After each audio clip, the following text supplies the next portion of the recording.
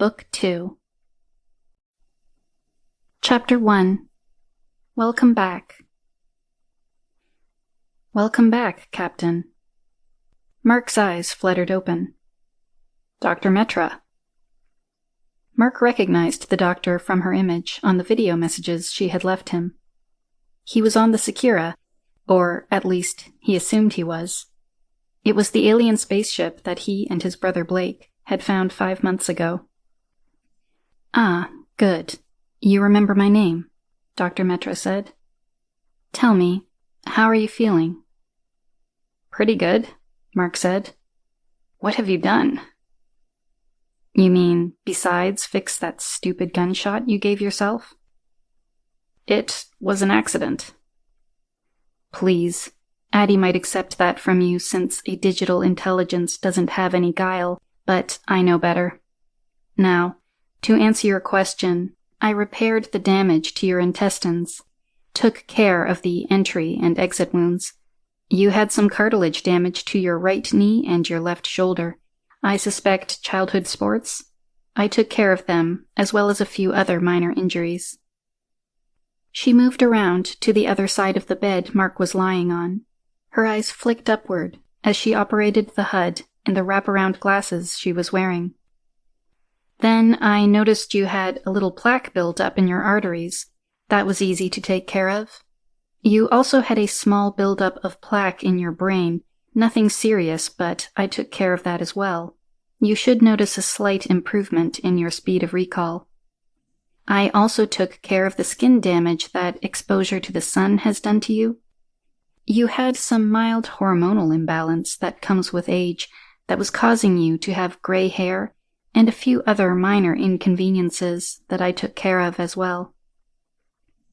Evolution didn't seem to care anymore about your species once you had ample opportunity to procreate than it did mine. I also repaired some stress wear on other joints, especially in your left hand, and the lenses of your eyes were starting to stiffen. I treated that as well. You have excellent vision, by the way. Dr. Metra moved closer, leaned over, and put her face up to Mark's. What I can't treat, nor can I understand, is whatever it was that made you do something so stupid as to shoot yourself. You'll have to blame my daughter, Mark said. Please, children may be trying, but they are never so trying as that. That's not what I meant. I promised her that I would get you out of stasis, Mark said. And this was the best plan you could come up with? Why not simply wait for me to come out on schedule? Well, that was going to take too long, Mark said. It shouldn't have been more than a few weeks, months at the most. No, it was going to be 30 years, Mark said. 30 years. Dr. Metra's ears came forward, showing her surprise and shocking Mark. Dr. Metra noticed the startled look. Oh, you didn't notice the ears before? No, I didn't, Mark said. I just noticed those ridges on the bridge of your nose. They make you look like a Bajoran. A Bajoran? It's from a science fiction show, Star Trek, Deep Space Nine, Mark said. Except for the ears, you look like Major Kira. Oh, I watched Star Trek, Dr. Metra said.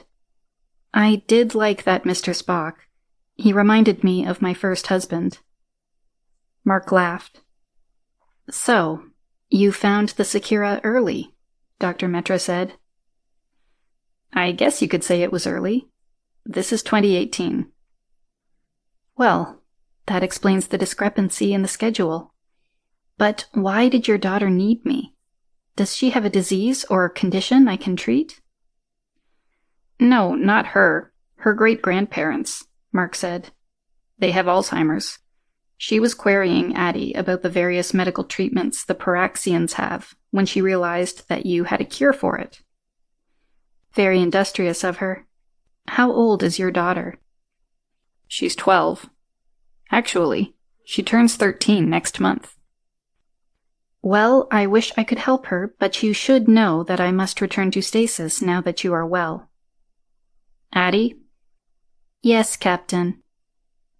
I am declaring that Dr. Metra is critical to my mission. She is not to return to stasis. Yes, Captain. The doctor is now on active duty. Protocol no longer requires her to return to stasis. You can do that? Dr. Metra asked, very much surprised. Yes, as you can tell. But you couldn't bring me out of stasis. No, Mark said. Some other protocol prevented it. I was aware of that, but I was not aware that the captain could change my status after I was out of stasis, Dr. Metra said. That puts a whole new spin on things. Yes, it does. I hope it doesn't create any unintended consequences, Dr. Metra said. Addie says we're good. Let's hope she's right. Will she remember you? Cal asked Blake. They were at the airport in Rarotonga, waiting on the arrival of the lawyer Mark had hired. Hey, 6'4", handsome devil like me? How could she forget? Blake said. She probably knew you back when your left side was the good side, Cal said. I don't think your right side will hold up to that memory you're cherishing. You do remember that you still work for me, Blake said. Sure, but only because I want to, Cal said. Oh right, I forgot you're now part of the idle rich. This is just a hobby for you. Some hobby, Cal said. Hey, here they come. Cal motioned to the passengers who were now coming down the stairs from the Boeing 777. It took a few minutes before they started coming through customs. What does she look like? Cal asked. Blonde, 5'6", generally gorgeous, Blake said. Didn't you look up her profile? Picture wasn't all that great, Cal said. I think she wanted to look like a kick-ass lawyer, not a hot babe. Mark says she is a kick-ass lawyer, Blake said. I think that's her. The woman coming through immigration pulling a carry-on waved to Blake. Must be, Cal said. Blake and Cal walked over to meet her halfway. Ms. Newman? Blake asked. Yes, Samantha Newman said. You're Blake, right? Yes, and this is Cal Kealoha, our head of security, Blake said. Nice to meet you, Samantha said. Please, call me Sam. Are we waiting for more luggage? Cal asked. No, I shipped the rest, Samantha said. It'll be here in a couple of weeks. Mark said to travel light. Where is he, by the way? Off in Hawaii, last I heard, Blake said. He did tell you he wouldn't be here, didn't he? He said he probably wouldn't be here, Samantha said. Well, I haven't heard from him for a week, so who knows where he is. He left a bunch of stuff for you at the hotel, which means you'll be busy right away, Blake said.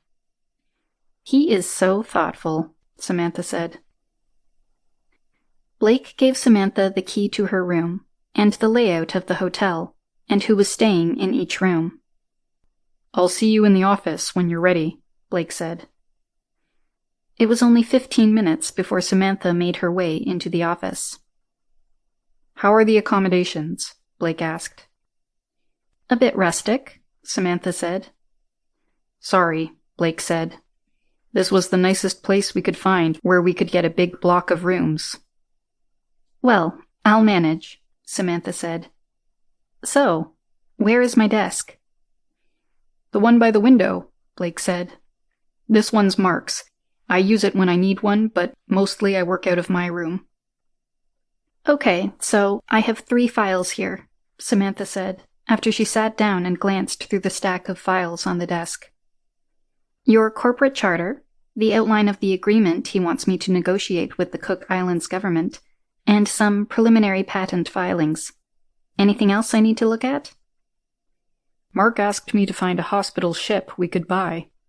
We're setting up a clinic here, and he wants to be able to start handling patients faster than we could build a clinic, Blake said.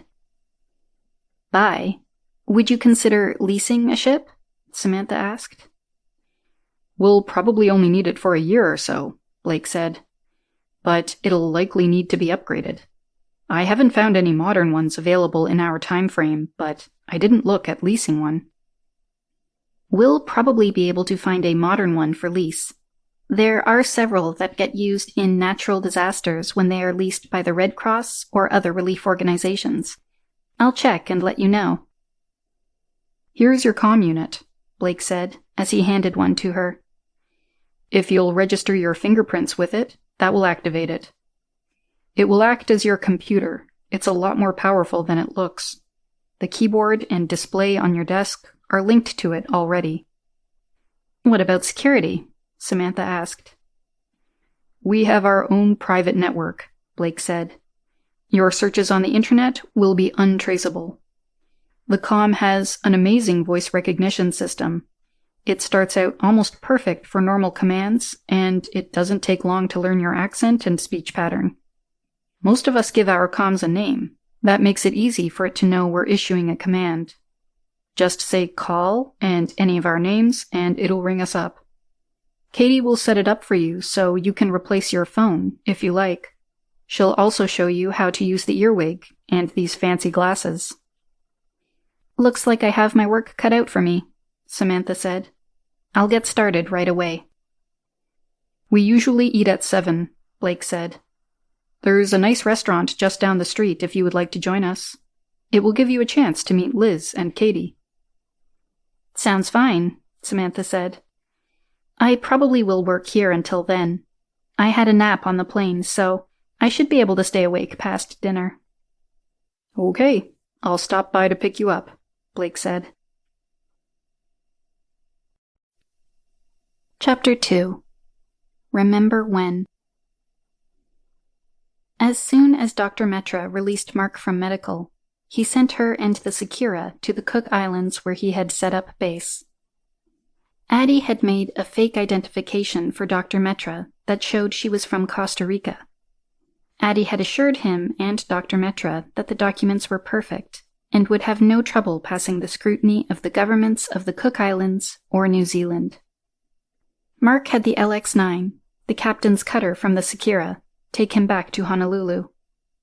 The LX-9, or Lynx, as his daughter preferred to call it, made the trip underwater to avoid detection by Honolulu radar.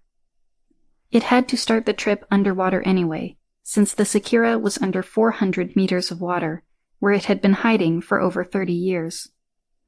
When they got to the small bay next to his hotel, he had Addie surface the Lynx so he could exit. He went into the cargo hold where his wave rider was. He'd used it to get to the Lynx 5 days ago. Now he'd use it to get back to his hotel. It was dark, so nobody would notice the virtually invisible Lynx as it coasted along on the ocean surface. Mark had Addie open the cargo hold, partially flooding it. He revved the wave rider up and shot out of the hold. The wave rider bounced hard as it caught a wave, but quickly righted itself. Mark rowed it to the beach where he parked it. He'd have one of the cabana boys take care of it in the morning, but now he needed to get some rest. He had 2 busy weeks planned for himself. But first, he had to start the ball rolling with Katie's great-grandparents. As soon as he got back to the hotel, he called his ex-wife. "Dr. McCormack, please," Mark asked the receptionist at Linda's office. "Tell her it's Mark." "Yes, Dr. McCormack," the receptionist said. "One moment, please. I'll see if she's available." "Mark, is everything okay?" Linda asked. "I haven't heard from Katie or you for a few weeks." "Everything is fine," Mark said. "We've been in Portugal, and very busy." "Yes, I've noticed. You've been on the news. Pretty impressive bringing that ship up." "It was exciting," Mark said. "But we've left Portugal. Katie is back on Hawaiian Standard Time now." "Back in Honolulu?" "No, the Cook Islands, actually, but same time zone." "Why are you in the Cook Islands?" "It's a long story, but back to why I called," Mark said. We've formed a business relationship with a doctor down there. She has a very promising treatment for Alzheimer's." "Oh my God," Linda gasped. "What do you mean by promising?" 19 out of 20 patients showed remarkable improvements. In fact, it was so remarkable that they all passed the cognitive test. Before the treatment, they were all in severe decline. "That is amazing," Linda said, as she shifted to doctor mode. "What kind of treatment, and what are the risks?" "Minimal to no risks," Mark said. "I've actually had it myself. Kind of proof that it's safe. The treatment is a series of injections over a few weeks. Katie wants your grandparents to have the treatment. She's the one who found the doctor." "That would be wonderful, but is it safe?" Linda asked. "I know you just said you took it, but long-term effects?" "She has data on long-term effects," Mark said. "I can't explain more. There's a lot of confidential information involved. You either have to trust me or not. I need you to decide if it's okay for me to offer it to them." "My mom's the one who has to decide," Linda said. "We both know she'll go with whatever you recommend." "I need to think about this," Linda said. "Think about it. I'll be in San Diego tomorrow, then I'm flying to Boston. I hope that I'm flying back with your parents. There's another Alzheimer's victim there that I am going to offer the treatment to as well." "What does it cost?" "It's part of the trials, so it's free. But you've seen the news. It doesn't matter what it costs." "I guess you're rich now, so it's pocket change for you." "It would be pocket change for Katie as well," Mark said. "Oh, I didn't realize that," Linda said with surprise. "Come by tomorrow, and we'll talk." The next day, it only took a brief discussion before Linda decided that the treatment's risks were worth it. Her grandparents were in their early 80s, and in addition to Alzheimer's, had several health issues that Mark said his doctor could treat. Besides, their quality of life was falling rapidly as the disease progressed. It seemed that almost any risk would be worth it. She called her office and told them she was going to be gone for a few weeks due to a family emergency. Then she packed a bag and accompanied Mark to Boston. "I'm Mark McCormack," Mark told the woman who answered the door. "I'm looking for Dr. Zelbar." "He's my husband," the woman answered. "What do you want?" Mrs. Zelbar was an attractive woman. Mark estimated her age at early 40s. He'd known that Dr. Zelbar had married one of his graduate students, but he hadn't realized it had been that recent. If he recalled correctly, Dr. Zelbar would be around 80 years old now. "I was one of his students about 12 years ago," Mark said. "I was hoping I could talk to him and you." "He's not really receiving visitors. He's not feeling well." "Mrs. Zelbar, I know he's been having memory issues. That's why I'm here. I believe I can help." Mrs. Zelbar looked a little shocked at the offer of help. "Then please come in," she said. "And call me Nicola." "Thank you, Nicola. How has he been dealing with it?" "His memory isn't that bad yet," Mrs. Zelbar said. "But without the short-term recall, he can't work anymore. Not working is driving him insane." "And you as well, I suspect." "Yes, that's true. He's in the study. Please follow me." "Leo, one of your former students has come to visit you," Mrs. Zelbar said to the old man sitting at the desk. Dr. Zelbar was a shadow of his former self. He was so much thinner, and being hunched over, he looked, well, tired, Mark thought. "Hello, Dr. Zelbar," Mark said. "I don't know if you remember me. I took your class in advanced signal processing at MIT. "I remember you, McCormack. You were always correcting me," Dr. Zelbar said. "I knew I should never have agreed to teach that class. I'm a material scientist, not a damn mathematician. You drove me nuts." "I'm sorry about that," Mark said. "No, you aren't.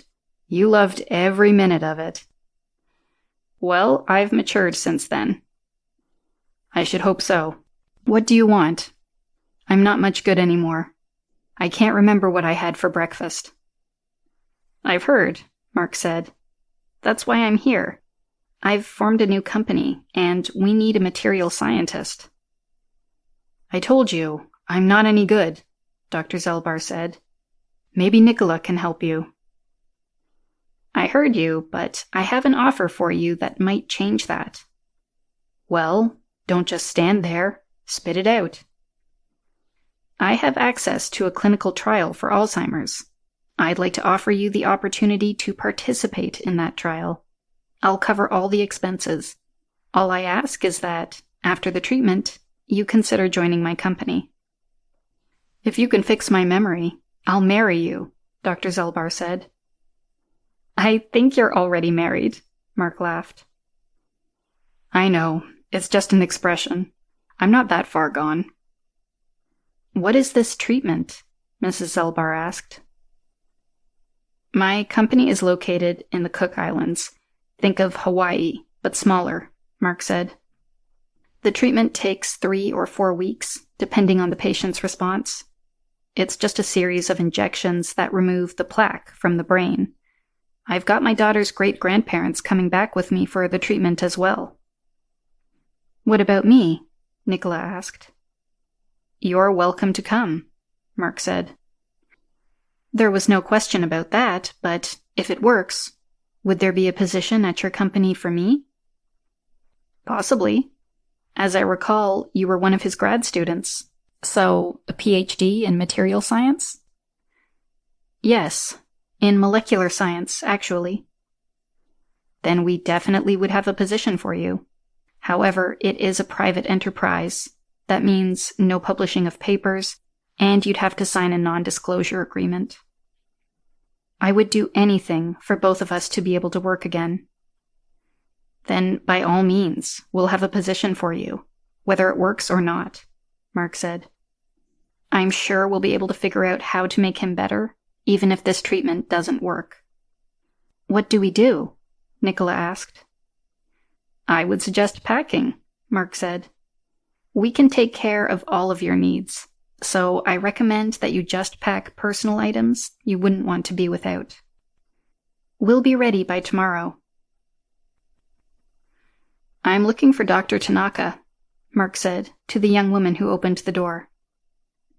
"Yes, I was told to expect you," she said. "My father is resting in the den right now. Please, come in."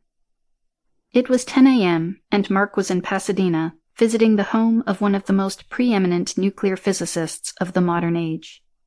Tanaka was another victim of Alzheimer's. In his case, early onset. "Dr. Tanaka," Mark greeted the middle-aged man sitting in a chair in his study. "Do I know you?" Dr. Tanaka asked. "No, father," the young woman said. "This is the man I told you about? My friend, Nicola, said he could help." "Help what?" "Your memory." "What's wrong with my memory? Who are you again?" "I'm sorry. He has gotten so much worse in the last 6 months." "I understand," Mark said. "Then I guess it's you whom I need to talk to." "Yes. I'm his guardian now. My name is Emiko, by the way." "I'm pleased to meet you," Mark said. "I'm here to offer both treatment and a job to your father. I have a clinic in the Cook Islands that is doing a clinical study on a new Alzheimer's treatment. It has shown tremendous efficacy, although we only have limited test subjects as of now. Unfortunately, only 2 with early onset. However, they both recovered completely." "Oh my God. That is wonderful," Emiko said. "What do we need to do?" "My goal is that if he's cured, he will work for my company," Mark said. "But there is no obligation. I only ask that he consider it. I'll cover all your expenses during the treatment, as well as travel back to Pasadena if you decide to come home. If you can cure him, he will do anything for you, Emiko said. He was such a great man before this disease, and an honorable one. He would consider it a debt of honor to repay you. Okay, I have a plane at the airport.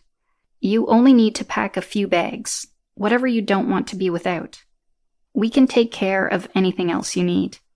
Call me when you're ready, and I'll pick you up, Mark said. You can come back and get more things later or arrange shipment. Oh my god! Oh my god! I'll hurry and pack. We'll be ready tomorrow. Oh my god, I have to call my grandfather, Emiko cried. Thank you.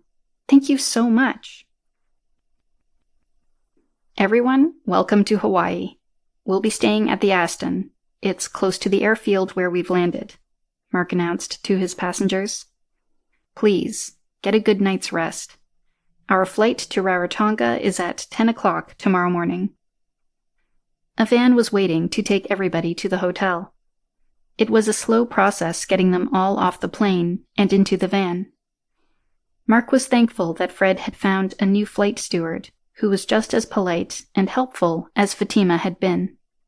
Jenny Baker had a charming Southern accent and was able to guide the Alzheimer's patients through the process without anyone getting upset. Between her and the nurse Mark had hired for the trip, they were handling things very professionally. Once they reached the hotel, there was plenty of help from the staff, so Mark left the group and checked everyone in. He was looking forward to a quiet dinner and several drinks when his reverie was interrupted. Dr. McCormack? A young man asked. She's over there, Mark said. The blonde lady who's leading the elderly couple to the elevator. No, it is Dr. Mark McCormack that I am looking for, the young man said. Then you've found him, Mark said. I am Tomi Nakahara. My father is Dr. Masa Nakahara. Perhaps you've heard of him? I recently came across the name. Nuclear physicist from Japan. That is correct, Tomi said. My aunt is a good friend of Emiko Tanaka's grandmother. We have heard that you may have a treatment for Alzheimer's. I may, Mark said cautiously. If you do, I would beg of you to include my father. We heard of the most gracious offer you have made to Dr. Akami Tanaka. My father is a colleague of his and suffers from the same ailment. He has already tried to commit seppuku. We are desperate for a treatment. I would be happy to try and help, Mark said.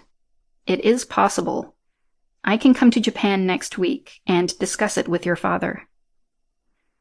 Please, Dr. McCormack, I've brought my father here.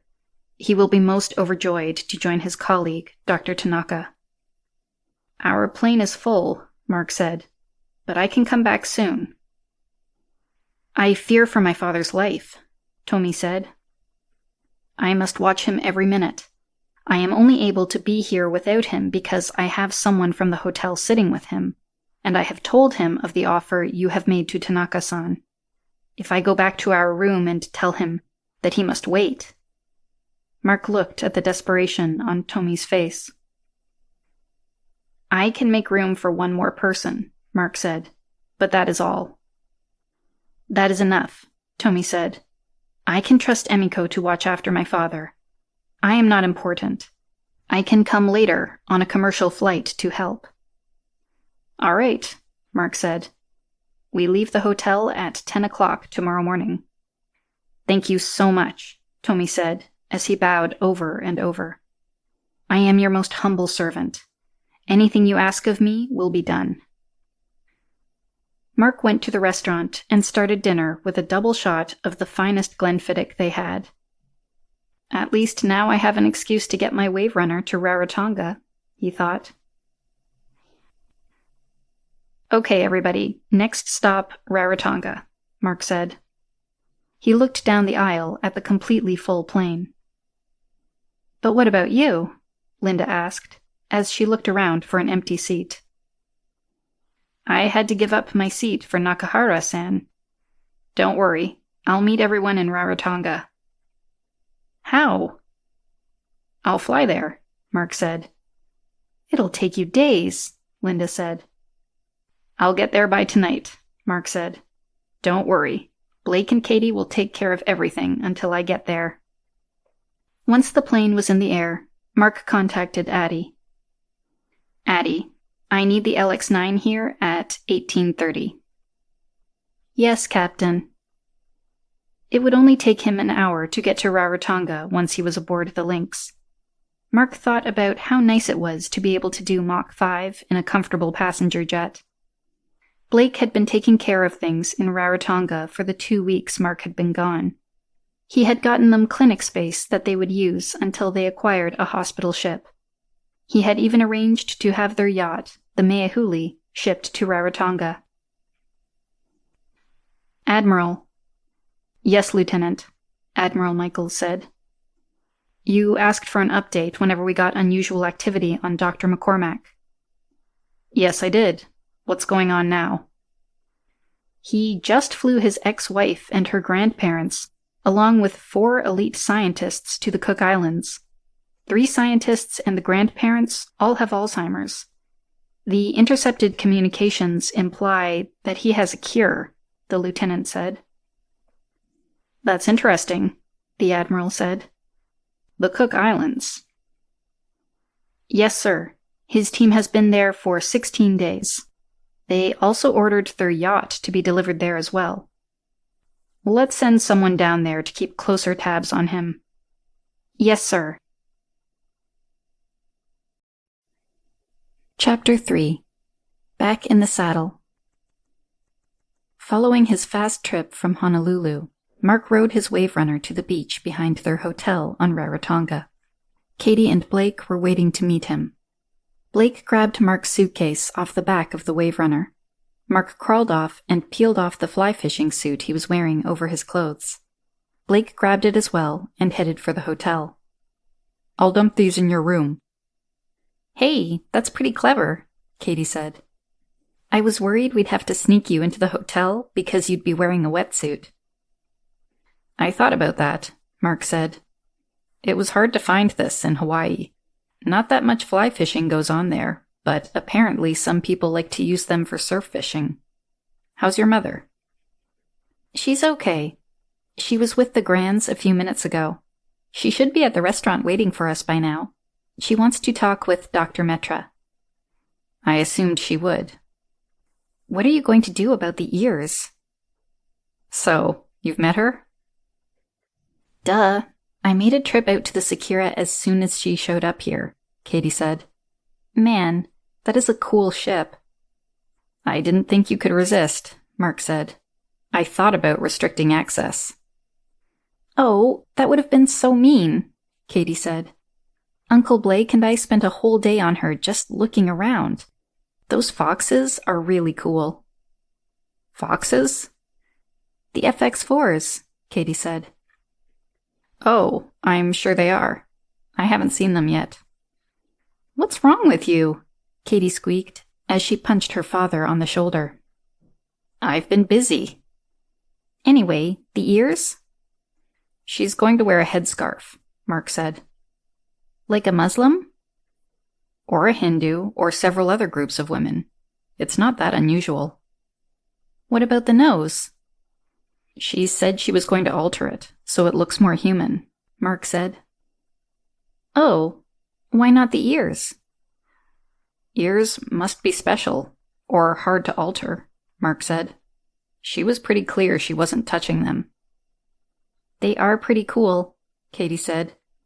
She laughed as she remembered Dr. Metra showing her how she could move them. Are you going to join us for dinner? We're already supposed to be at the restaurant. I'm ready, Mark said. Mark followed Katie to the restaurant. Hello, everyone. Linda, Emiko Tanaka, Nicola Zelbar, and Liz were all seated at the table. Blake was hurrying in behind Mark. Hi, Linda said. Emiko jumped up and greeted Mark with a bow. I am most honored to see you again, she said.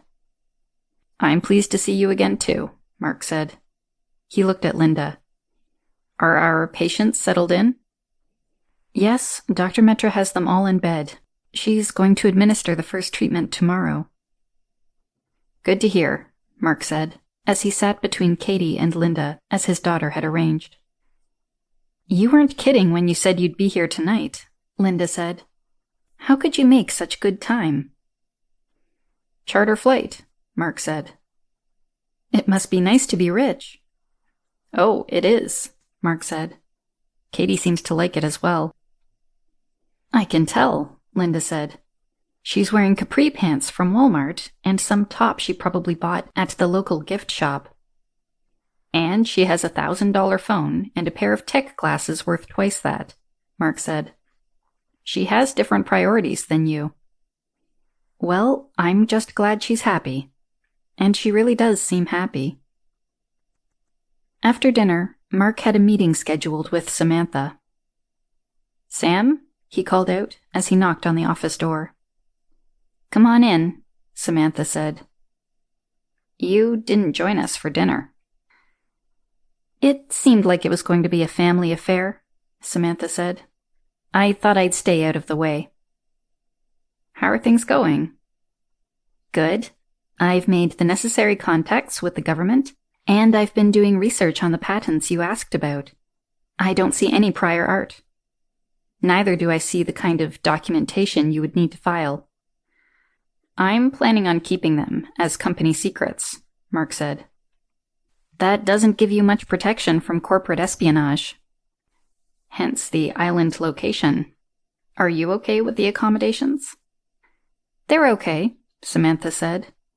Blake told me that Cal was looking for a more permanent location. Hopefully they'll find one soon, Mark said. Hotels get tiring.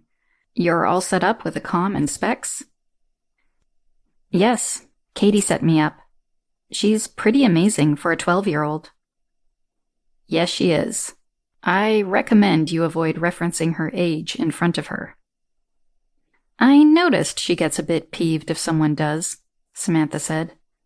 She fits right in with everyone, and you wouldn't think she was so young if it wasn't for that small voice of hers and her youthful looks. How's the contract? Mark asked. Samantha turned her computer display so Mark could see it. You're not using your specs. Mark had expected Samantha to have him link with her comm so they could share a view. I pace myself with them, Samantha said. I'm still getting used to them. I prefer the display and keyboard for now. I might be too old to change. I seriously doubt that, Mark said. Thanks for the vote of confidence. As you see, I have all the documents prepared so you can move your corporation to the Cook Islands. But I suggest we wait until we're a little further along in the negotiation about the control of Manue before we file. You're the lawyer. Just tell me what I need to do. I'll have papers for you to sign tomorrow. Then I'll be meeting with the Prime Minister. We'll see where things go from there, Samantha said. Don't expect it to happen very quickly. I know better. You're planning on working more tonight? Yes, Samantha said. Working with governments is very slow, but it takes an enormous amount of effort to keep things moving. Then I'll leave you in peace, Mark said. If you want me, just ping me on your comm. I will. Mark waited a few days after everyone had received their first treatment before he went to check in on them. Hello, Nicola. How's Dr. Zelbar doing? He's doing much better, Nicola said. He's remembering things more readily and asking about the status of some of his old projects. Nicola led Mark into Dr. Zelbar's room. The Alzheimer's patients were housed in small 2-room suites where they could have a family member staying with them if they wished. Leo, look who's come to visit, Nicola said. More likely, come to see when I can get to work, Dr. Zelbar said. Leo, Nicola scolded. He's partially correct, Mark said. But remember, it's your choice. You can go back to Boston if you like. We're not in Boston? Dr. Zelbar said with surprise. No, Leo. Nicola said. We're in Rarotonga in the Cook Islands. Remember, I told you that yesterday. This is where the clinic is. Oh, yes, I remember, Dr. Zelbar said. Some tropical paradise, he scoffed as he looked around the hospital room. We need to stay here until you get better, Nicola said. I think another 10 days, Mark said. Then you can move to a nice hotel on the beach. What do I care about a beach? Dr. Zelbar said. What I need is a lab. The hotel will be very close to your lab, Mark said. Good, Dr. Zelbar said, as he went back to reading a book. Nicola led Mark out into the second room, where she was staying in order to be close to her husband. He is getting better, she said. He's just frustrated, and honestly, he's always been a little bit cantankerous. I remember, Mark said. How are you doing? I'm okay. Going a little stir-crazy. Would you like to start on one of our projects? Nicola's eyes lit up. Oh, I would love to have some work to do. This one is pretty straightforward. We have a theoretical design for a new battery, and we need to figure out if it will work. It's a lithium-ion ceramic mix. We actually figured out how to mix the two, but we don't know the optimal structure. Oh, that sounds very interesting, Nicola said. I could start on it right away. I'll send you the details we have. Blake has a small lab set up for you, so you can start anytime you want. My assistant, Messina, will be able to handle almost anything you need. If she can't, she'll put you in touch with either Blake or me. What about the non-disclosure? The production process is the key here, Mark said. You'll be analyzing the results and tuning the process to create the best design. I think we'll wait on the non-disclosure until you're both ready to consider it. If you decide to go back to Boston, we'll take over the work. You've signed an employee contract already, so that takes care of everything else. Oh, good, Nicola said. So you think another 10 days? Yes, but you can move to the hotel anytime you like, Mark said. No, it's best if I stay here, Nicola said. The nurse who was passing through the room to check on Dr. Zelbar nodded her head in emphatic agreement. Mark walked down the hall to check on Dr. Nakahara and Dr. Tanaka. Their children had decided that they should room together. The two physicists were old friends, and everyone hoped that they would help each other through the process. Hello, Emiko, Tomi, Mark said, as he knocked on the door to the suite. Hello, Dr. McCormack, Emiko said. Tomi jumped up and gave Mark a deep bow. I am forever indebted to you. I'm happy we could help, Mark said. When did you arrive? I arrived on Tuesday, Tomi said. I hear that they're both responding well. Yes, Father is like he was before, Emiko said. It is the most amazing thing I have ever seen. Nakahara-san is doing better as well. Yes, he is improving, Tomi said. He sounded a bit disappointed that the improvement wasn't as dramatic as Dr. Tanaka's. Dr. Metra told me that all her cases of early-onset Alzheimer's responded to the first treatment dramatically, as Dr. Tanaka has done. She assured me that your father is doing well and should make substantial improvements after the second treatment. She says he's shown about the same level of improvement as my daughter's great-grandparents have. Tomi's face relaxed. She told me he was doing well, but I was worried she was trying to protect my feelings. I believe the next treatment is in a few days. That's supposed to be the time when you normally see the biggest change, Mark explained. Are the two of them still happy to be sharing a room? Oh, yes, Emiko said. Father has taken it upon himself to quiz Dr. Nakahara to help him improve his memory. Dr. Nakahara seems to find it quite amusing. Sometimes he pretends not to remember, just to see my father become frustrated. That sounds very promising. How are you two doing? Mark asked. We are doing well, Emiko said. We are helping the nurses with the other patients. Tomi has been helping do some of the work setting up the new labs and equipment. I'm glad to hear that, Mark said. Have you thought about what you would like to do later? Will you go back home? I would like to stay here, Emiko said. I am studying to be a doctor, and your Dr. Metra says that she can help me. I can enroll in a medical school in Auckland. Then I would be close to Father, and she says she will try to set things up so I can do my internships here.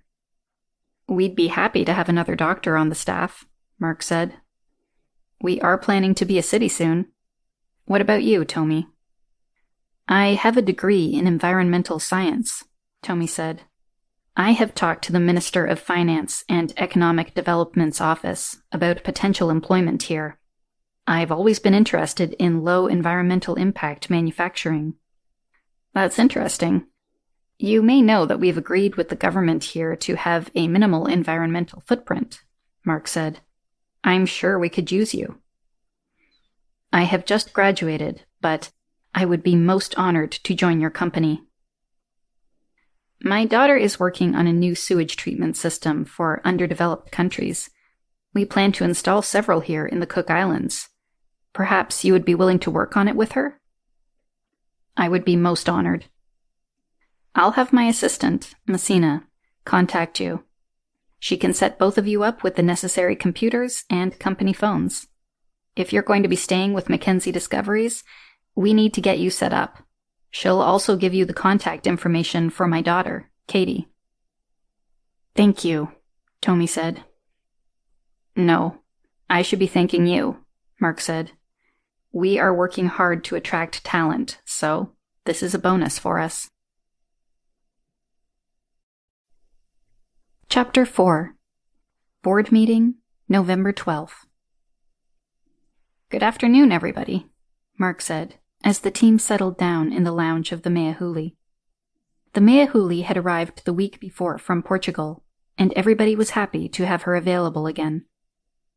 I think it's time we started to apply a bit more structure to our process, Mark said.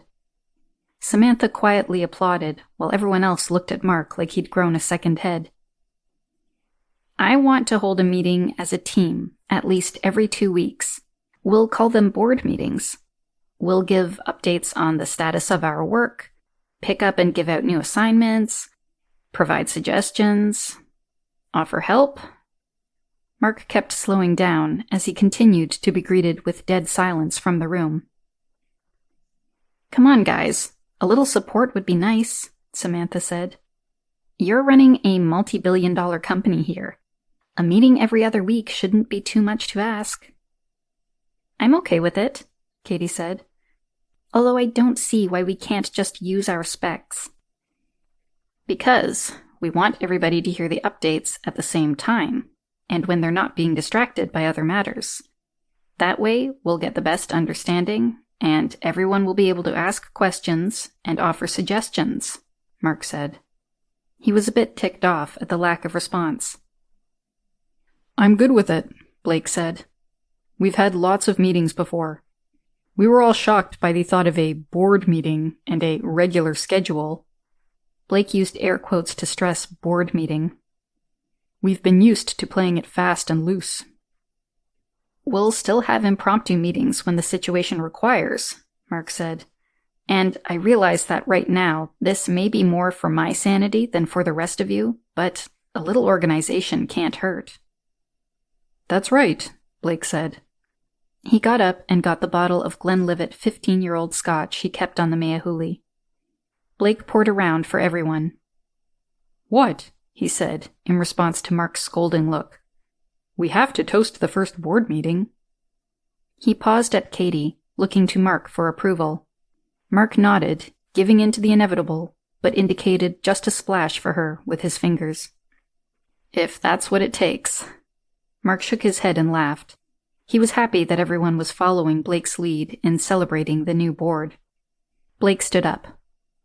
To our chairman. To our chairman. Okay, now let's get down to business. As everybody should know, we've started our medical clinic in a small, leased office here on Rarotonga.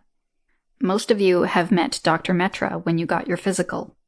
She's the doctor Katie found who has developed the Alzheimer's treatment. She is now starting to treat the patients whom I brought in last week. Dr. Metra?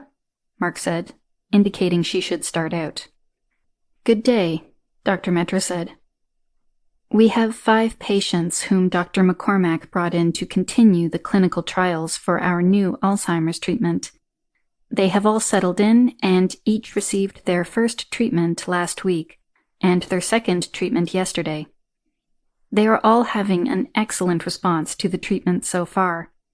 We'll give them a third treatment next week, although I think only one of them will actually need it. But an extra treatment won't hurt, and with 2 of them going home the following week, I don't want to take any chances. The temporary clinic should be able to handle 20 patients at a time. We need a few more nurses to care for the patients. That is especially true if we need to offer any other treatments or emergency care. Right now, I have only the 2 nurses and the caregivers we have hired from the local population. But, to be able to handle more patients, we should really have 12 more nurses. I'll get on it, Samantha said. I think we have an attractive package to offer nurses. Thank you, Dr. Metra said. Hopefully Dr. Zelbar will be working on the polysteel process soon, but he will need a lab space, Mark said, as he looked at Blake. On my list, Blake said. I found a warehouse here in the port that should work until we can put something on Manue. We can just put up prefabbed walls to build offices and labs inside it. I have a big order of that stuff coming in on a freighter next week. Great, Mark said. I have identified 4 other scientists who should be of help to us. I'll be going out next week to make the offers, Mark continued. How are we coming on more permanent accommodations for them? Or do we want to continue to house them in the hotel? I'd suggest leaving them in the hotel, Liz said. We don't want to be pennywise and pound foolish. As I recall, these scientist types aren't the best at doing their own meals and laundry. The cost of a hotel over an apartment will be dwarfed by any loss in productivity or schedule. For those who want a bigger place, we can deal with as they request it. Makes sense. Sam, facilities on Manue? Mark asked. We are still negotiating the contract, which means we can't break ground yet. It looks promising. There hasn't been any issue relating to building a few structures on Manue, especially with your promise to remove them and restore the island by the end of the lease, Samantha reported. We're going to remove all the structures, Liz said. Where are we going to be living after that? Ah, a moment of truth, Mark said. Blake, you're on. We'll be living in Delphi City, Blake said. He flicked his eyes up, using his HUD to turn on the big display at the front of the lounge. That looks more like a town than a city, Cal said. Well, it will grow, Blake said. This is just the first quad, which will be 850 meters on a side. 4 quads will make a section, and each section will be 1,600 meters on a side. The end quads are 50 meters longer because of their overhang. We're shooting for the first quad to be completed within the year. Section 1 should be finished about 6 months after that. When the first quad is completed, we'll be able to start adding production there and start putting in dorms for the workers and some lab space. For Quad 3, we'll focus on residential and retail space. If a section is going to be 1,600 meters, will we be able to put a landing strip for the G650? Cal asked. The G650 needs 1,785 meters when it's fully loaded, Fred said. We can probably handle a short one like that if we lighten the fuel load. I plan to add a ski jump at the end, so it'll be able to take off in the 1,600 meters we have for it, Blake said. I've run the numbers with Gulfstream, and they agree. Sweet, Fred said. Those columns look kind of small, Liz said. Is that to scale? They are, and it is, Blake said. The columns are 5 meters in diameter, and they have buttresses up to the crossbeams to help stabilize them. They're made of polysteel, so they're strong enough. What's polysteel? Cal asked. It's the new mix of carbon and steel that the Zelbars are working on, Mark said. Aren't we counting our chickens before they hatch? Samantha asked. I didn't know you were a farm girl, Mark said. What? I don't get a laugh? It wasn't that good, Daddy. I'm surrounded by critics, Mark said. Moving forward, yes, we are assuming a lot, but we have got lots of time. We'll adjust the design if we don't get the results we're expecting. Back to the columns, Blake continued. They don't actually have that much side force on them. The platform will be constructed of polysteel and have 2 levels. It's basically a 10-meter deep basement for our entire infrastructure: sewage, electricity, power, etc. We'll cap it with solid polysteel decking that we'll construct all the buildings on top of. And parks, Katie said. Yes, and parks. Katie has informed me that we have to dedicate 30% of the space to greenbelts, parks, and trees. She's asked to manage that design since it appears she doesn't trust me. Katie stuck her tongue out at Blake. I just want to make sure it gets enough attention, Katie said. I know how busy you are. Any questions or suggestions? Mark asked. We'll be reviewing the design at each meeting. We're still a ways from being able to start production of the polysteel. Mark looked around the room. Nobody was asking for attention, so he moved on. Next. Cal, how is recruiting going? Using my contacts, I've found 5 guys who fit the profile we're looking for. They're tired of doing private security and mall guard crap. They're smart, but too antsy to go to college. More the outdoors type, Cal said. They'll be here in 2 weeks. Liz and I will run them through some basic training and see who we want to keep. Good, Mark said. He liked the fact that Cal was going to do a secondary interview process on them with Liz. They couldn't afford to bring in anyone who wasn't solid. Anything else security related? Yes, I'd like to get us out of the hotel as soon as possible, Cal said. I've been looking for a private house or estate. It's much easier to handle security when you don't have to filter out all the other guests who should be there in order to identify the ones who shouldn't. Good idea. I assume Blake's been helping you look for a place? Mark said. He has, Cal replied.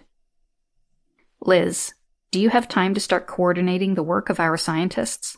Mark asked. Of course. Do we have any of them working yet? Liz asked. Dr. Nicola Zelbar has started working on the batteries. Tomi Nakahara is going to be working with Katie on the new sewer system we agreed to design for the government here. We'll especially need it up when we start having people on Manue, Mark said. Sewer system? Blake asked. I don't remember that. Katie, why don't you explain? Well, you know that one of the biggest problems low investment areas have is how to handle all the sewage. They don't have regular plumbing like we're used to. It's too big and expensive to put into the small villages and other remote places. This design will take any waste that's plumbed to it or dumped in it and process it. I've been working on one for the Meahuli, and this will be almost the same. Then people either use the public restrooms that are plumbed to it, or they can have a special private toilet similar to the one that Guy designed for Bill Gates's prize. But this one lets you throw toilet paper into it. Where else would you throw the toilet paper? In a trash can next to the toilet, Katie said. Kind of gross, isn't it? But it's pretty common in a lot of underdeveloped countries and regions. The toilet I'm designing will separate out the water, dehydrate the waste, and package it into a bundle that you can carry and dump into the public system. That system will process it into a sterile organic mix. That sounds like a lot for you, Samantha said. Well, I have Addie subcontracting a lot of the design, Katie said. I'm just coordinating it. If Tomi likes it, I'd be happy to hand it off to him. Thanks, Katie. Fred, do you have anything? Nope, I'm just a pilot, boat driver, and extra security guy, Fred said. But I'm willing to pick up whatever you need me to do. Don't worry, Mark will be handing action items off to you soon enough, Blake said. Count your blessings while you can. With that, let's close this meeting. The next meeting will be the week after Thanksgiving, Mark said. So, with the extra week, I expect lots of progress. Hey, that's a holiday week, Blake said. Katie and I are taking it off. I remember giving Katie the week off, but when did you get it off? Mark asked. I'm a junior partner. I gave myself the week off, Blake said. Damn, I knew making you a partner would come back to bite me, Mark said. Fred, we're ready to go home. Mark loved the banter with Blake. It kept the meetings light and engaging. Chapter 5. First Steps. Dr. Zelbar, how are you feeling? Mark asked. Great. I haven't felt this good in years, Dr. Zelbar replied. Have you considered my offer? Mark asked. Yes. Nicola explained it to me again. We're ready to sign up. Where is that document you want us to sign? We need to get to work before we kill each other. And it's not as if you don't already have Nicola working for you. Mark and Nicola exchanged glances. Ha, I knew it. She's been purring like a kitten, and she only does that when she's working on something interesting. Mark laughed. I guess I've been found out. But there is no hurry. There is plenty of time. No, there isn't, Nicola said. I'm going to kill him tonight if he doesn't stop complaining about nothing to do. All right, Mark said. Here are the documents. Please review them with your lawyer before you sign them. Forget that. Where do I sign? Dr. Zelbar said. If you're happy with them, I'm happy. All I want to do is work. Me too. Mark called a couple of nurses in to witness the signing. They looked thrilled to be seeing Dr. Zelbar getting ready to leave. We don't have a lab set up for you, Mark said, but I'm sure you'd prefer to do that yourself. We have a temporary space here in Rarotonga. Hopefully, we'll be able to move to a more permanent location in a few months. I don't care about that, Dr. Zelbar said. Now, what do you want us to work on? We had a small accident a few years ago, Mark said. A welder working for me had some mixture of something like graphite fall on the sheet metal he was spot welding. The result was a blend of steel and carbon that looks very promising. That's just carbon steel, Dr. Zelbar scoffed. It's been around for centuries. Yes, I know, Mark said, but analysis of the steel shows an unusual bonding of the carbon and iron atoms. Much more carbon than iron, and it appears to be stronger and much more durable. Well, that's at least interesting, Dr. Zelbar said in a huff. Leo, be nice, Mrs. Zelbar said. How were you able to analyze the material? She asked Mark. We got about a square centimeter of material. It was obvious that something was different when the welder tried to grind it off. The grinder had no effect on the area. So we cut it out, and I had a friend do spectroscopic analysis on it. I have the results. I can send them to you. Please, Mrs. Zelbar said. Wait, just because you're the one with the degree in molecular material doesn't mean you get to take over, Dr. Zelbar said. Of course not. We'll work together, Mrs. Zelbar said. It just so happens I already have my computer and email set up. We'll get you set up today, and we'll start analyzing this material right away. She smiled at Mark. All right, now get me out of this place. I'm not sure the treatment is complete, Mrs. Zelbar said. The doctor says that the last treatment can be done on an outpatient basis, Mark said. He just needs to come back one day next week for a few hours. Why don't I go ask the doctor to come in and expedite your release? That would be wonderful, wouldn't it, Leo? What? Whatever. Now, if the carbon atoms bonded to the iron to form... Mrs. Elbar smiled at Mark again and mouthed, "Thank you." Mark gave her a head nod to indicate he'd like a moment with her in the hallway. "What can I do for you, Dr. McCormack?" she asked, once he had closed the door. "You say he's much better?" Mark asked. Mrs. Elbar laughed. "Pretty much. He's more fun when he's involved with a project." "How's your battery project going?" "It's keeping me busy," Nicola said. "It gives me a chance to get away from him for a while. I didn't realize I was so happy until he mentioned in there that I've been purring." "Well, I have another project, if you'd like it."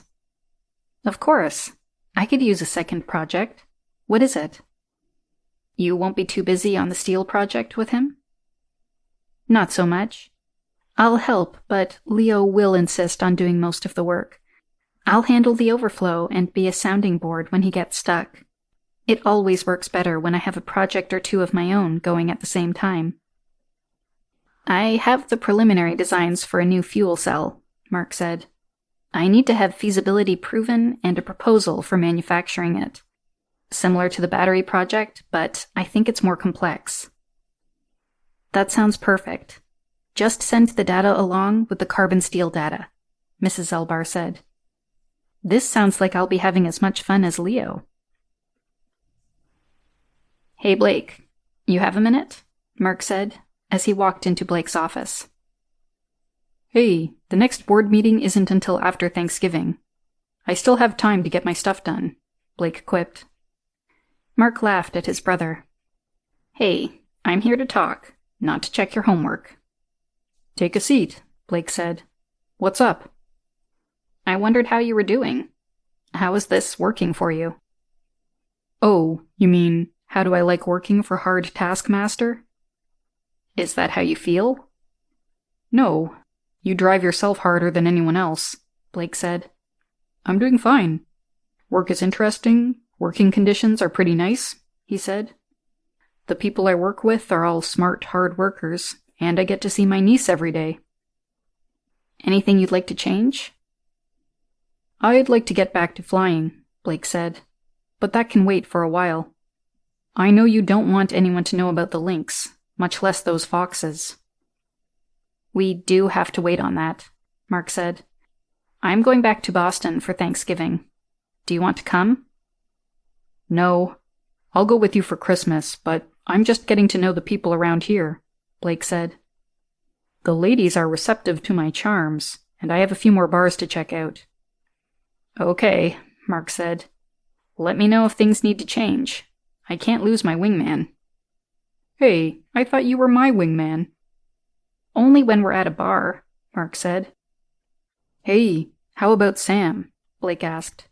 "Is there something going on there?" "No," Mark said. "She's just the best lawyer I know. Why do you ask?" "I don't know.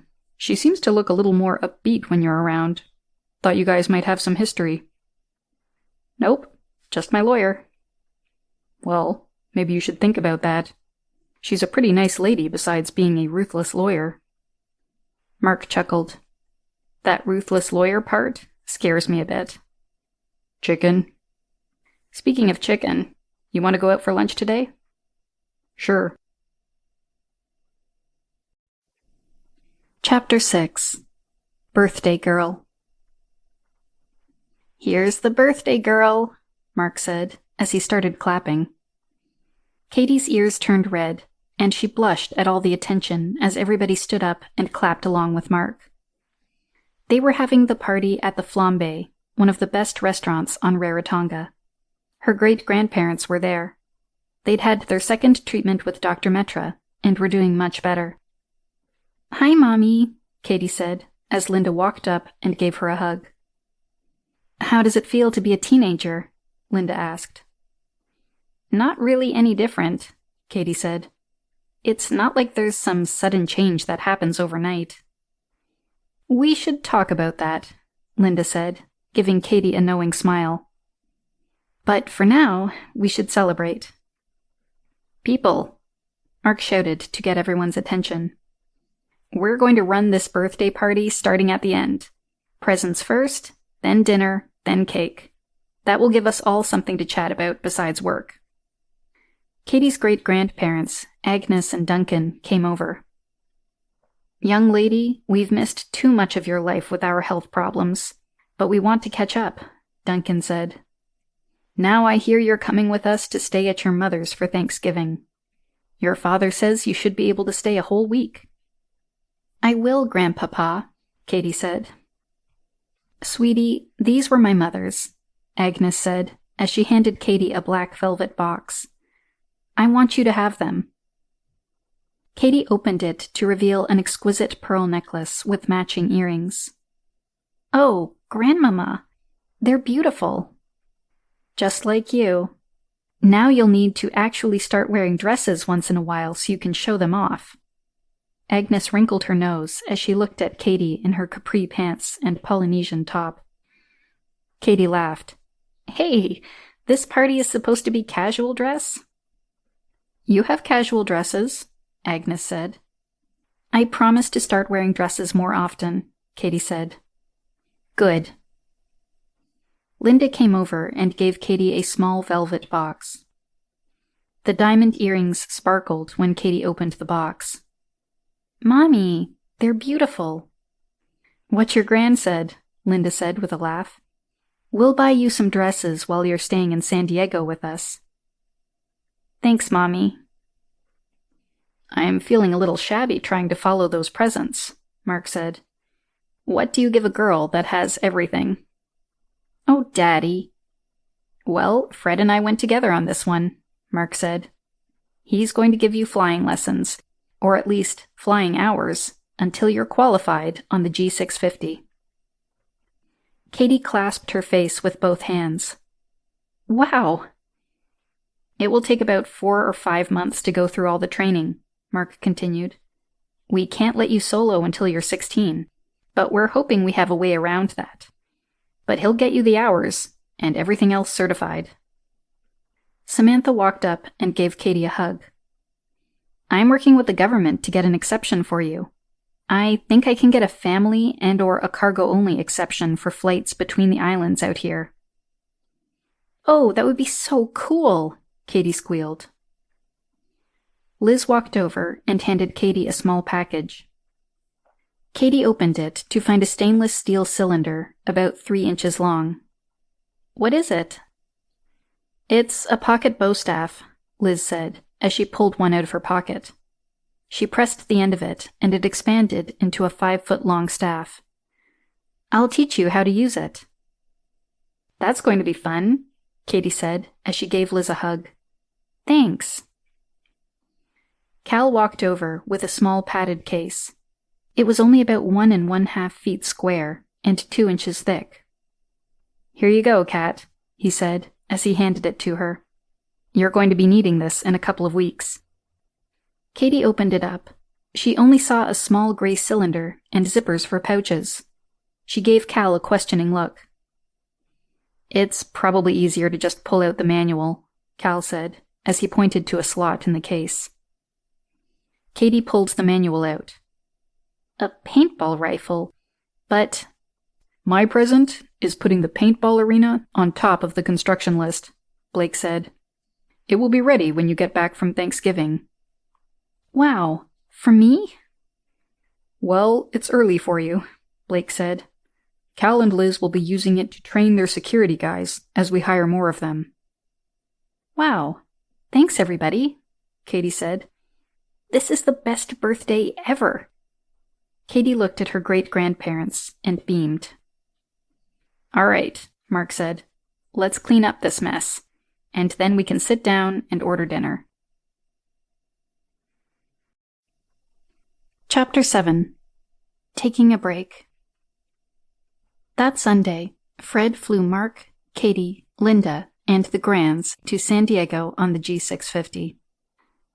I'll be back to get you on Saturday, Mark told Katie. Have fun. He said goodbye to the Grands and to Linda as they deplaned. Then Fred flew him on to Princeton to do some more recruiting.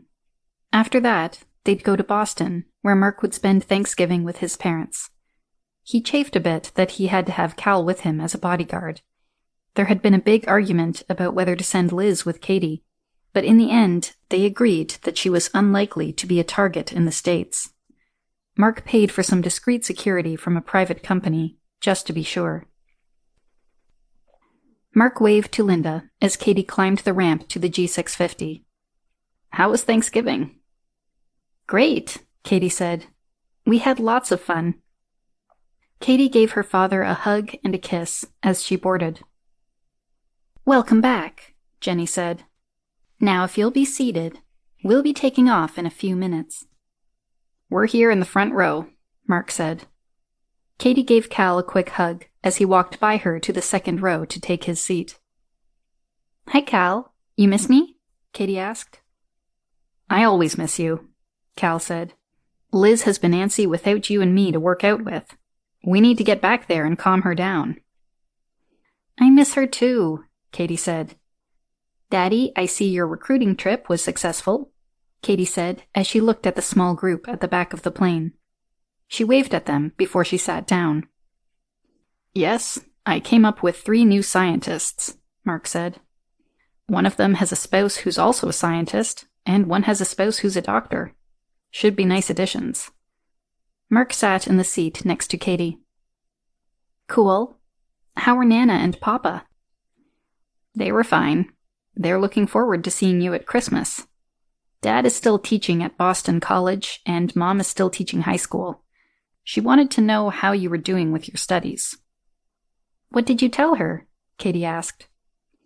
I said you were doing fine, but if she really wanted to know how you were doing, she should grill you on her next call. You didn't say grill, did you? Oh, yes, I did. So be ready for at least one quiz. Mark laughed. Katie punched her father on the shoulder. You're so mean. Have to have a little fun when I can. Tell me what you did in San Diego?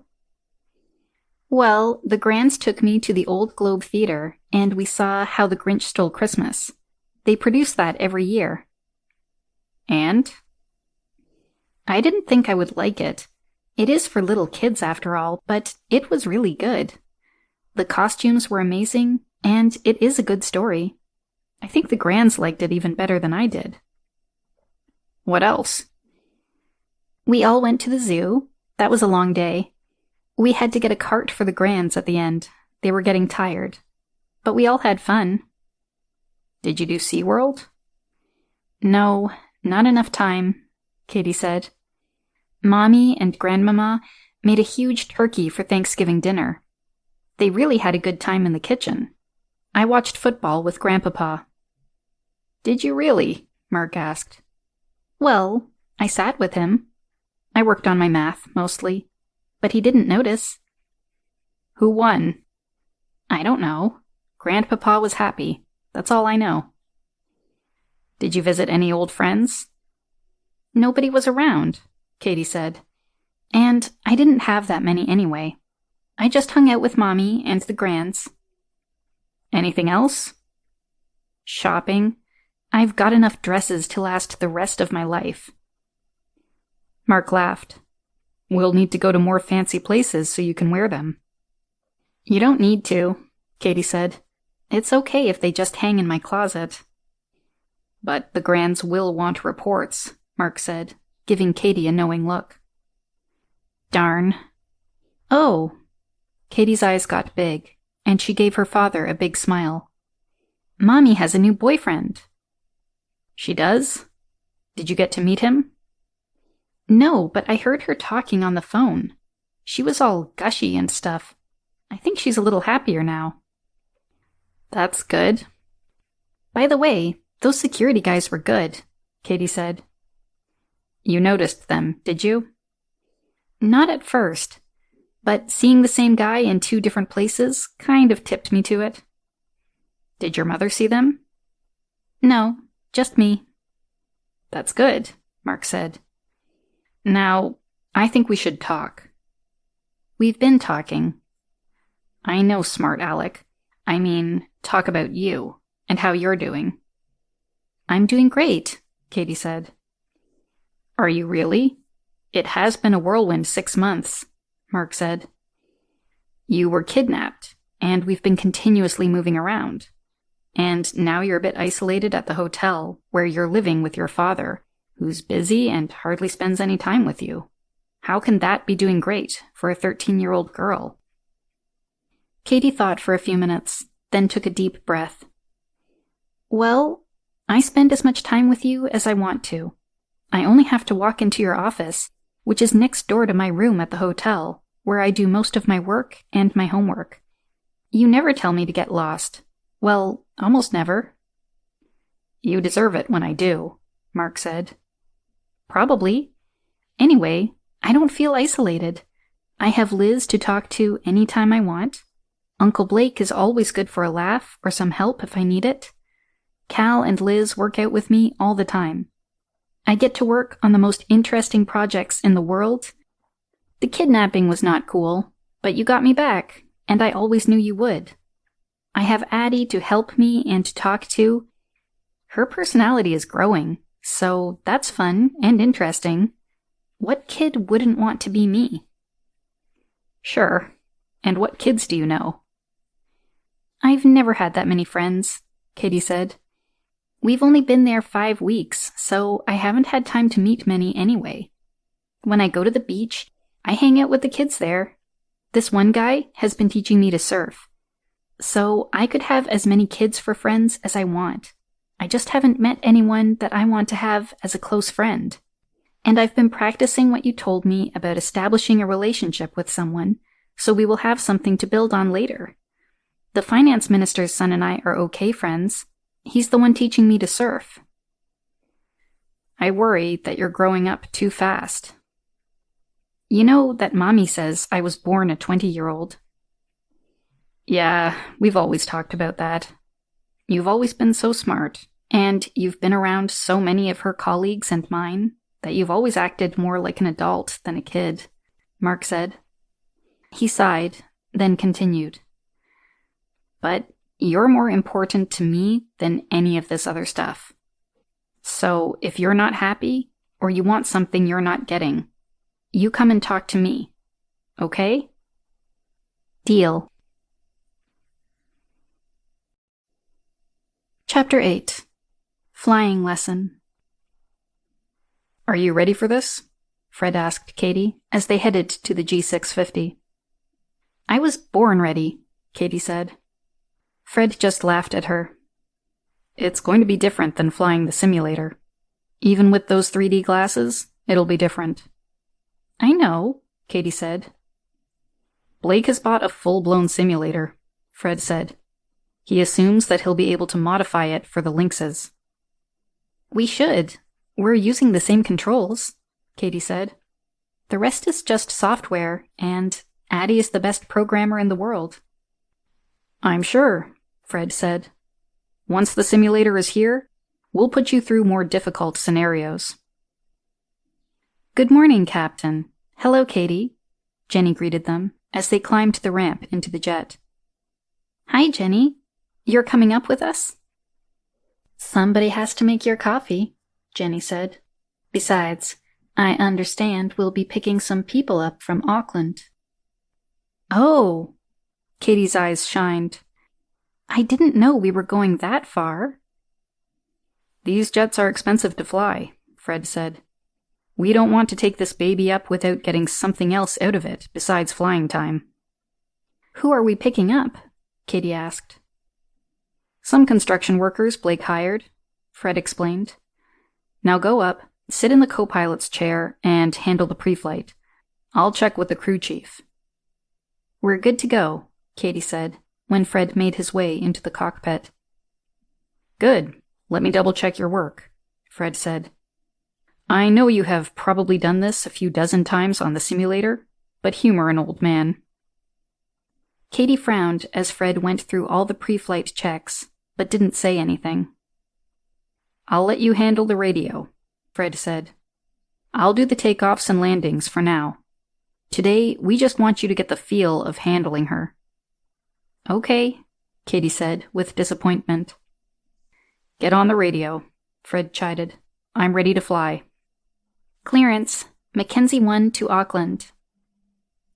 Mackenzie 1 cleared to Auckland Airport, AZ423, depart runway 1, squawk 0233.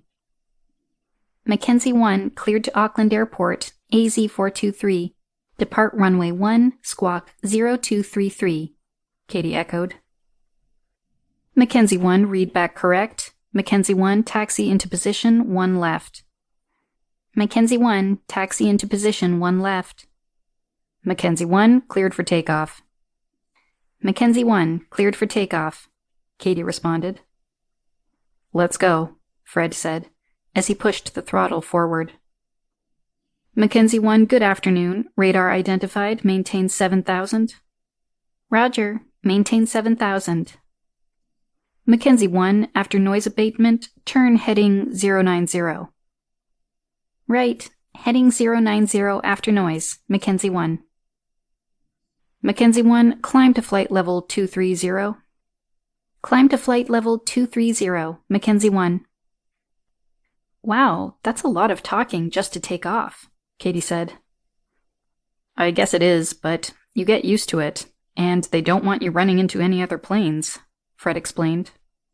You have to repeat everything, so they know you've heard them. Check and double check, and you'll be safe. Mackenzie 1, contact Auckland Center on 1270.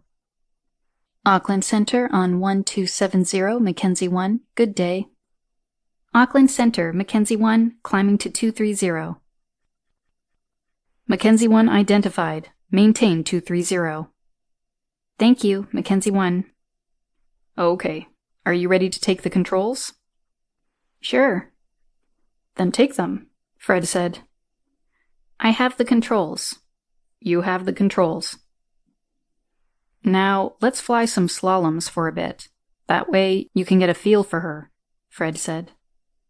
Katie immediately started banking the G650 to the right.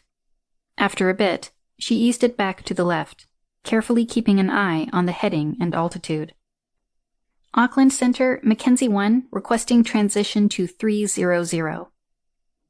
Mackenzie 1, cleared for ascent to 300. Mackenzie 1, cleared for ascent to 300. Take her up, Fred said. Katie pulled the yoke back and adjusted the flaps. The nose of the G650 pitched up, and they started to climb. Textbook, Fred said. The flight to Auckland lasted 2.5 hours. Katie was greatly relieved when they started to chat with the control tower again. I can see why you talk so much, Katie said. It's so boring just flying. You have to enjoy the scenery and the freedom, Fred said. I'd rather be doing loops, Katie said. So would we all. Auckland, Mackenzie 1, flight level 300 with clearance to 330, our discretion. We are requesting runway 32. Cleared to land, Mackenzie 1. Wow, that was cool, Katie said, after they landed. I'm glad you enjoyed it. Tomorrow we'll take her up and just fly her around the island. Once we're out of the air control lanes, we can have some fun. Oh, that sounds better, Katie said. Mackenzie 1, contact ground 121.9. Mackenzie 1. Ground, Mackenzie 1 is with you for gate 18. Mackenzie 1 is cleared into gate 18. Mackenzie 1. Chapter 9. Board Meeting, December 3rd. I hope everybody had a nice Thanksgiving break, Mark said. But back to work. Scrooge, Blake said. I try, Mark said. How's the hunt for a house going? I think we found just the place, Blake said. Auckland Center on 270, Mackenzie 1. Good day. Cal likes it from a security perspective. We just need to take Sam out there to give us a woman's perspective. Hey, Liz said. I guess I meant an I refuse to camp woman's perspective, Blake said. You're too easy to please. Liz gave Blake a smile that might have meant she was okay with his excuse, or that she planned to get even. Anyway, It's a mansion that's being rented online as a vacation rental. It's close to the harbor and the Meahuli, so we should like that. There are enough rooms upstairs for everyone if Katie and Liz are willing to bunk together. It has a study, a maid's quarters, and a bedroom downstairs. If we convert all three, then we'll have plenty of office space. It also has a small cottage on the grounds for the security team. We could kick Cal out there, or give up one of the offices if Liz and Katie want their own rooms. But they've been sharing the hotel room all this time. I notice you didn't suggest that Fred bunk with Cal or you, Liz said. You guys have been sharing a suite. I'd make Cal go to the cottage first, Blake said. I'd move to the cottage first, Cal retorted. I'm okay bunking up. How about you, Katie? Sure, roomie, Katie said. You hardly snore at all. Liz threw a coaster at Katie. I do not snore. I said hardly at all, Katie said. Back to the mansion, Mark said loudly. We could use the dining room to hold board meetings if you're okay with security, Cal continued.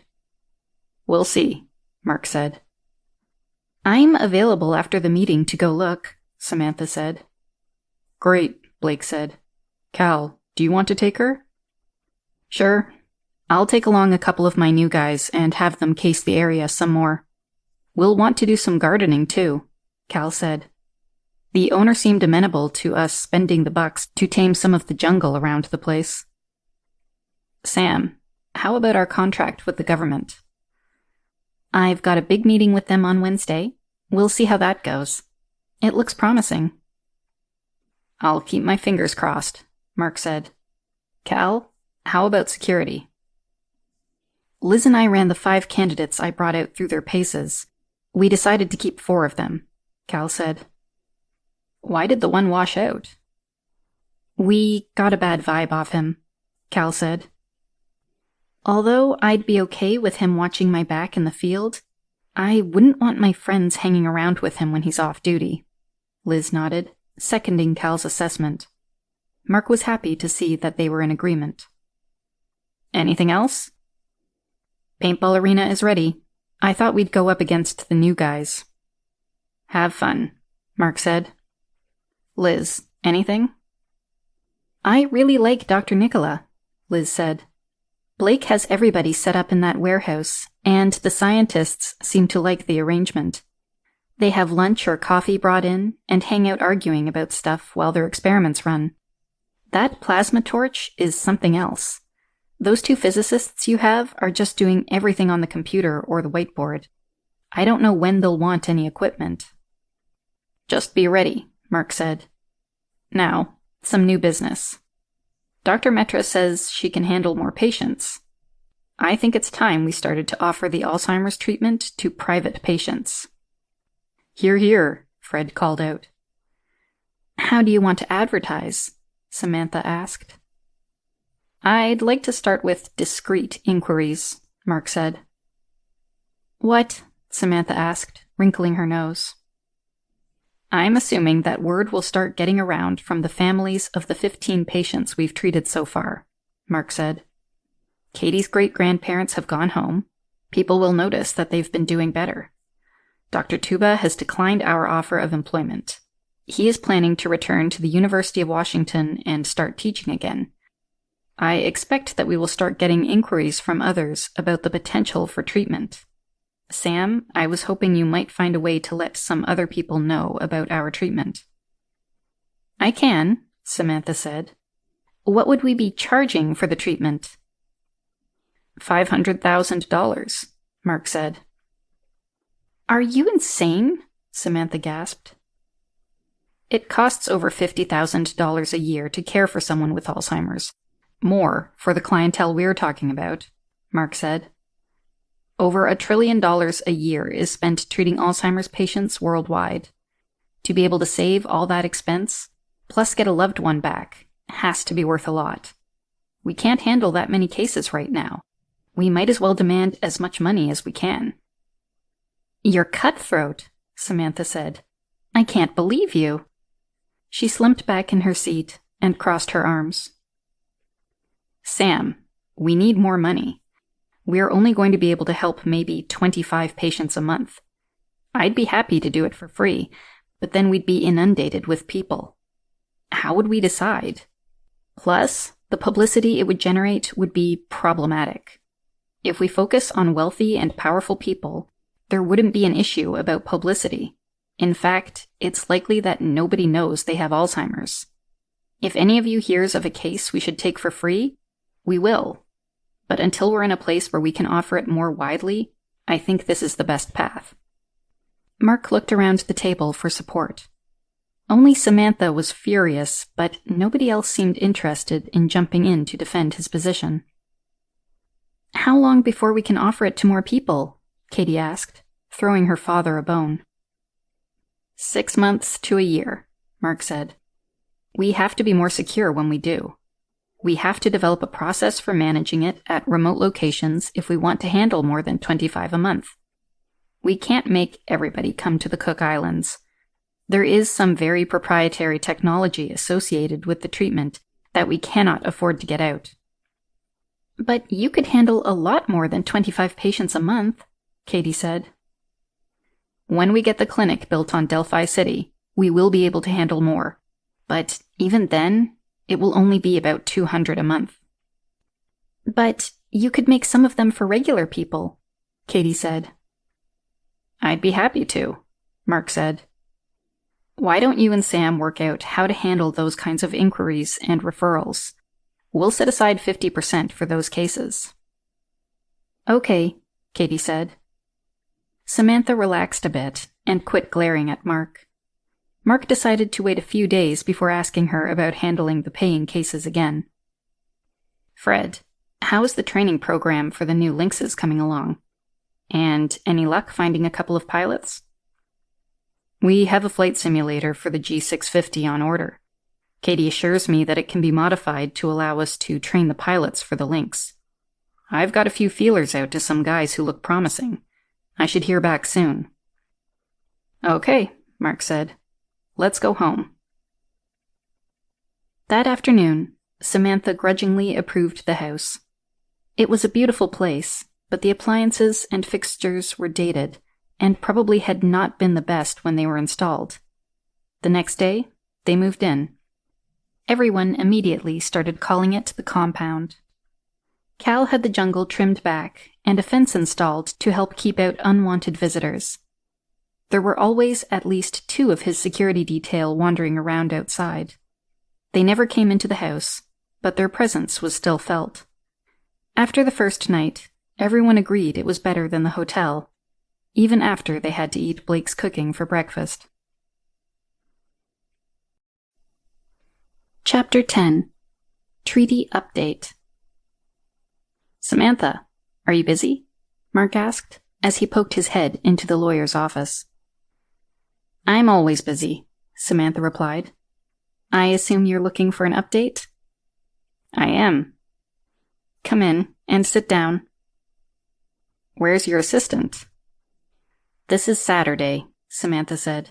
I assume she's at home or at the beach.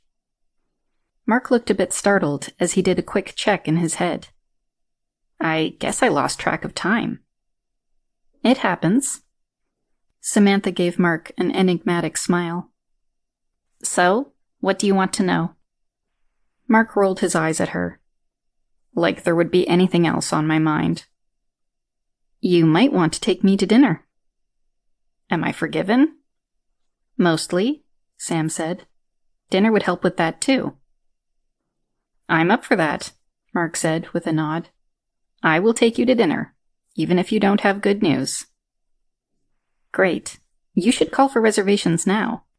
Someplace extra special since I have good news. Mark laughed and used his HUD to ask Addie to make reservations at Antipodes. Antipodes okay with you? I hear it's excellent, Samantha said. By the way, what does Antipodes mean? It's a word for Australia and New Zealand, Mark said. Means the exact opposite side of Earth from where you are. Interesting. Now that we have the pleasantries out of the way, and you've got yourself a dinner invitation. Yes, that too. I've gotten the government to agree to the main terms you've asked for in the contract. They've accepted the $50 million per year lease rate. And they have agreed to our paying it out over the 50-year term of the lease, as long as you purchase bonds to guarantee the payment.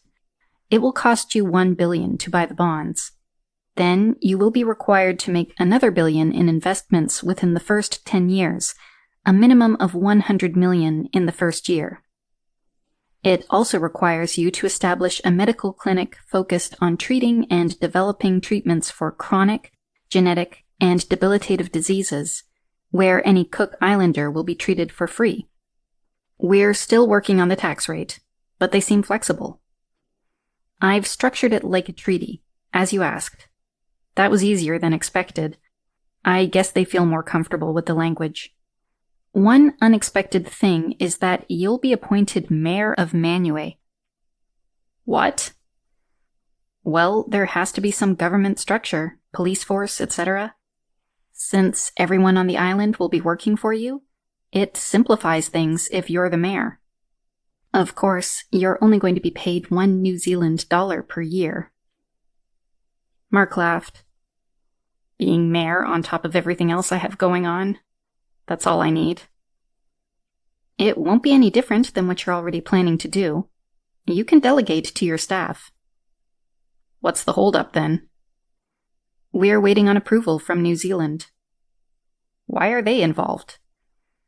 You do know that New Zealand is responsible for the defense and foreign policy for the Cook Islands? Yes, I do.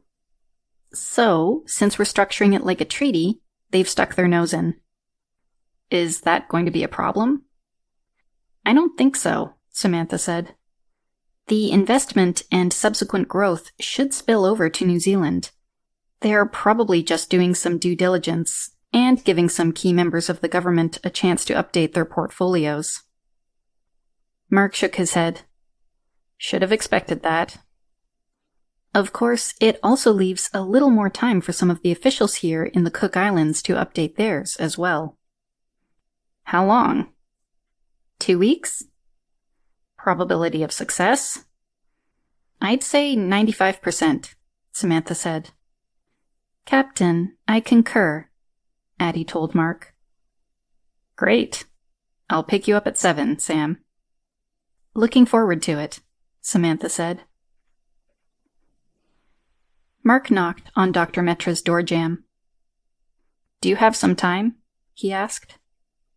Captain, I always have time for you, Dr. Metra said. What can I do for you? I wanted to discuss the Alzheimer's treatment. Are Katie's great-grandparents okay? Dr. Metra asked. They're doing fine, Mark said. I want to discuss expanding the treatment capacity. We're planning to bring a lot more patients in.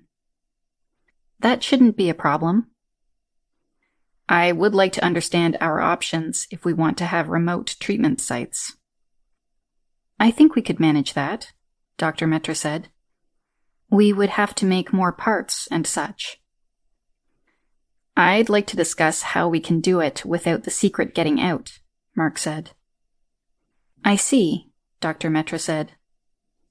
First, let me explain some of the limitations of the treatment. Okay, Mark said, as he settled into the chair in front of Dr. Metra's desk.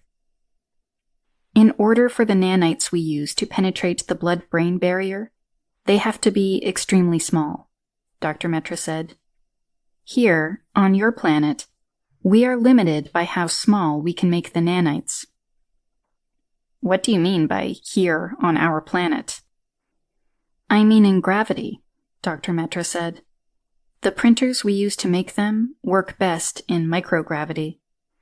It is not possible to make things as small under normal gravity as you can in microgravity. I see, but we are making the nanites here, Mark said. Yes, but in order to make them small enough, I have to make them less capable. I have to give them less of a brain, Dr. Metra said. If we were making them in microgravity, I would be able to give them a lot more smarts and still keep them small. Then, they would do the treatment after only one shot without any further help, But, because I have to make them, shall we say, dumb, I have to guide them to where they need to be, and I have to wait between treatments for the patient's body to flush the nanites out. How do the smart nanites eliminate the need to wait? They don't, Dr. Metra said. But I can program them to wait. I would program 1/3 to go active each week. They would then just enter the brain on their schedule, remove the plaque, and then they would be flushed. The next week, the next third would do the same. Because the ones we are using are dumb, I have to space the treatment out, and I have to guide them to the brain. That's what you use that scanner for, Mark said. Yes. It creates a field that attracts the nanites. So, we would need to make more nanite printers and more of the scanners, Mark said. How hard would it be to train someone to use the scanner? We can make a simple scanner that would be automatic. They would just need to put the patient under the scanner for 1 hour after the shot. Anything of interest in the scanner? Mark asked. Not really. It just emits a field. If you want to disguise what it does, we could have it emit several different fields. What about the nanites? Mark asked. How can we prevent someone from analyzing them? They're just lumps of minerals after the treatment. What about before? They're quite small, but I suppose that someone would be able to examine them, Dr. Metra said. Why are they like lumps of minerals after the treatment? Mark asked. They destroy the plaque by emitting an electrical charge that slowly uses them up. Okay, but is there any way we can have them do that without having to come into contact with plaque? We could add a small timer, Dr. Metra said. Actually, a self-dissolving fuse that would only last for 2 hours or so. That sounds like it would work, Mark said. Can we make the printers and the scanners here in gravity? For this level of functionality, yes, Dr. Metra said. How could we protect the nanite printer? Mark asked. I wouldn't know, but I'm sure you or someone could work with Addie to make sure it was tamper-proof. I'll work on it, Mark said. For now, I'd like to keep this discussion between the two of us. You're thinking ahead, I see. Keeping it private between us won't be a problem, Dr. Metra said. You'll let me know when you want me to do any work on it. I will, Mark said. Thanks for your time. I always enjoy the company. Chapter 11. Training Katie. Katie was running for her life. She was just 300 meters from the compound, but she was gasping for breath. She dug down deep and pushed for all she was worth, but it wasn't enough. Liz whacked her on the butt as she sped by, leaving Katie in the dust. Katie stumbled to a stop and stood there gasping until the security jeep that was following them drove up. She grabbed a ride in the jeep for the last 250 meters. Liz's backup was laughing under her breath. Katie scowled at her, and she stifled the laugh, driving to the compound in silence. Hey, you should have walked the rest of the way as a cool-down, Liz said. I figured you would rather I cool down inside the compound than out, Katie snapped. She got out of the jeep and started doing some light stretches. How could you have so much left that you could blow by me that way?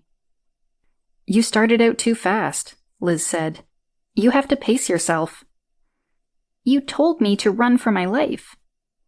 Yes, you have to sprint to establish distance, but then you have to dial it back so that you're just maintaining that distance. Nobody can sprint for 1,500 meters, especially after running 4 miles. Now you tell me. Lessons learned the hard way are always remembered best. So, I've got a lot of lessons that I'm going to remember really well, Katie said, as she symbolically rubbed her butt. You do pretty well, Liz said.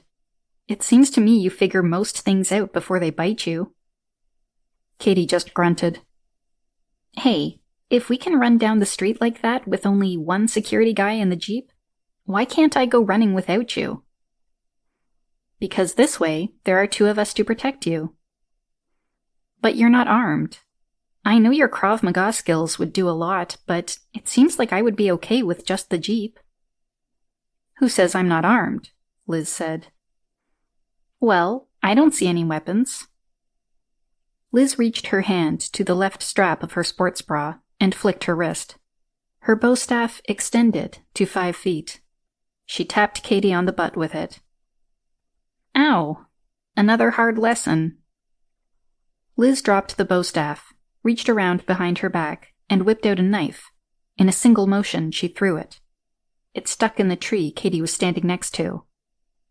Ooh, do you have any more?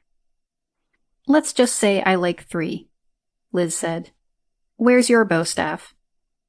It's in the Jeep, Katie said. Not going to do you much good there, is it? I guess not. Show me how you keep yours. Liz showed Katie the small pocket in her sports bra that she had used to hold the bow staff. I have all my sports bras modified like this. What about the knife? I use the space between my shoulder blades. I've got enough muscle that there's a gap there that holds the sheath perfectly, Liz said. Look. Liz turned around so Katie could see the knife sheath attached to her sports bra. It's padded, so it doesn't chafe. I see. So should I have mine modified like this? Well, you shouldn't carry a weapon that you don't know how to use, Liz said. So, teach me how to use a knife, Katie said. Especially how to throw one. That's really cool. Okay, I'll teach you. But I don't want you carrying one until I say you're ready. That's okay, Katie said, as she rubbed her butt where Liz had tapped her with the bow staff. Can we start today? Do you have time? I want to do our bow staff lesson first. I have time. Do you? Sure. I'm not all that busy yet, Liz said. Don't tell your father, or he'll dump some onerous chore on me. I won't, but he'll know how busy you are at the next board meeting. Yeah, I know. I want to help more, but there are a few things he's got going on that I'd rather he gave to Fred or Cal, Liz laughed. Katie ran and got her bow staff from the Jeep, while Liz went to the house to get their headgear. Enough, Katie yelled.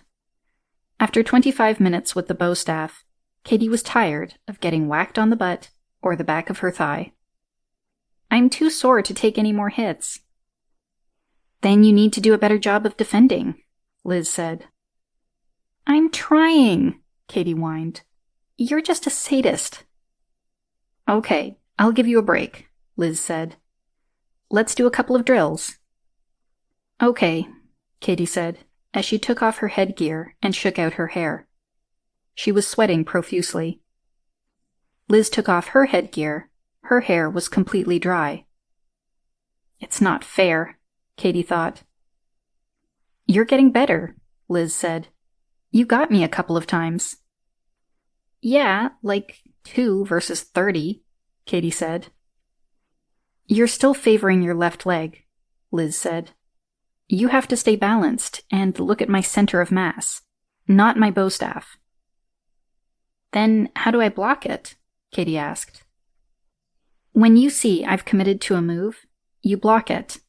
You should be able to tell where I'm aiming by my hands, Liz said.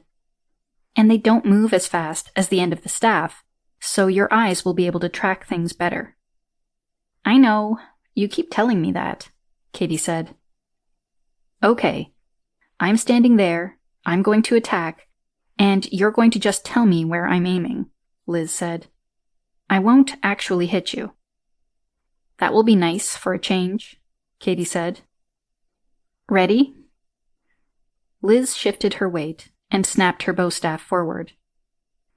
Left leg. No, waist, Katie yelled. Look at my center, not my hands. The hands are there. You can see them, but don't focus on them. If I don't put any weight into it, it won't hurt, and it'll be slow enough for you to block anyway, Liz instructed. Okay, Katie said, as she took a deep breath. She shook herself and relaxed, focusing on Liz's center of mass. Liz shifted her weight. Head. Right leg. Left knee. Head. Left ankle. That's better, Liz said. Does it make more sense now? I think so, Katie said. Now get prepared. I'm going to do feints this time, Liz said. I'm ready. Liz twitched her bow staff to the left, then came in from the right. Katie easily blocked it. Hey, that was easy, she said. Did you see the feint? Liz asked. I did, but not that much. It was just like a shadow, Katie said. See? Looking at the center gets rid of all that noise, Liz said. Your brain doesn't have to worry about as much. Some people are twitching the end of their staff all the time, but if you can ignore it, then they're just wasting energy and slowing themselves down. They spent another 10 minutes on the drills before Liz called a stop. You still up to practicing with the knife? Liz asked. Yes, Katie said. A few minutes, at least. They collapsed their bow staffs. Then Liz went to the tree and pulled her knife out. I like this double-edged knife, Liz said. It's a good throwing knife, and it's good in hand-to-hand as well. Liz handed Katie the knife. Hold it with the blade sticking out the back of your hand. Like this? Yes, that's the grip you use when you're fighting with it, Liz instructed. Then you can punch and block, and you're unlikely to stick yourself with it. If you hold it the other way, you're going to be pulling it out of yourself. Liz threw a punch at Katie, which Katie automatically blocked. Hold that block, Liz said. See how if you just twist your hand and tilt it a little, you trap my arm. That's why you hold it that way. Now, when you throw it, you hold it the other way. That's kind of awkward to switch when you're fighting, isn't it? Katie asked. You're either throwing it or fighting with it, Liz said. You should never switch. If they're far enough away that you would throw it at them during a fight, then they must be running away. Okay, Katie said. Now we'll work on a 2-turn throw, Liz said. For you, that should be about 15 feet from the target. Hold the knife by the handle, set yourself, then shift your weight and throw it. Don't bend your wrist. Let go of the knife when it's vertical. Katie held the knife and did a couple of simulated throws. That's good. Release it this time, Liz said. Katie did the throw. The knife hit the tree, but it didn't stick. Liz ran and grabbed the knife. Step back about 8 inches, Liz instructed. Then try again. This time, Katie's throw almost stuck in the tree. After Liz retrieved the knife, she had Katie back up another 4 inches. Try it again. This time, the knife stuck. Hey, it doesn't seem that practical to adjust your distance so you can stick the knife, Katie said. Liz laughed. No, but we need to practice with your natural throw first. Then we'll work on adjusting your technique so you can modify the distance. She ran and got the knife. Try again. Katie threw the knife, and it stuck again. Throw this one now, Liz said, as she handed Katie another knife. You did have to, Katie said. Yep. Now throw. After another 10 throws, Liz called a stop. You'll need to work on it for a while, get your muscles built up, and smooth out the technique. Then we'll start working on varying the distance. I'll put up a board tomorrow and bring more knives. You mean you don't like running to get the knife every time? No, I don't, Liz said. This is about training you, not wearing me out. But then I might have a chance when we fight, Katie said. I think you'll need a bit more than that, Liz said. You're getting better, but you're still just a neophyte. Chapter 12. Paintball. Okay, this is going to be 4-on-4, Cal explained, as they gathered at the new paintball arena. The opposition is the 4 guys we just hired. They're a bit cocky, and we need to help them focus on their training. Katie, Blake, and Liz nodded their heads. Mark had begged off, especially since there was only room for 4 players. The layout is similar to the one we used in Hawaii. 4 hallways, 2 or 3 rooms off each hallway, and a central area that has walls for barriers. Each team enters from opposite ends of the arena. We'll be coming in from the north. What are the rules? Katie asked. Don't get shot, Cal said. And if you do, you're out. Anything else? Bad guys don't follow rules. Great. Katie pumped her fist. We'll play it the same as last time. Katie, you're left-handed, so you're on the right side. Liz, you play left. Blake, you're center fielder. Once clear, you take control of the hallway or room. I'll cover our 6. Surveillance pucks? Comms?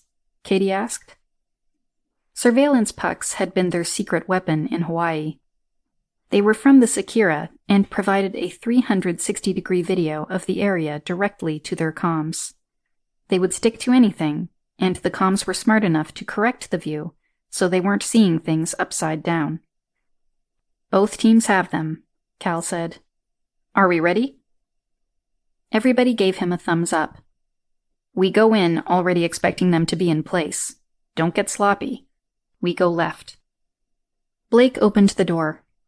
Katie slid a surveillance puck along the floor into the hallway. The hallway was clear, so Blake entered while Katie and Liz covered. Once in the hall, Katie picked up the puck and stuck it to the wall above the door. It would give them a continuous feed of the hallway in both directions. She segmented the view into a couple of small windows in her HUD and set an alarm to alert her if there was any movement. Cal followed behind, walking backward as Blake started toward the first corner. Katie walked along the right wall, and Liz the left.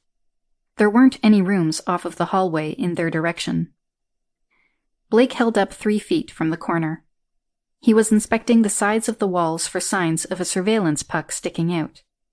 He nodded to Katie to tell her that it was time for her to put a puck into the next hallway. Katie pulled a pair of pucks out of her bag. They were each stuck to opposite sides of a toy block that acted like an axle that kept the 15-millimeter thick pucks from tipping over. She set them on the floor and pushed them.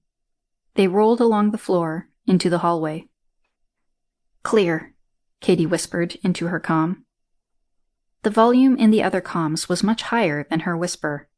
It was a feature that they had found useful.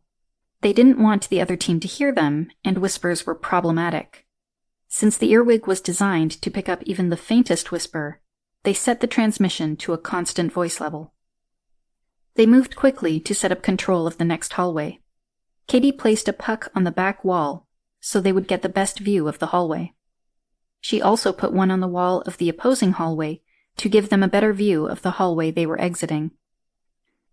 2 rooms on the left, 1 room on the right, Cal said. Let's clear the left-hand rooms first. Blake nodded and moved to the door on the left. Staying to the side, he waited for Katie and Liz to take up positions. Katie knelt down beside him against the wall, since the door handle was on the right side.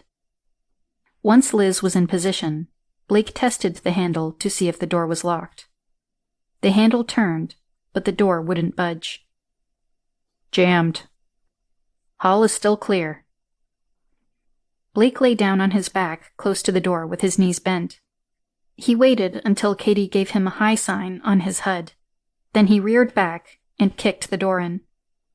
He quickly rolled to the side while everyone took cover. Katie tossed a puck into the room. Room looks clear. Make sure, Cal instructed. 2 of you go in. Blake and I'll cover the hall. Katie and Liz entered the room. While Liz covered her, Katie balanced a puck on the end of her rifle and used that to stick it to the ceiling. With a bird's eye view, it was easy to verify that no one was hiding behind any of the furniture. Katie used her specs to get the surveillance puck to release itself from the ceiling. It dropped into her hand. She and Liz made their way to the closet. It was unlocked. Liz covered high, while Katie opened the door and tossed the puck in. "Room's clear." They followed the same procedure for the room next door and cleared it. As Katie was coming out of the room, her HUD pinged, showing movement at the end of the hallway. "Incoming." Blake and Cal ducked into the other room, while Katie and Liz ducked back into their room. "What's up?" "Someone just eased a puck along the edge of the wall at the corner, about 1.5 meters up. It's just peeking out into the hallway." "So, they know where we are." "I'd say so," Katie replied. "I can take the puck out," Cal said. "Everybody, be ready in case they try to rush us." "Got you covered," Katie said, as she lay down and took aim down the hallway. Cal could see the puck location on his HUD. One of the paintball guns Cal carried was more like a sniper rifle than the machine gun-like rifles favored by most paintballers. He used the angle he got from being across the hall from where the puck was to take aim without exposing himself too much. He squeezed off a shot. "Nailed it," Katie said. "Okay, do you think you can roll one all that way?" "Sure," Katie said, as she pulled out her double puck. She lined it up with the hallway and gave it a solid push. It rolled until it hit the wall at the end of the hall. They immediately got a quick view of the opposing team in the other hallway. They appeared to be discussing what to do about their disabled puck. They also didn't seem to notice the puck that had rolled down the hall. "I don't see another puck," Katie said. "And they're holding the one you shot off the wall." "Sloppy," Cal said. "They're back about 3 feet. I say we ease down there and take them high-low." Cal took out one of his door jammers and jammed the door to the room they hadn't cleared. "Okay, let's go." Katie jumped up on Blake's back, and they eased down the hall. Cal exchanged his sniper rifle for an automatic one. They carefully made their way down the hall, along the right side. When they got to the corner, Blake stopped just shy of it. Liz crouched down and waited. Katie took her paint gun and set it to automatic. She used the surveillance puck to aim it, poked it around the corner, and let go. As soon as the opposition spotter was distracted by Katie's fire, Liz launched herself into the hall on the floor, firing even before she landed. Out, out, out, out. They had taken all 4 opponents out in the quick exchange. Katie's rifle had paint on it, but she was clean. She hopped off of Blake's shoulders and collected her rolling puck. She wanted to grab it before the other team saw it. "Okay, you yahoos," Cal said. "What were you doing?" "We were strategizing," the lead guy said. "We had a lookout." "That's what your comms are for. You can strategize and discuss things while you're all keeping watch." "Then you might have heard us." "You can level the volume," Katie said. "Just use your HUD to set the comm unit to transmit everything at the same level. Then you can whisper." "Oh." "Yes, oh," Cal said. "You've had the gear for over a week. Didn't you familiarize yourself with it?" "Yes, but we missed that." "How did you see our puck?" Cal nodded to Katie. "You can set your HUD so that the comm unit alerts you anytime there's movement detected by the puck. I saw it peek around the corner." "We want a rematch." "But you're all dead," Cal said. "A zombie rematch, then," another one said, making them all laugh. "First, why don't you do some scrimmaging among yourselves? That way you can figure out how to best use the gear. The arena's been open a week. Now I suggest you use it." "Yes, sir." Chapter 13. Board Meeting, December 17th. Meeting will come to order, Mark said, as everyone got seated around the Meahuli's sun deck. Samantha, you're the key to our actually getting started with anything. Samantha smiled. I like to be the linchpin. I've got the contract about ready. There are some minor wording issues to work out.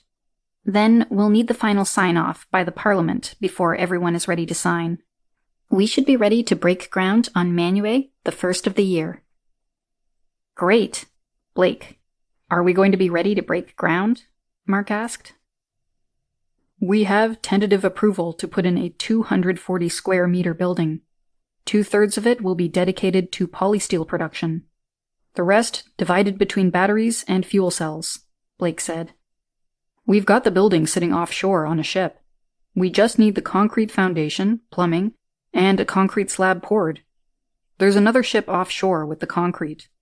They'll pump it directly into the forms when we're ready. Crew for the excavation and plumbing? They arrived in Rarotonga on Monday. They're checked into the hotel, and from what I can tell, they're hoping we're delayed a few weeks. Blake laughed.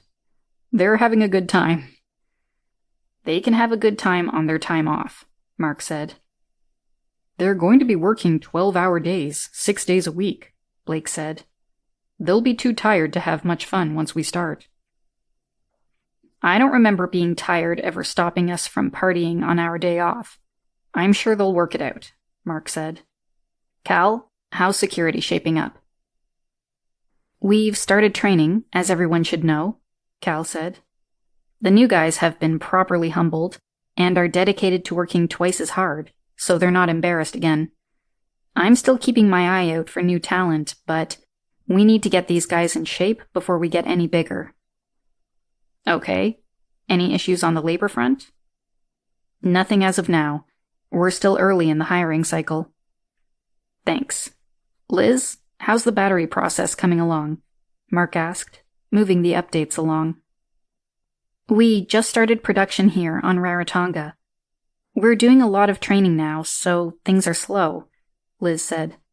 I've asked Blake to set up a permanent facility for packaging the cells into actual batteries. Since there's nothing proprietary there, I assume we'll leave it on Rarotonga. I agree, Mark said. I'm sure that makes the local guys happy. Yes, they were a bit frustrated when they realized that much of what we're doing is going to move to Manue, Samantha said. This will show them how everything we do will still have a positive local impact on Rarotonga. And our polysteel? Mark asked, shifting the focus back to Liz. Bit more complex there, Liz said. The Zelbars have been running experiments, and they say they're making progress, but I can't tell. They're really going through the power right now, and those CO2 scrubbers are working overtime. I assume we're saving the scrubber cartridges, Mark said. Yes, Dr. Nicola assures me that we can run them back through the system once they have it actually depositing the carbon, Liz said. Well, it is a big step, and will take time, Mark said. Katie, how's the treatment plant going? Tommy has really taken over doing all the work. I help when he needs Addie to get some design done for him, Katie replied. He's installing the prototype here on Rarotonga. It will handle the sludge delivered from the various septic tanks around the island, as well as anything they plumb to it.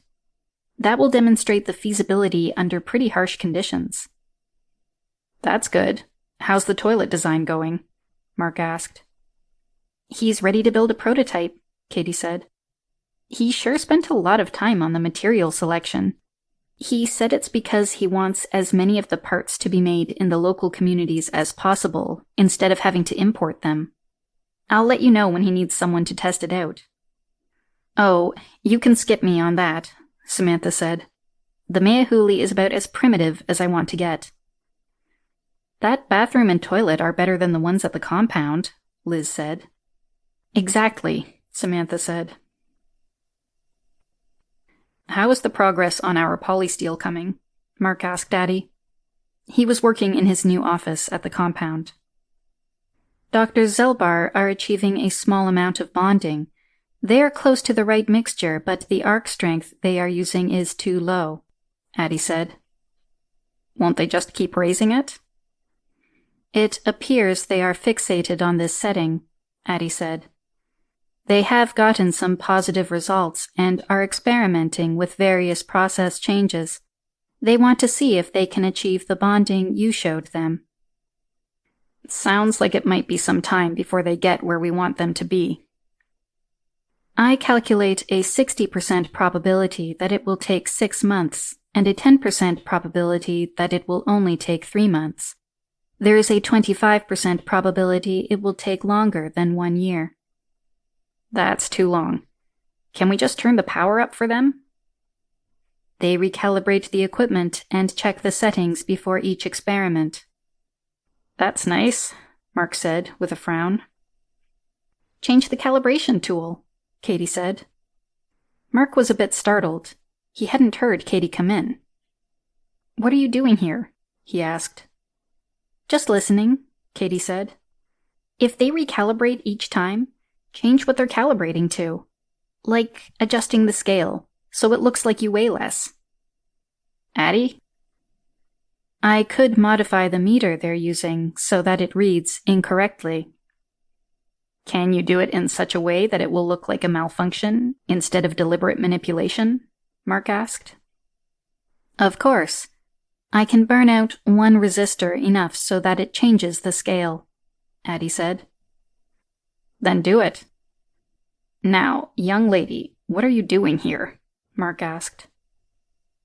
I want to talk about Cal, Katie said. Okay. When are you going to fix his legs? Katie pleaded. Mark grimaced. Soon. How soon? Why are you waiting? Mark sighed. I want to have the deal on the island completed at least. Fixing Cal's legs means we have to let the cat out of the bag. Tell them about the Sakura? Katie clarified. Yes. I really want to be in a more secure position when we do that.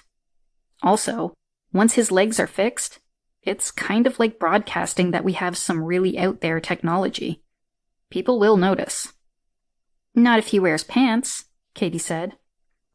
True, Mark said. But why do you think he wants his legs back? So he can surf and swim, Katie said. Right.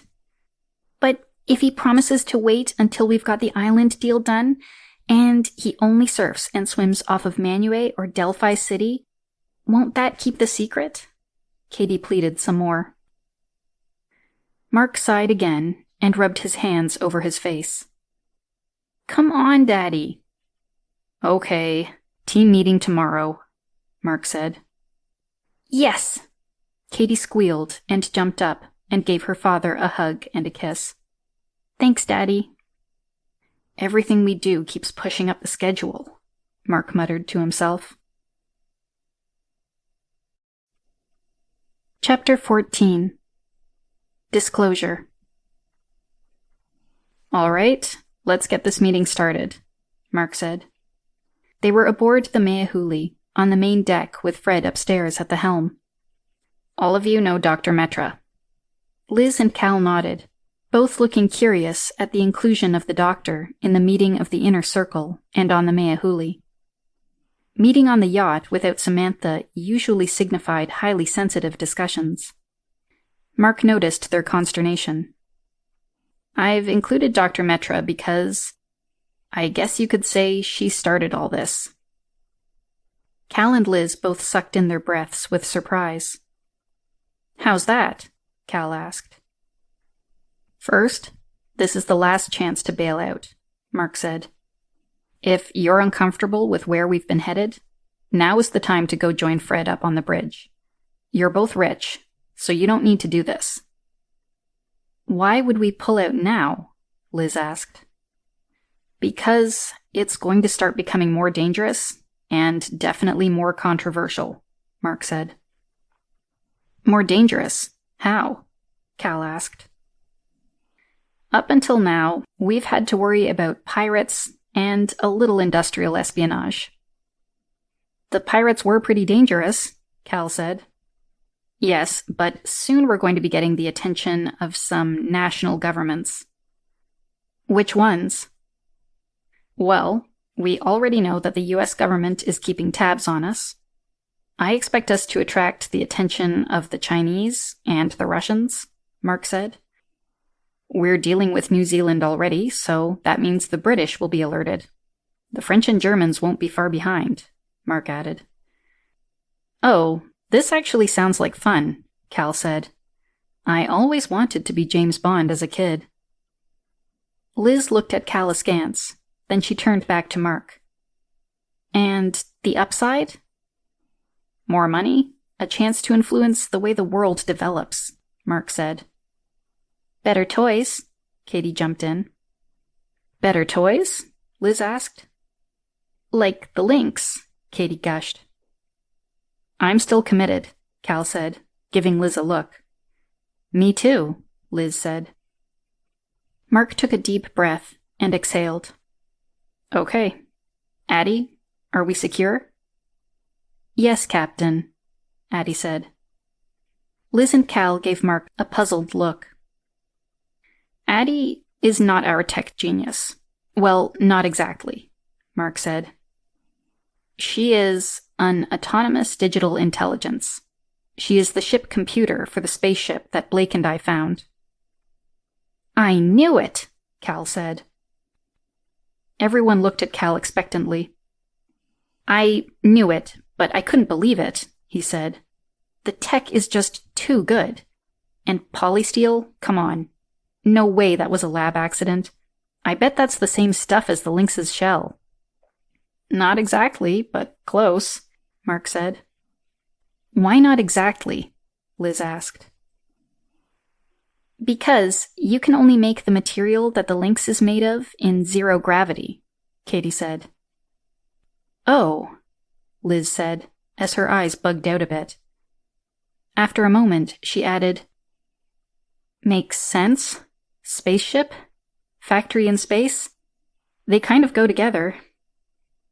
All right, when do we get to do a space flight? Cal asked.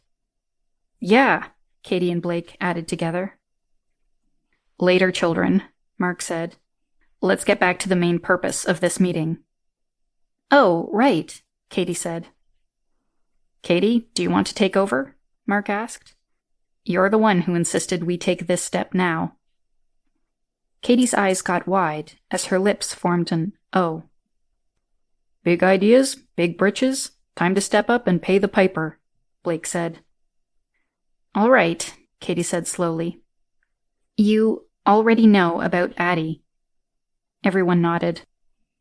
Well, Dr. Metra is a Paraxian. They're the ones who made the spaceship. Everyone turned to look at Dr. Metra. She removed her headscarf and wiggled her ears. What? Liz gasped. An alien? That depends on whose perspective you're talking about, Dr. Metra said. But not human, Liz added. Correct, Dr. Metra said. But we are very similar in biology. How similar? Later, Katie said, retaking control of the meeting. Liz sat back, a bit stunned that Katie grabbed control. Sure. Everyone has seen the work with the Alzheimer's patients, Katie continued. That was Dr. Metra's work. When we were raising the Chagas, I did some research with Addie on their medical capabilities. I was hoping that they might have better technology for prosthetics than we do. Thanks, Cal said. Anyway, we can give you new legs, Katie said, as she looked at Cal. I don't know, Cal said. It was a lot of work getting used to these. I'm not sure I'm ready to go through that again. Katie giggled. I don't mean new prosthetic legs. I mean new legs. Cal shook his head, totally stunned. You mean like a leg transplant? Katie looked at Dr. Metra and gave her a nod. That's partially correct, Dr. Metra said. What we do is scan your DNA, and in your case, Gather as much medical data about your legs from before they were amputated. Then, we print new ones." "Print them?" Cal asked, looking a bit unsettled. "We use organic material that we create using your DNA and tissue samples we take from you, such as nerves, muscle cells, skin cells, bone marrow. Then, we print your new legs on a 3D printer that handles that material." "You can do that?" "Yes. Then, once your legs are printed, we'll infuse them with blood and stem cells we generate from samples taken from you," Dr. Metra continued. "We do that to reduce the time you're incapacitated. It takes about 1 week before the printed legs essentially become detached legs, fully alive and waiting to be reconnected." "Wow," Cal said. "Then we do the surgery. We attach all the main arteries and nerves and bones to your existing legs," Dr. Metra said. Then she gave a very human grimace. "We do have to cut your legs off a bit more to get back to viable tissue that is unaffected by the amputation. We take that into account when we print your legs. After the surgery, it takes 1 week before your body reintegrates the legs." "Then what?" "Then you do physical therapy for a few days and go home," Dr. Metra said. "You'll need to come in for a few weeks to get a stem cell booster shot, but you should be walking as well as you do now after the initial therapy." "But what about the bones knitting?" "We fix broken bones in a few hours. Yours will be completely knitted long before you're walking." "So, a week and a half, and I'm walking?" Cal asked, incredulously. "Yes," Katie said. "Really cool, isn't it?" "Will my brain be able to adapt to the legs again?" "Usually that happens during the integration phase," Dr. Metra said. "In rare cases, we have to do some brain stimulation to encourage your brain to reassociate the old muscle memory. But we're using all the same nerve trunks, so it's seldom an issue." "When can we start?" Cal asked. "As soon as Captain McCormack gives the word." "Whenever you're ready," Mark said. "I do have a few conditions, though." Cal had to bite back an angry retort. "What conditions?" "We are trying to keep this alien spaceship thing under wraps. I would simply ask that you try to avoid flaunting your new legs around. Swim and surf off of Manue. Wear long pants when you're in Rarotonga. Things like that." "I can do that," Cal said. "For how long?" "Let's say 18 months, Mark said. "Good by me," Cal answered. "But wait, we're trying to build up our security force here, right?" "Of course," Mark said, wondering why Cal was stating the obvious. "Especially with this worry about all those governments interfering," Cal added. "Right. Well, I know some guys with wicked skills who would give their left nut to get back into the game. They just need new parts." Mark frowned at Cal. "Sorry about the language," Cal said, as he looked at Katie, who was giggling. "It's just a saying." "Okay, you say you know some guys," Mark said. "How many?" "What about women?" Katie asked. "We'll attract both. How many do you need?" Cal asked. "It's a tight-knit community. Word gets out that there's a job for them, they're going to come calling." "We can't advertise that we can replace limbs," Mark said. "We won't have to," Cal said. "I'll just tell them there's some new tech that will let them get back into the game. That they will hardly remember they don't have their leg, or whatever."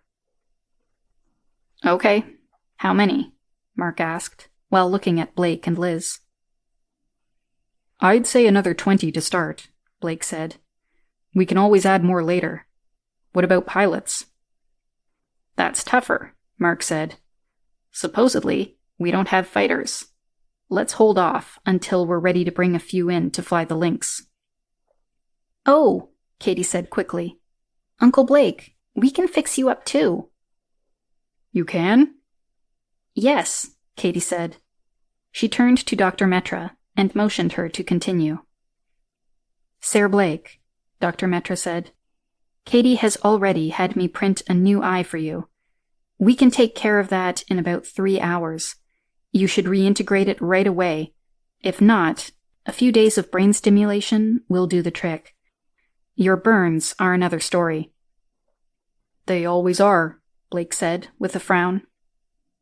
It would be easiest to simply replace the arm, Dr. Metra continued. That's up to you. Replace my arm? Hey, bro, I'm replacing my legs. What's an arm? Cal said, needling him. Go on, Blake said to Dr. Metra.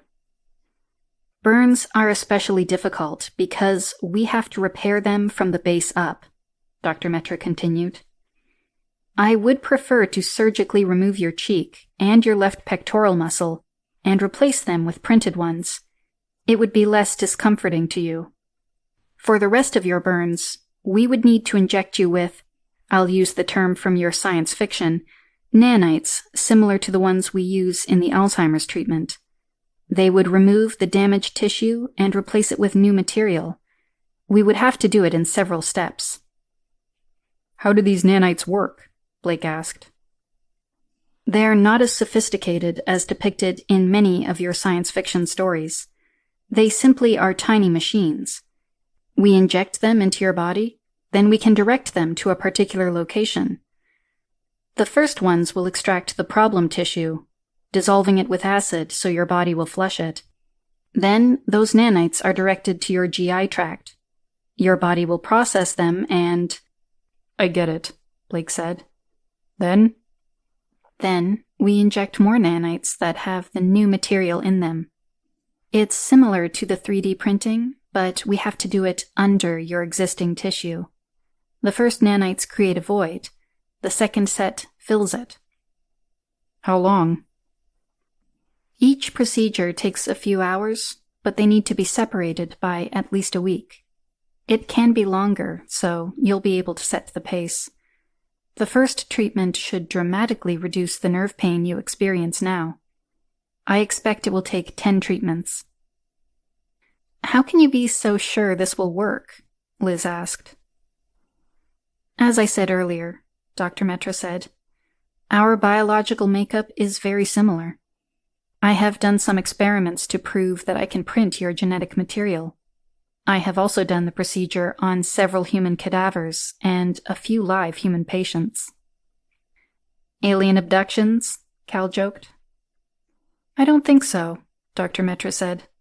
I dealt with people who were isolated and had tragic accidents. We were able to almost completely erase the memories.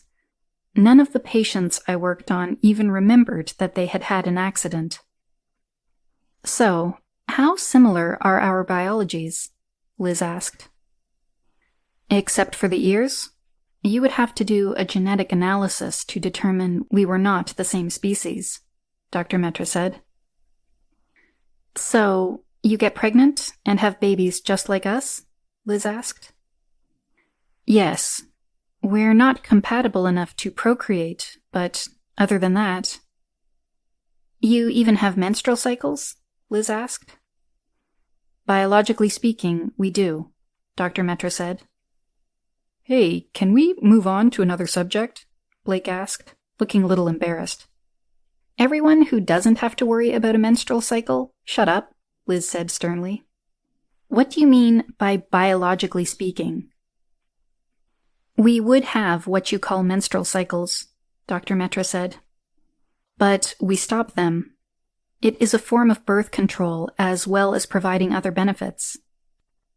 What do you mean, stop them? Liz asked. We make a more sophisticated nanite and put one on each ovary, Dr. Metra said. They regulate the secretion of estrogen and other hormones based on the body's chemistry. That keeps everything balanced, eliminating the need for menstruation. What if you want to get pregnant? Liz asked. You can instruct your comm unit to send instructions to the nanites. They then cause you to ovulate. Once you're pregnant, The nanites regulate your hormones to manage your pregnancy. When do you start this process? Mark asked. Oh, so now you're interested, Liz snapped. We typically start it before puberty, Dr. Metra said. The nanites are programmed to extend the transition through puberty. That is healthier for the child and delays sexual interest, which is healthier for all. What about the guys? Cal asked. There are nanites for them as well. Most parents have them injected before puberty, but most males turn them off once they reach majority. No surprise there, Liz laughed. Do you have the process perfected for humans, and can you do it after puberty? Yes, Dr. Metra said. It's a simple injection. I could do it in the clinic any time. I think we have a couple of patients for you, Mark said. Oh, Katie already has hers, Dr. Metra said. What? Mark asked. I asked her if she wanted them when I did her physical, Dr. Metra said. She told me she did. You did this without consulting me? Mark demanded. On Paraxia, as well as in the US, a girl is allowed to make her own decisions about such things, Dr. Metra said. I'm worried about the risk, Mark said. I can assure you there was no risk, Dr. Metra said. I did tests on this when we first arrived here. And you didn't think you should tell me? Liz asked Katie. I wasn't allowed to tell you, Katie said. I wanted to, but Daddy had to make the call about bringing you guys in on the Secura thing first. Okay, I forgive you, Liz said, as she gave Mark a smile and a nod. Now we can get back to Uncle Blake and Cal, Katie said. When do you guys want to start? I think we should do a little recruiting first, Blake said. But I'd like my eye fixed today, if possible. The Lynx is following us now, Katie said. You just have to go aboard with Dr. Metra. Hey, can we all go see this spaceship? Liz asked. Mark gave a big sigh. I don't see why not. I'll stay with Fred. Katie can be your tour guide. Speaking of Fred, Blake said, won't he notice? Yes, but we can keep feeding him the new tech line, Mark said. Why? Blake asked. If we need pilots, he was a hell of a pilot in the Air Force before he got out. He'll be training on the Lynx, Mark said. Let's keep the weapons capability quiet. I need to think about how we handle that. Things are starting to roll over the top of me right now. You need more people to delegate to, Blake said. Mark gave Blake a hard look. Don't look at me, Blake said, as he gave Mark an innocent look. I'm all about flying, shooting, and that kind of stuff. I hate paperwork. And I don't? Mark asked, sarcastically. No, but you love to plan, so you're stuck with it, Blake said. I just go with the flow. Get out of here before I kick you over the side so you can go with the flow, Mark said. He knew he was his own worst enemy when it came to delegating. Blake rushed out with mock fear, laughing the whole way. Chapter 15. The Tour. The Secura is 250 meters long by 100 meters wide, Katie said, while they approached the Secura. She's elliptical in both axes, much more so in the longitudinal axis. She's 82 meters tall. Why ellipsoid? It's not all that aerodynamic, Cal asked. Aerodynamics don't matter much in space, Katie said. Uncle Blake can explain it better, but it's about structural strength. Oh, for structural strength, that makes sense, Liz said. It's also about manufacturing. Her hull is monolithic. Wow, that is something, Liz said. What's different about this hull compared to the polysteel? Cal asked. You'll have to ask Addie or Uncle Blake, Katie said. But the Secura hull absorbs energy, same as the Lynx's. That's why they're hard to see, They absorb the light. What do they do with all that energy? Where does it go? Cal added. The inside of the hull is coated with superconductor strips, Katie said. Addie controls how much of the energy they absorb from the hull gets redirected to the system capacitors. What happens when the capacitors are full? Addie either lets the hull heat up, or she bleeds the energy off, Katie said. Right now, she has to bleed the excess energy from the fusion reactor. She's bleeding it off into the water stream that moves down the canyon the Secura is sitting in. In space, she can bleed it off by radiating it away with the lasers, or a plasma cannon. Why radiate it like that? Katie shrugged. Stealth, Blake said. The laser or plasma cannon controls which direction you're detectable in. A laser is a pretty narrow beam. You'd have to be directly in its path to detect it. Back to the tour. Right now we're in Flight Bay 2, Katie said. It will take a few minutes to pump all the water out. Big waste of air in space, Cal said. If they're running ops, the flight bay is depressurized. Everyone has a suit on. This bay can be segmented with a film so that the only area the Lynx comes into has to be depressurized, Katie said. If they're in a hurry, they just lose the air. When you dock, they just equalize the pressure in the whole bay, so you can get out and bring it all back up from 75%. Why don't they do that with the water? Too much pressure down here, Katie said. The film can only handle 2 atmospheres. Boy, you really studied this stuff, Liz said. Katie beamed a little at the praise. I had lots of time while we were dealing with the Chagas. When did you find out about the Secura? Liz asked.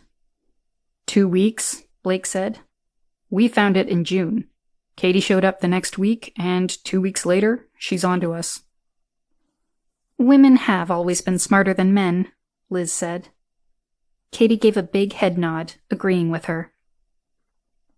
Okay, water's gone, Katie said. Let's go out. The bay is 120 by 30 meters, 75 meters wide if you measure up at the top. It's designed to handle 15 foxes. Foxes? The foxes are the fighters. I told you, better toys, Katie said. They're 13 meters shorter than the Lynx, but they can go faster. How much faster? Wait until you get to them. You're making me forget what I want to tell you. Okay. Anyway, this flight bay is designed to handle 15 foxes, or 13 foxes and a Lynx. Why only 13 when you add the Lynx? The Lynx is longer, not enough room to turn it around if you have a fox next to it. As you can see, the bay is a little narrower at the bottom because we're on the bottom half of the ellipse.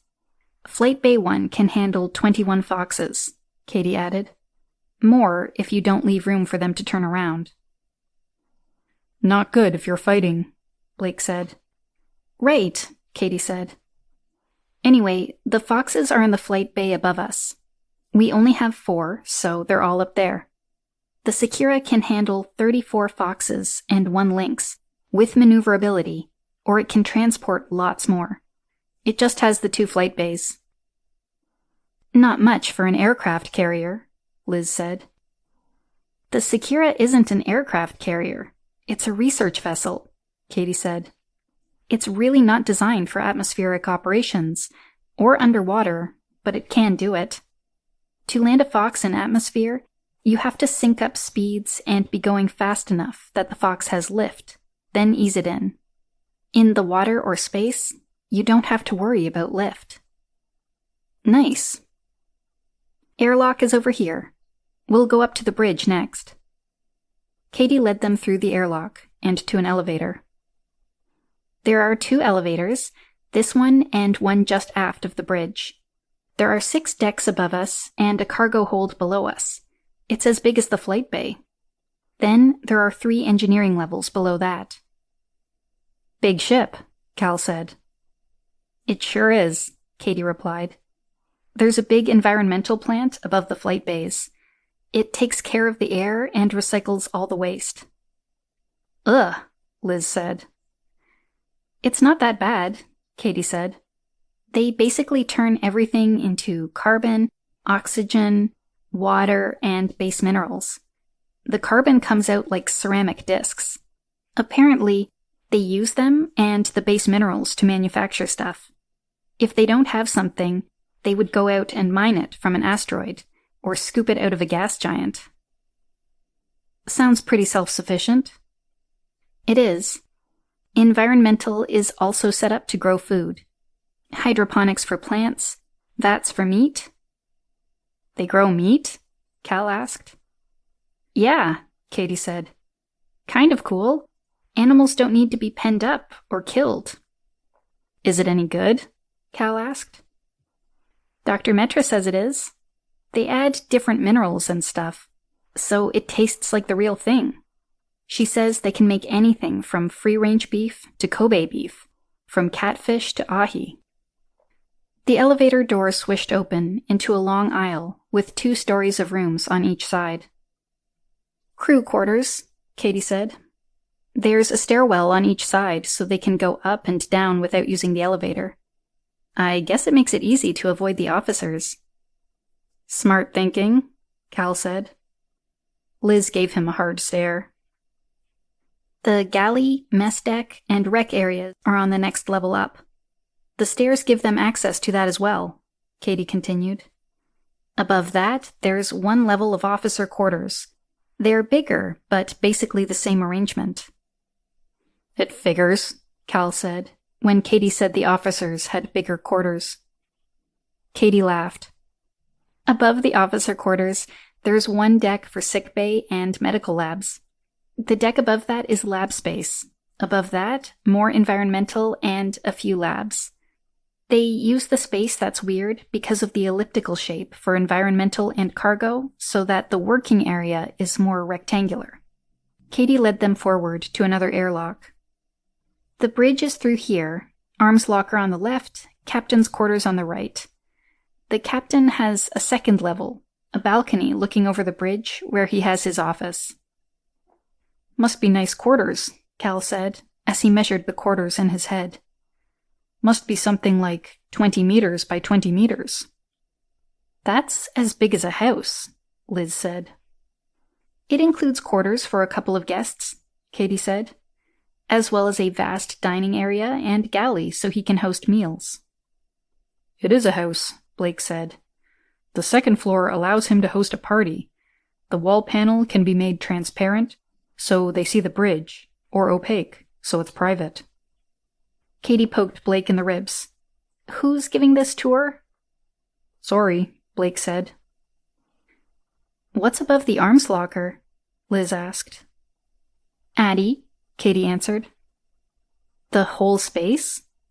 She's a big girl. I guess so, Liz said. This is a 2nd airlock that can be sealed if necessary, Katie said as she led them out of the passage.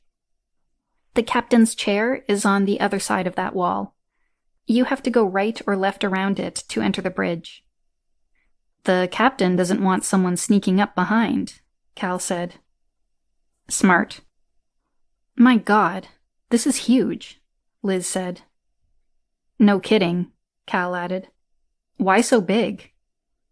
I don't know, Katie replied. To impress people?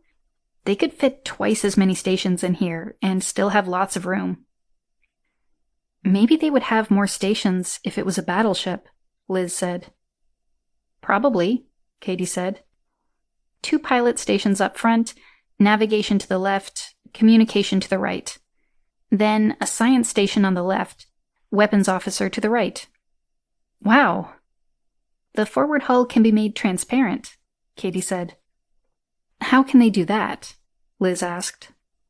Hey, diamonds are transparent, and the hull is mostly carbon. Makes sense, Cal said. I've always wondered why diamonds are clear, and coal is black. Ask Dr. Zelbar, Katie said. The deck officers have quarters above the bridge, then there are VIP suites above those. Must be nice, Cal said. Everyone spent time wandering around the bridge. After a while, They went through the captain's quarters, and then checked out the quarters for the deck officers. "What's next?" Cal asked. "Do you want to see engineering?" Katie asked. "It's just a bunch of stuff I don't understand. Uncle Blake can try to explain it." "Hey, I don't understand it either," Blake said. "We should be heading back." "Dr. Metra is waiting for you in sickbay," Katie said. "I'll show them the foxes, while you get your eye fixed." Chapter 16. Christmas. Linda waved goodbye to Katie as she grabbed a cab. Mark had given her a ride to Boston since they were going that way. They had landed at Lawrence G. Hanscombe Field in Bedford.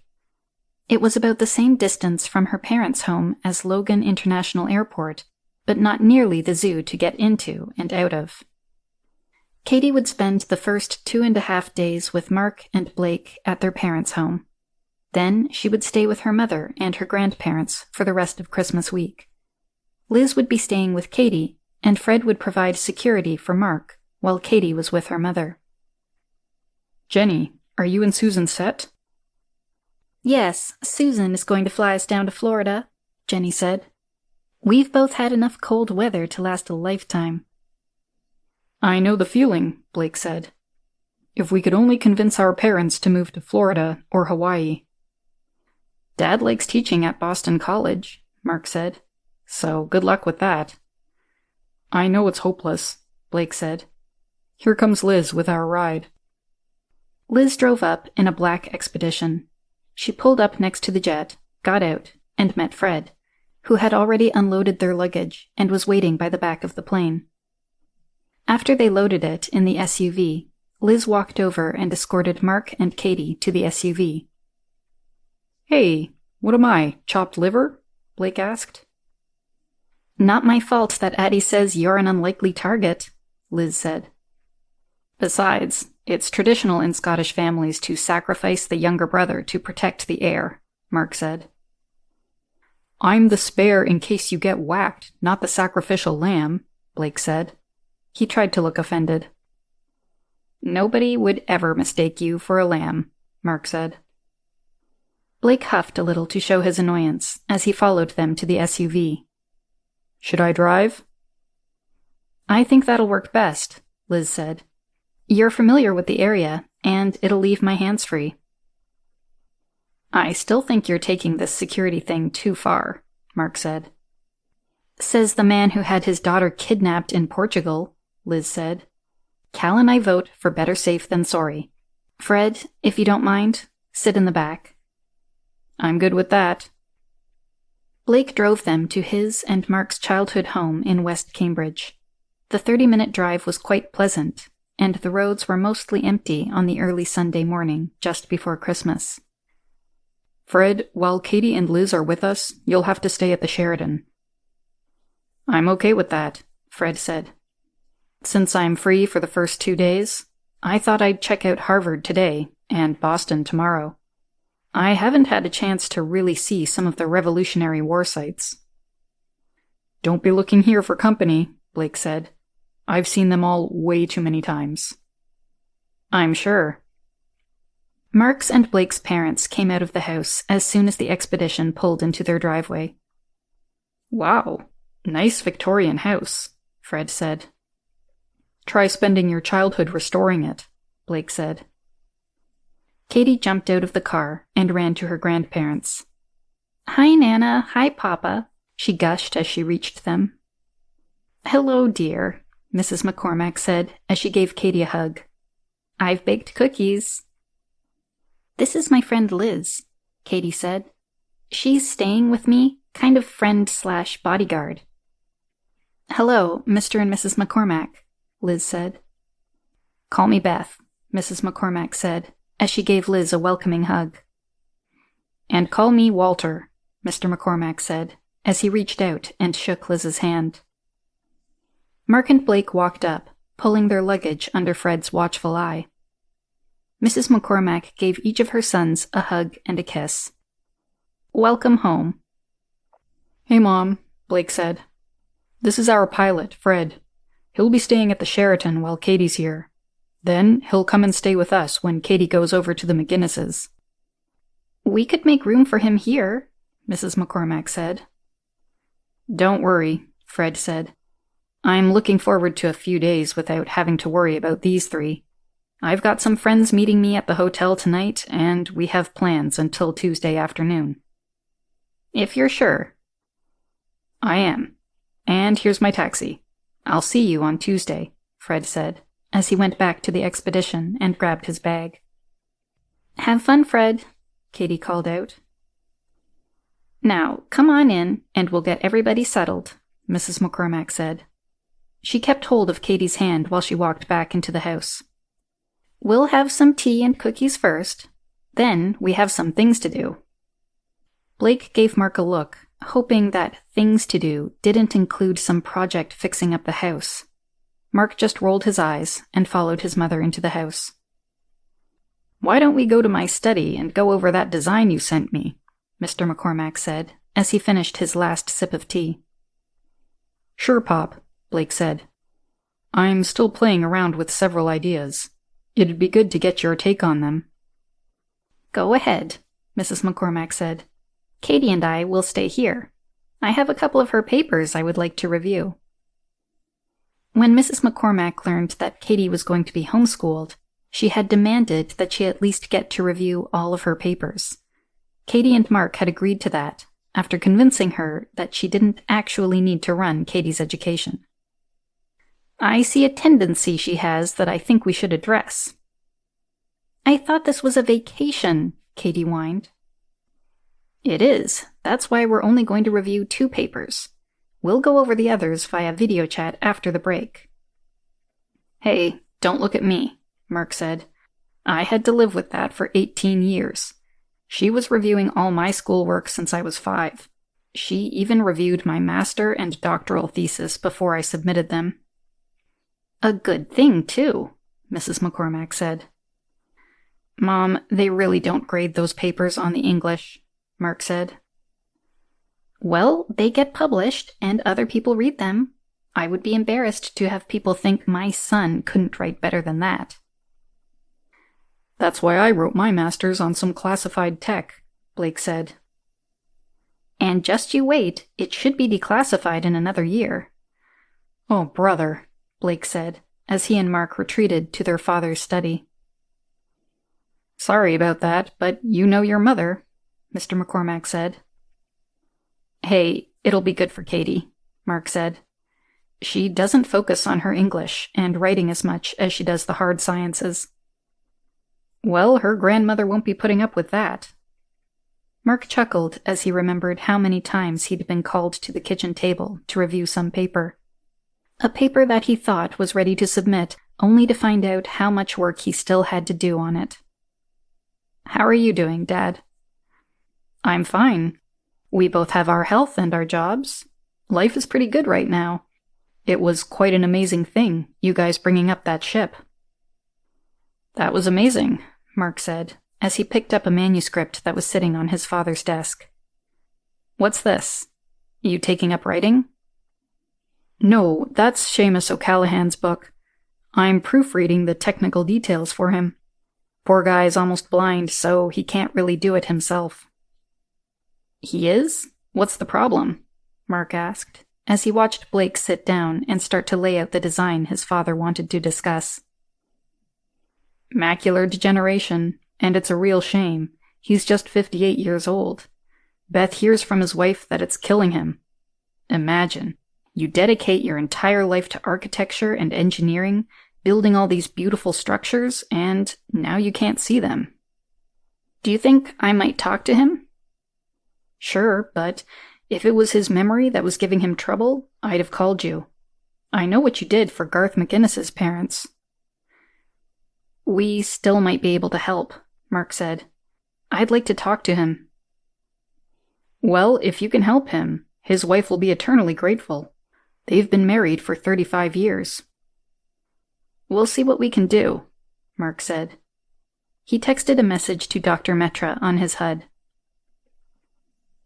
After watching Blake and his father chat about his project for a while, Mark wandered back to the kitchen. Liz was sitting there, reading the local paper. "Where's Katie?"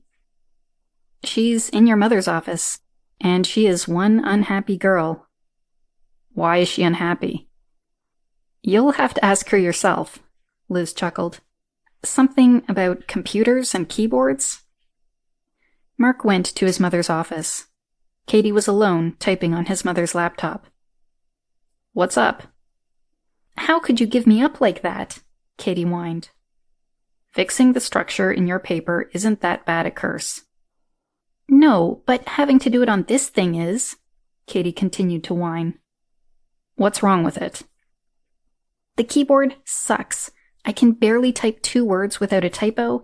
The screen is tiny, and I have to sit at this desk to do it." Mark laughed.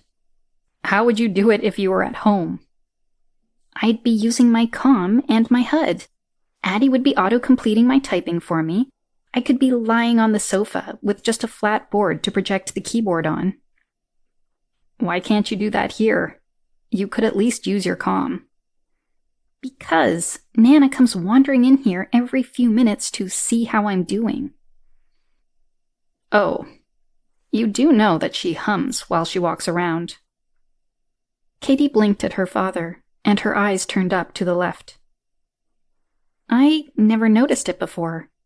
I guess you're right." "Sure. And you could close the door if you wanted to." "I tried that.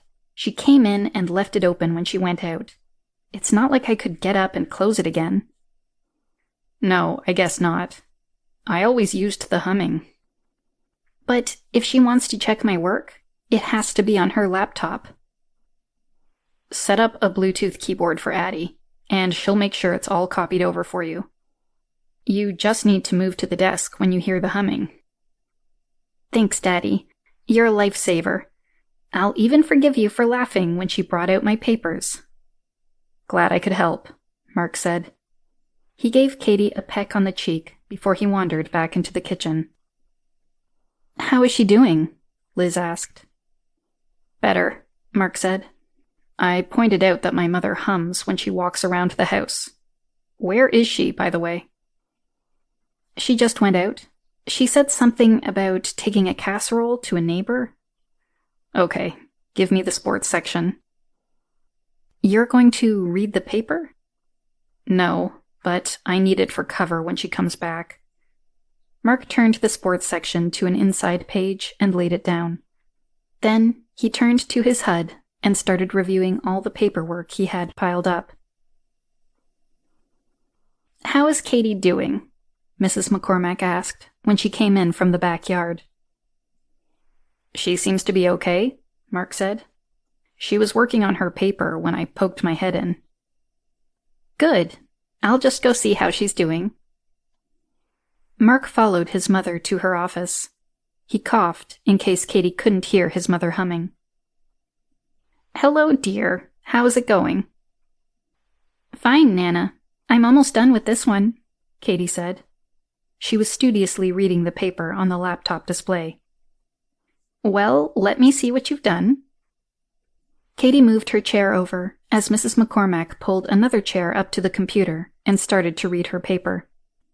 Katie looked at her father, tilted her head to the right, stuck her tongue out, and held her left hand up like she was hanging herself. "Katie, don't make faces. It's undignified," Mrs. McCormack said, without ever looking up from the laptop. Mark shrugged at Katie and shook his head. "I've been teaching teenagers for over 30 years, Mrs. McCormack said. "I can tell what they're doing by the sound of their chair squeaking. And Mark, don't be encouraging her." Mark waved to Katie and quietly exited the room. "Coward," Katie messaged him on her HUD. "You two need to go hang out somewhere else while Katie and I prepare dinner," Mrs. McCormack said. "And Mark, that's the same page you were reading when I came in here 10 minutes ago. So whatever you're doing that you don't want me to know about, go do it in the family room." "Now I know where Katie gets it from," Mark said, as he and Liz settled in the family room. "You mean you never noticed before?" Liz asked. No, I think she was being subtle before. She didn't want us to know how much she noticed, Mark said.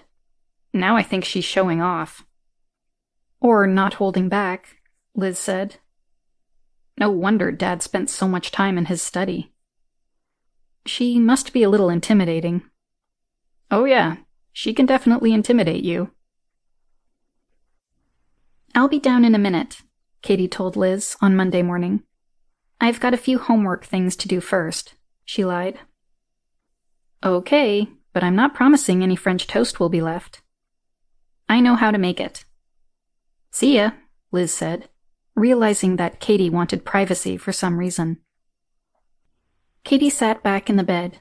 She set her comm so it would lower her voice to make her sound older. Then she dialed. Family Aid Boston, how may we help you? I'm planning to make a donation and would like to ask some questions. I'd be happy to answer any question that I can. Could you tell me how many families you have in your shelter right now? We don't usually give out that kind of information. May I ask why you want to know? I want to do something special for them for Christmas, and I need to know how many families I need to account for. Ma'am, we're happy to take almost any kind of donation, but we find that we're more efficient if we just receive the money so we can direct it where it's most needed. I understand that, and I plan to make a cash donation also, but I wanted to do something special for Christmas. I understand. We currently have 32 families in our shelter. We are also currently taking care of over 800 families across Boston with various forms of assistance. I know. I saw the story on the news last night. That's why I'm calling. Okay. How else may I assist you? Can you tell me how many children each of them has, and whether both parents are together? I'm not sure. If you would hold, please, I'll get our director to talk with you. A few moments later, another woman came on the line. This is Rebecca Farnsworth. Who am I talking with? I would prefer to remain anonymous, Katie said. I'm trying to make a donation to the families you have in your shelter. Of course. How can I help? I guess I should explain what I want to do. That would probably be best. Since it's Christmas, I want to give all the parents a chance to buy Christmas presents for their families and themselves. To do that, I need to know how many families there are and the makeup of each family. We can provide that information, but I'm curious as to how that will help you. I've made arrangements with a local bank to provide debit cards for each family. The cards will only be useful at the Prudential Center and can be used to buy 2 outfits for each member of the family and 1 toy for each child.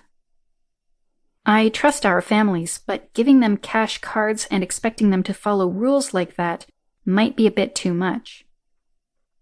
You don't need to worry about that, Katie said. Her voice showed that she was frustrated, even though she was trying to contain it. The cards will only work for stores in the Prudential Center and only for merchandise. I'm confident we can track their activities sufficiently. I need to know if you will give me the information I need, and whether you can get the parents to the Prudential Center at 10 o'clock tomorrow so they can pick up their cards from the bank's representative and do their shopping. We can certainly do that, Rebecca said. It's an unusual gift, but it is generous. Okay, so what is the makeup of each family? Rebecca listed off the pertinent information for Katie. Okay, Katie said. I've arranged for the bank to have someone meet you at the Prudential Center. Will you be accompanying the families? They want to be able to check the ID of the person in charge. I will certainly be there. I've also arranged with the bank to pay the rent, utilities, and necessary deposits for each family for 1 year. This is assuming you can find them appropriate accommodations, something they could afford to continue paying for once they've had time to recover. Miss, Rebecca stuttered, That is probably far more expensive than you might imagine. I'm imagining $1 to $1.2 million, Katie said. I've deposited $1 million with the bank, and they will notify me if they need more money once they've determined the burn rate. Oh my, that is generous, Rebecca said. Could I ask you to do an interview with a reporter friend of mine? She would keep your identity a secret.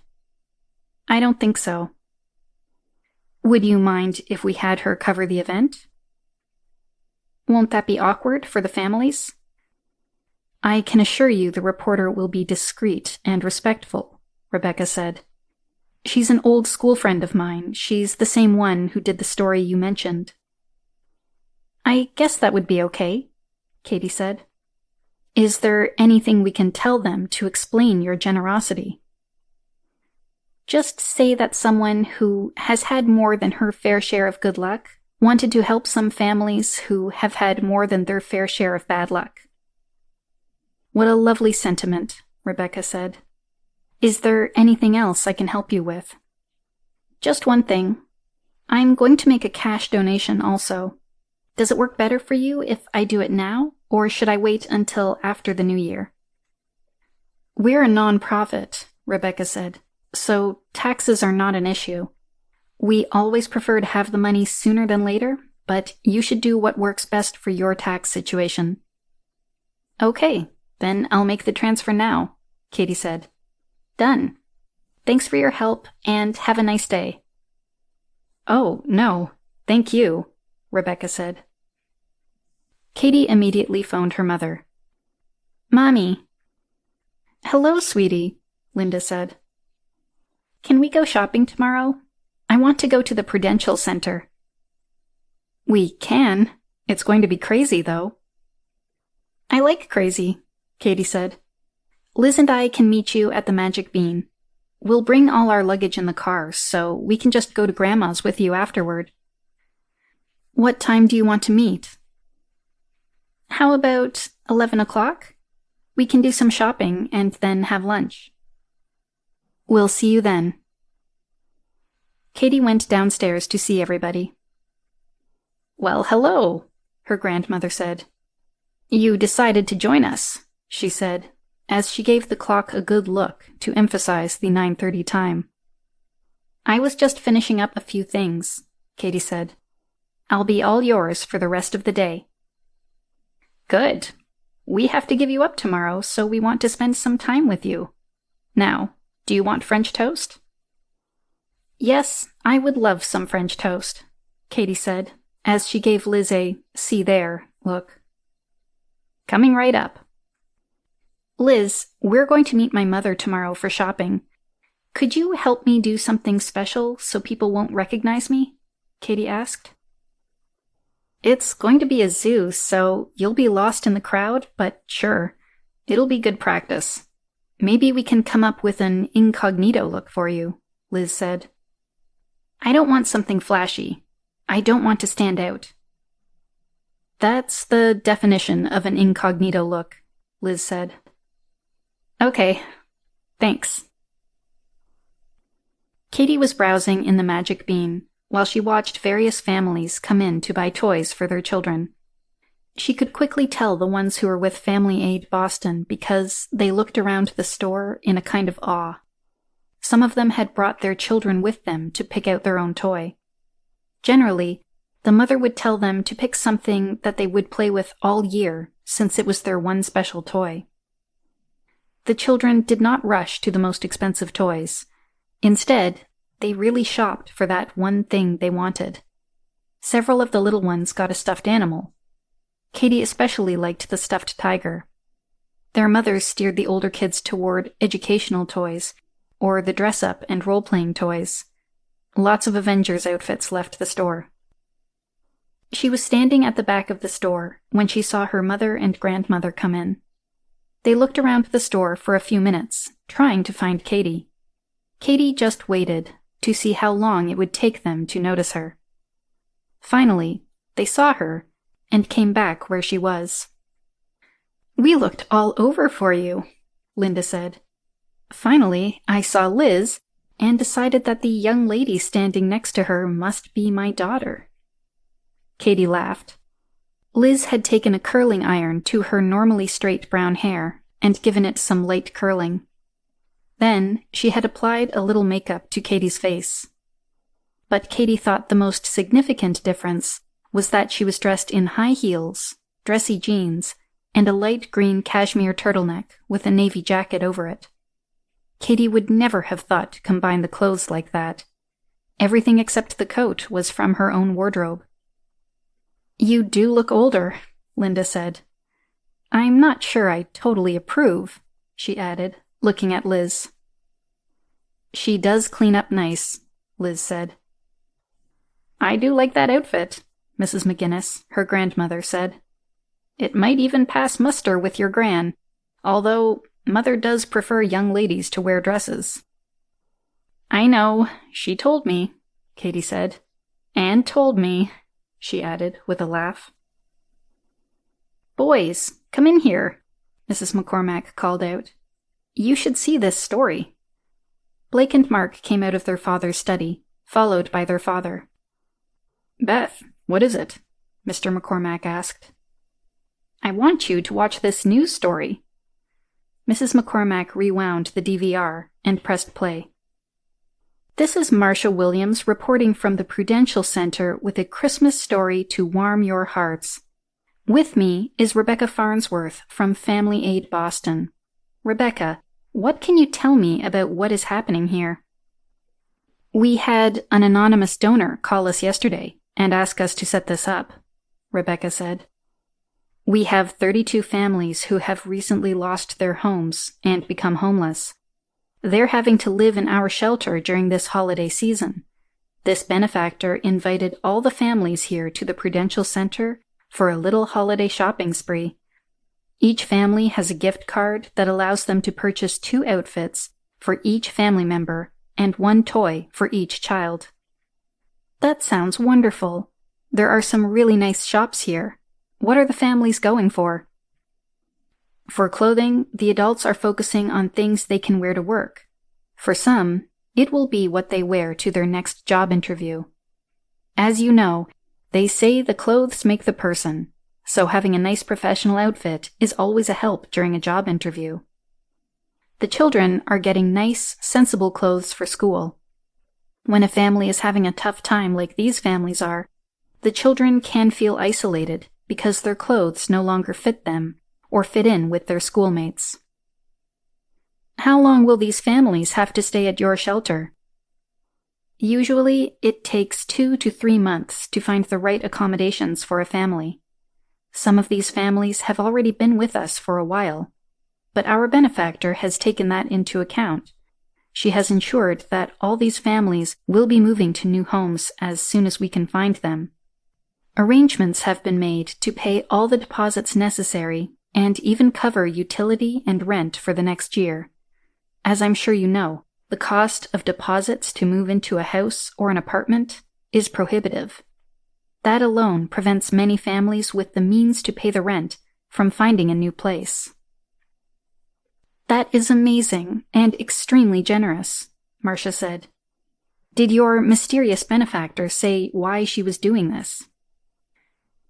"She told me she saw your story about homeless families last night on the news. She said that she's someone who has had more than her fair share of good luck, and she wanted to help these families who have had more than their fair share of bad luck." "What an elegant way to put it. But what about all the other families who need help? Surely you could have used the money more efficiently." "Yes, we could have. But our benefactor wanted to do something special for the holidays, something a bit more personal than simply a check. But she didn't forget about the other needy families here in Boston. She also donated $50 million to our charity." "Ooh, that is the kind of mysterious benefactor we all need. Well, this is Marcia Williams bringing you this heartwarming story. What I'd like to call Miracle on Boylston Street." "Katie and I just watched that reporter's story last night," Mrs. McCormack said. Isn't that wonderful that someone else saw it and was moved enough to do all that? That's where all that money went, Mark said. What?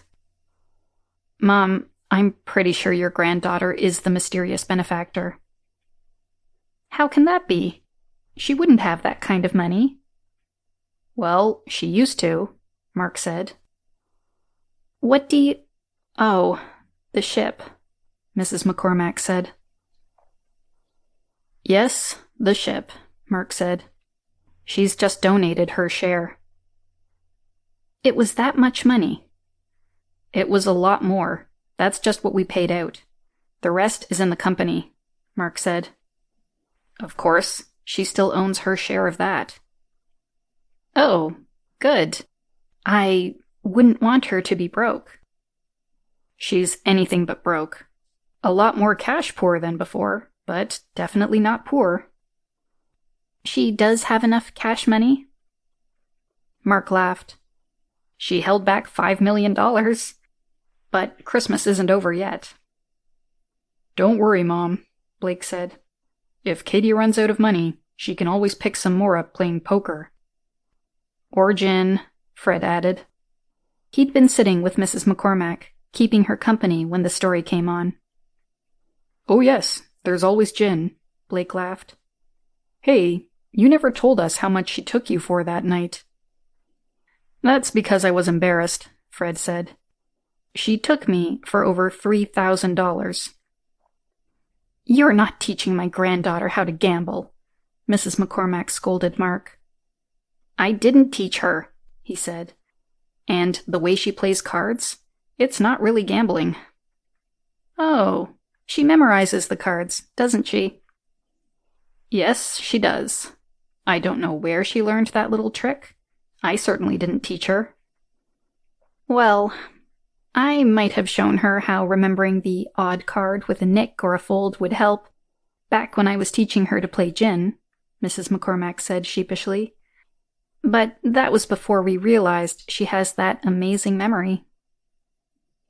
Oh, so you're the one I have to blame for all the money she took off me playing Texas Hold'em, Blake said. You shouldn't gamble, Mrs. McCormack scolded. But Texas Hold'em, that wouldn't be gambling for her at all. Not after about 10 hands, Mark laughed. Now you know where your daughter inherited all her sly and sneaky ways, Mr. McCormack said. When I first met Beth, she was supplementing her income playing gin. Well, they don't pay teachers enough, especially back then, Mrs. McCormack said. Anyway, I don't do that anymore. I think that's because nobody will play with her, Mr. McCormack laughed. Mark texted Katie. Your grandparents and I are proud of you. Blake texted. I'm proud of you too. Time to open presents, Mrs. McGinnis said. We have eggnog and cookies on the coffee table. I think we should start with the guest of honor, Mr. McGinnis said.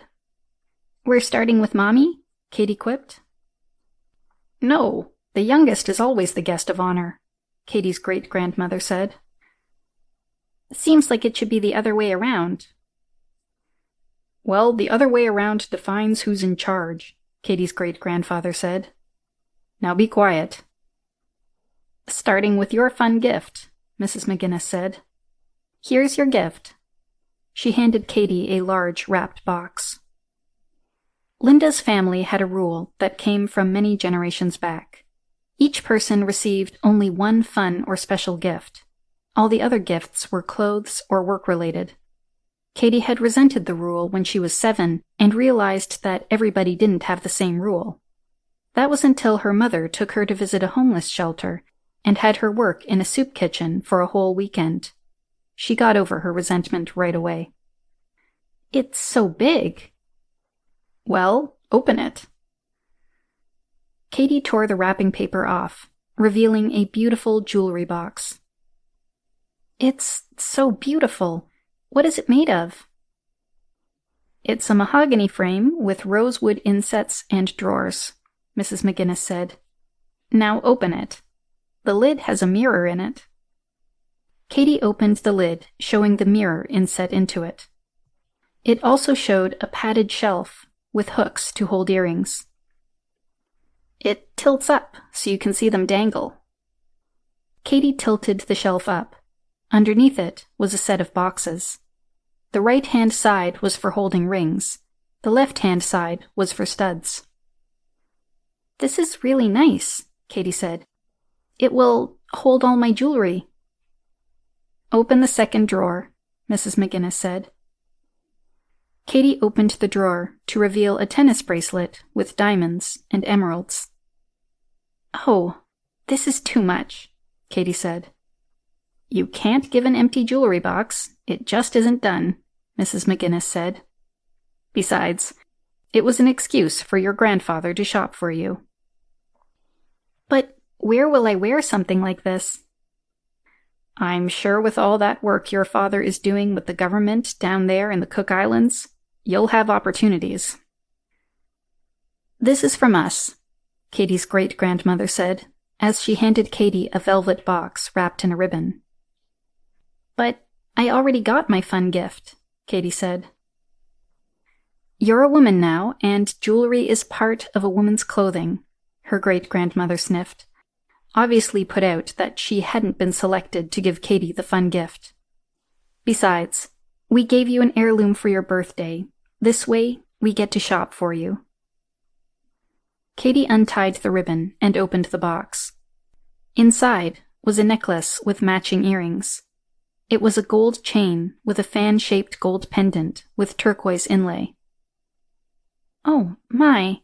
These are beautiful." "Well, put them on. We want to see whether we got our money's worth."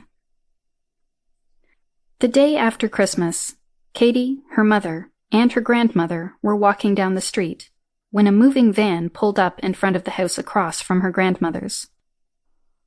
"Oh, I guess our new neighbors are finally moving in. I'm still not sure about their kind moving in here." "What kind?" Linda asked. Just then, a blue Ferrari pulled into the driveway, and a large black man got out of it. "Oh, Mother, you don't mean because they're black?" "No, dear, because they're rich. He drives a Ferrari, and his wife drives a Bentley. They've spent a couple of million fixing that house up. If people like that keep buying around here, they're going to drive up the property taxes." "That will take a while, and you really don't have anything to worry about." "I know that, but some of our neighbors aren't as fortunate as we are." "Well, you'll have to lobby the city council to protect them." "It's on my list. We need to head back home now. Katie and I have some cooking to do." The next day, Katie was knocking on the neighbor's door while balancing a dish of lasagna in her other hand. "I think it's another casserole," a man's voice said with a groan. "Shh," a woman's voice scolded.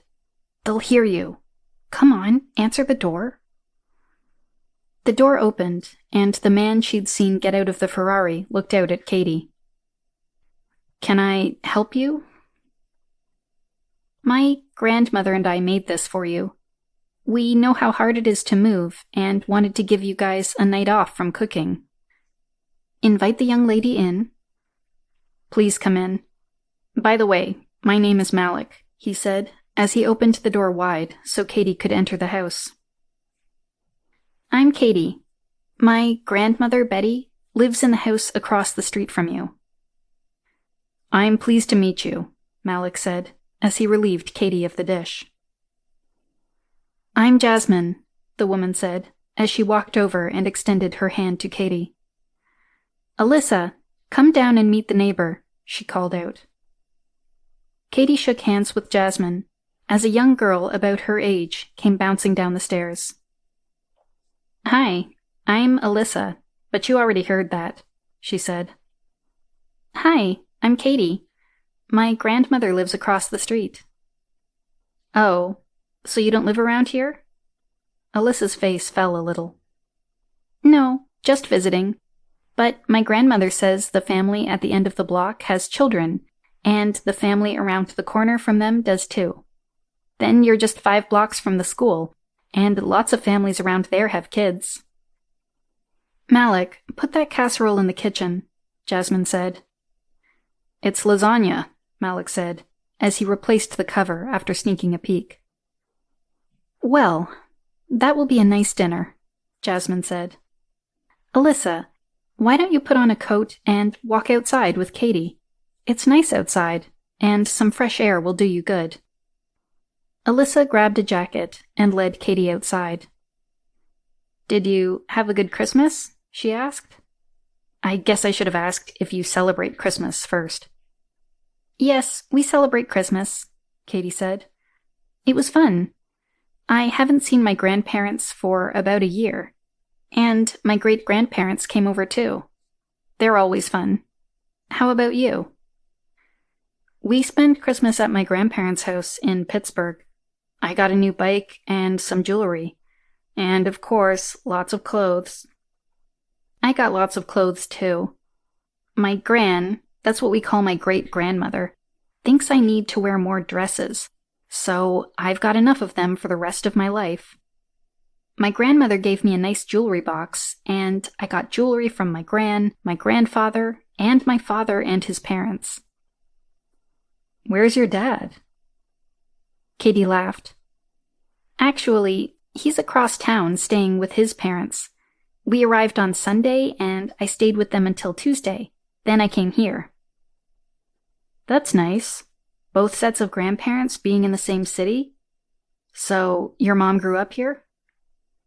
Yes, right in that house, Katie said. She even went to Harvard Medical School and lived at home the whole time. That must have helped. I hear medical school is tough. That's what my mother tells me, Katie said. Where did you move from? Oh, we lived in Newton, but Mom and Dad both work in downtown Boston and wanted to skip the commute. Besides, they really wanted to live in a Victorian house, Alyssa said.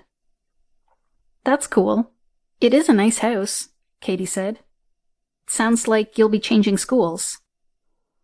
Yeah, I'm going to be attending Buckingham Brown and Nichols School. That's supposed to be a really good school. That's what they say. But no fun leaving your friends back in Newton. No, it's not. And my parents work all the time. Mine do too. Since I moved in with my dad, I get to spend time with him at work. How do you do that? I homeschool, so I can do that anywhere. Right now we're living in a house, and we mostly work from there. There are 6 of us, and we all work for the company. You work for your dad's company? Yes. I do small projects and coordinate things. We're just getting started, so it's small. My Uncle Blake works there as well. What kind of company is it? We're trying to commercialize some new technology we have, Katie explained. So, we develop the technology and figure out how to manufacture products that use it. We're working on a new battery right now, so it's really all about manufacturing. But we'll have other things soon. My dad has an IT company, Alyssa said. It's one of the bigger ones here in Boston. My mom is an advertising exec. She's really terrific at it, but she works all the time. Maybe you should go to their office to do your homework. Then you'd be hanging out with them. I like doing that with my dad. Sometimes we work at the same desk. That might be fun. I could definitely do that at my dad's office, and maybe my mom's on Saturdays. It's not that busy then, so it might be okay. Sure. Then you're just like a coworker. You take breaks with them, make a few comments or jokes here and there. I like it. How long are you staying? We leave tomorrow. We're flying to San Diego to drop off my mom. Then we're off for the Cook Islands. Drop off your mom? Can't she fly by herself? Oh, sure, but we've got a private jet, so it's nicer and lots faster. You have a private jet? Yes. My dad leases it so he can visit clients and people real easy. And we live in the Cook Islands. That means you have to fly to get anywhere. Why do you live in the Cook Islands? You don't look like you're from there. No, I don't. People from there all have natural tans, Katie said. And gorgeous long black hair. We live there because my dad wanted a place where we could set up our company that was a little isolated. That way we won't have to worry about industrial espionage. My dad worries about that too. We're putting the company on Manue, and it will be the only business on the island. In fact, everybody on the island will be working for the company. That sounds crazy. Your dad must really be worried about espionage. That and the tax rate is really good, Katie said. Hey, why don't you give me your contact info, and we'll keep in touch? Sure. My number is... Alyssa rattled off her phone number. What's yours? Just texted it to you, Katie said, just as Alyssa's phone buzzed. How can you do that? Katie pointed to her specs. They're like Google glasses, only better, Katie said. Oh, I wish I could have some. If we're selling them next Christmas, I'll send you a pair, Katie said. But it might be longer, so I'll keep you on the list. That would be so cool. It'll drive my father nuts. He's always the first to get any new technology. I usually get his old stuff, if you can call something a year old, old. Cool. We can video chat, and you can tell me how my grandparents are doing. Oh, you want me to spy for you? I guess I do. They don't always tell us what's really going on. Anything else I should spy on for you? Not that I know of, but I'll let you know if I think of something. Both girls laughed as they continued down the street. Chapter 17. Nightmares. Hi, Cal. Did you miss me? Katie asked, as she ran into the mansion at the compound. They had just gotten back from their Christmas vacation. Katie was looking forward to a normal routine, without one of her grandparents trying to help her grow into a properly dignified young lady. Miss you. Have you been gone? Cal asked. Katie picked up a throw pillow off the couch and threw it at Cal. You're mean. No, I'm not. But I have been enjoying having all this space to myself. Where's Sam been? She's been in Wellington for the last 4 days, Cal said. Something about networking with the muckety-mucks there. I have been throwing wild parties every night. Are we having one tonight? Blake asked, as he came through the door. Nope. Apparently you can't scare up a wild party on a Sunday to save your life. These Cook Islanders really believe in that day of rest thing. Maybe you can have one next week, Uncle Blake, Katie said. Like we could get away with that, Blake said. He grabbed Katie's suitcase and carried it and his up the stairs. Katie followed him with her backpack and the small duffel she had brought to hold all the clothes she had acquired. Her new jewelry box was safely wrapped inside it as well. Home sweet home, she said, as she dropped the bag and flopped onto her bed. Were you missing it? Liz asked as she came in, dragging her own suitcase. Yes, weren't you? I like visiting, but I have a hard time when I don't have my own space. Just remember, your own space ends right here, Liz said, pointing to the space between their two beds.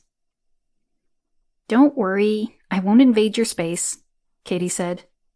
But you have to admit, it's going to be nice to sleep in our own beds tonight. Yes, it is, Liz said.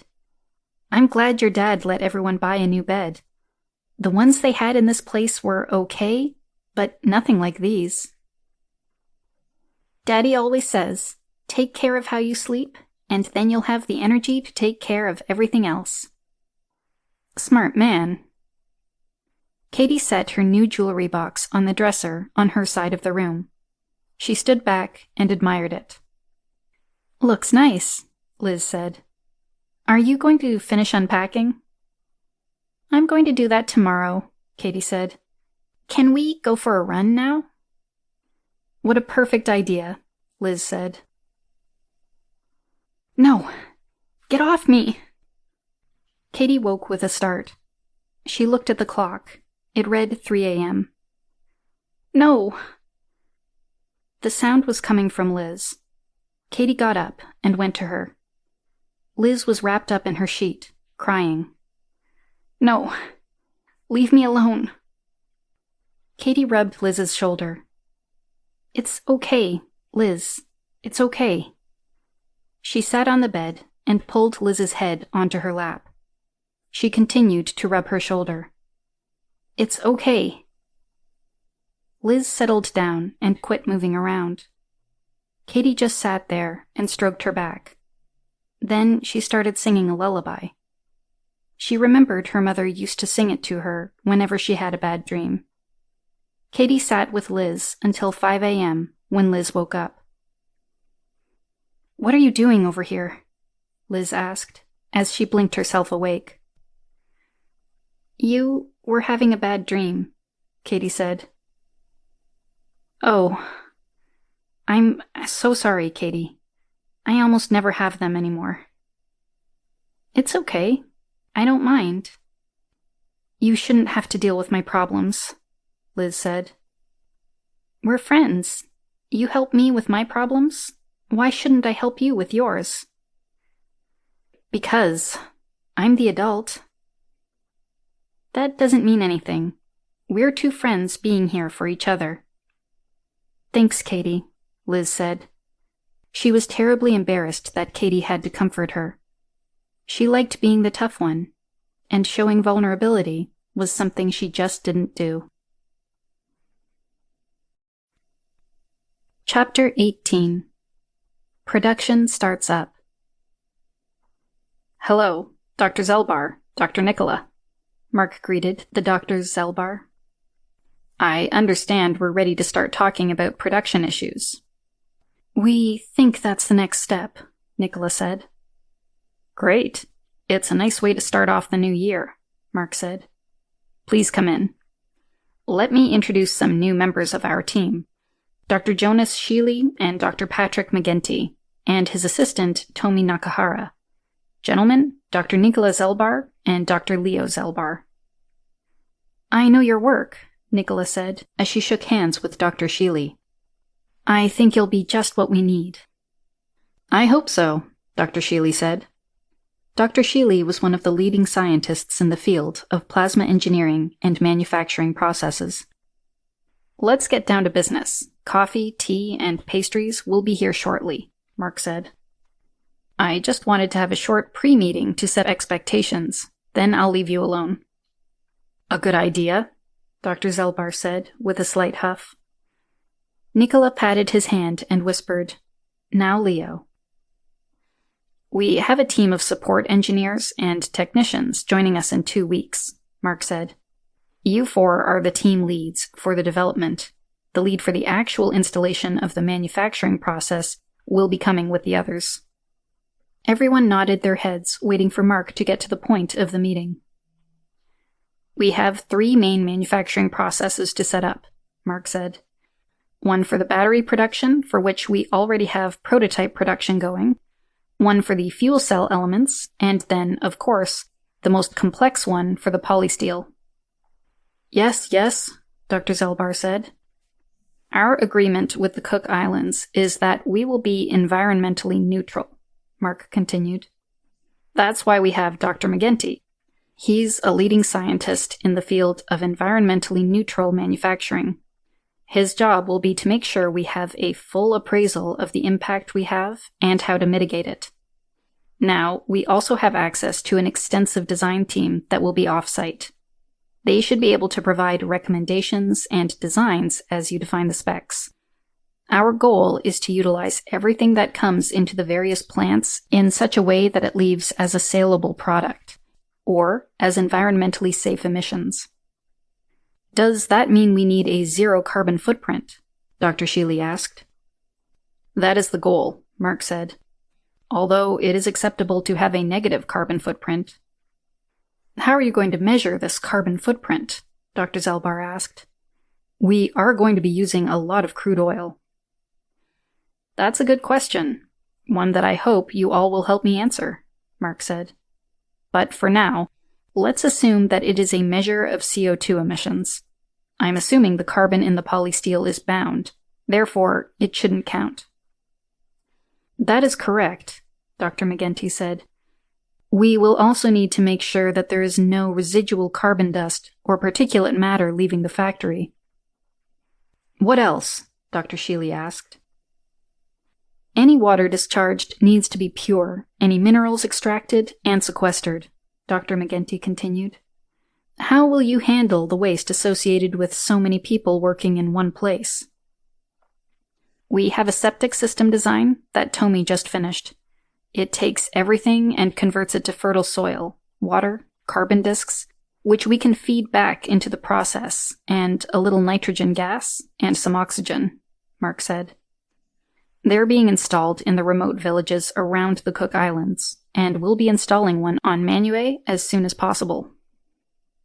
What about refining the materials? Dr. McGinty asked. Are you bringing in pure material, leaving the pollutants in someone else's backyard, or will you be refining them here?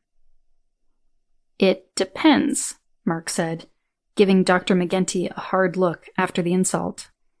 We will be bringing in ores to process, where it makes sense. We'll bring in pig iron to make the polysteel, also recycled steel when it's available. We're going to bring in crude oil to feed the carbon into the system. What are you going to do with all the sulfur and nitrogen? Dr. McGinty asked. You know, I hired you not only to identify the issues, but to help find solutions, Mark said. I understand, but you've been thinking about this longer than I have. We think we can extract sulfuric acid from the process, Nicola said. It should come out of the plasma field as a gas along with the nitrogen, water, and some CO2. We can sell the sulfuric acid. The CO2 can be pushed back into the plasma field. At those temperatures, the carbon will separate and then bond, releasing the oxygen, Dr. Zelbar said. Some of the oxygen will combine with the hydrogen released from the hydrocarbons and give you water. What about the heavy hydrocarbons, the greases, and tars? Dr. McGinty asked. The plasma field will be hot. They'll all burn up or separate and release the carbon, Dr. Zelbar said. We just have to capture it all in the polysteel matrix. A very virtuous cycle, Dr. McGinty said. What about power? We plan to contain the plasma field in such a way that we can extract all the heat and turn it into energy to feed back into the process, Nicola said. The plasma field is mostly self-sustaining, the heat being extracted and fed back into the system. That's nice. What about the rest of the power for the production? Dr. McGinty said. We're planning on solar, Mark said. All the roofs will have solar panels on them. The exotic material for the batteries and fuel cell elements? Dr. McGinty asked. We'll use recycled lithium batteries when they're available, Nicola said. I think the process we have in mind will lend itself to recycled batteries. I'm hoping Dr. Sheely will be able to prove that out now that he's here. I'm intrigued, Dr. Sheely said. I read that you're forming a lithium ceramic. That's correct. The batteries will have a much higher power density per gram of lithium, and the additional elements of the ceramic are quite benign. And the fuel cells? That is probably our most complex environmental problem, Nicola said. We will need to find a way to economically and environmentally recharge the fuel cells once they're spent. We don't want them to wind up in some dump or salvage yard. It looks like my work here is done, Mark said. I'll leave you all to it. Ah, and here are the refreshments. The room is yours for the next few days. Tomi has been around for a while, so he'll know how to get you anything you need, or contact my admin, Messina, and she'll help out. Chapter 19. Board Meeting, January 7th. Let's get this meeting going, Blake said. Some of us have places to be. You do? Mark asked. And just where have you three been going every evening for the last month? They were sitting in the sun deck lounge of the Meahuli while she was running on autopilot 30 miles southeast of Manue. As if you don't know, Blake said. I don't. I've instructed Addie only to inform me of Katie's whereabouts when I ask, or if she's in danger. Now that she's 13, I have to give her some space. Mark laughed at his joke, but Katie beamed at the implied freedom. We've been going to the Secura to practice on the foxes, Katie said. So, how's the training going? Mark asked. Pretty good, Blake said. Liz, with her experience as a chopper pilot, has picked it up fast. Katie's been doing the sims for months and makes us all look bad. It's not that different from an F-18 in general handling, so I'm doing just fine. When can we take them up? Katie asked. I think we want to wait on that, Mark said. Katie showed her disappointment with a pout. We should probably get some airtime, Blake said. As of now, Katie is the only one who's actually flown one. Don't remind me, Mark said. He was thinking back to the mad dash they'd made from the Chagas to the Meahuli, when Katie had had to take the Lynx Airborne and Supersonic to make it in time. Come on, Katie whined. I did good. Yes, you did. Now, the meeting? Blake said. Okay, Mark said. Katie, why don't you go get Fred and Sam? Okay, Katie said, as she ran down the ladder to the main deck. Shortly after, she returned, followed by Fred and Samantha. Sam, do you have something to share with the board? Mark asked. Yes, I do. We have a signed contract with the Cook Island government covering the right to use the island of Manue for the next 50 years. It appoints Mark as mayor until the local population exceeds 15,000, and there is a referendum asking for an election. It gives us a very favorable tax position. We'll pay 12% tax on the gross sales, no property tax since we're doing all the development, and allows the construction of Delphi City, which will be considered part of Manue. We're allowed to put in a 250 square meter manufacturing facility and dorms for workers to live on site. We can improve the landing strip to handle larger craft like the G650. It requires that we maintain a neutral impact on the environment and restore the land to pristine condition at the end of the term. Perfect, Mark said. Sam, thanks for your efforts on this. I know it's been a difficult period dealing with bureaucrats all this time. As expected, Blake got up and poured everyone a glass of Glenlivet and a splash for Katie so they could toast the deal and the new mayor. To our mayor, Blake toasted. To our mayor. Thanks, everybody. I'll try not to mess up too bad. Cal, how are we doing on security? Mark asked, trying to get the meeting back on track. I've got 8 guys here now, and 6 more coming next week. Liz rustled up 4 from her old crew, Cal said. That should get us started. We'll begin training the new guys once everyone clears medical. Cal gave Mark a knowing look, sending the message that he was ready to get his new legs. Liz, anything to add? We need to work through what we want to do about weapons, but Cal and I are on top of it. How is our flight simulator coming along? It's up and running, Fred said. Katie's really putting it through its paces on both the Lynx setting and the G650 setting. I've done a few hours on the Lynx setting. Those are some amazing jets. Katie, how are you doing with our aircraft design team? Mark asked. They decided on using the turbofan design, Katie said, as she straightened up in her chair. I've reviewed it with Uncle Blake, and he agrees that starting with the Rolls-Royce F136 as a base of the design is the best starting place. We can have them modify the engine to our spec. We'll send them the critical parts that only we can manufacture. It will save us over the custom job we did for our prototype. And it saves having to develop all the manufacturing tooling on our own. If everyone is okay with it, I'll have Sam open negotiations. That sounds good, Mark said. What about the cockpit? Same thing, Katie said. We buy the basic package from a subcontractor, with a few black boxes specified where we'll plug our unique components in. We'll add our components here when we put it all in the links. The team feels we can be ready to put the parts into a real shell within 3 months. So, we'll be flying when? Mark asked, with a smile. When are you going to give me a shell? Katie asked. Mark looked at Blake. We're 2 weeks from starting up the polysteel, but I have no clue how long it will take to dial the process in. He looked at Liz. I'm getting 2 weeks from Dr. Zelbar, Liz said. But you're right. We won't know until they start.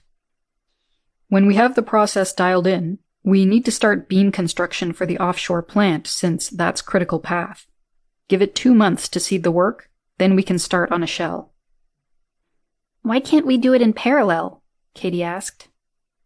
We don't want to debug the same process twice, Blake said.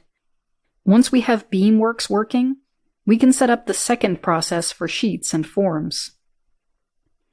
But why can't we start that when you're ramping up the beams? Katie asked.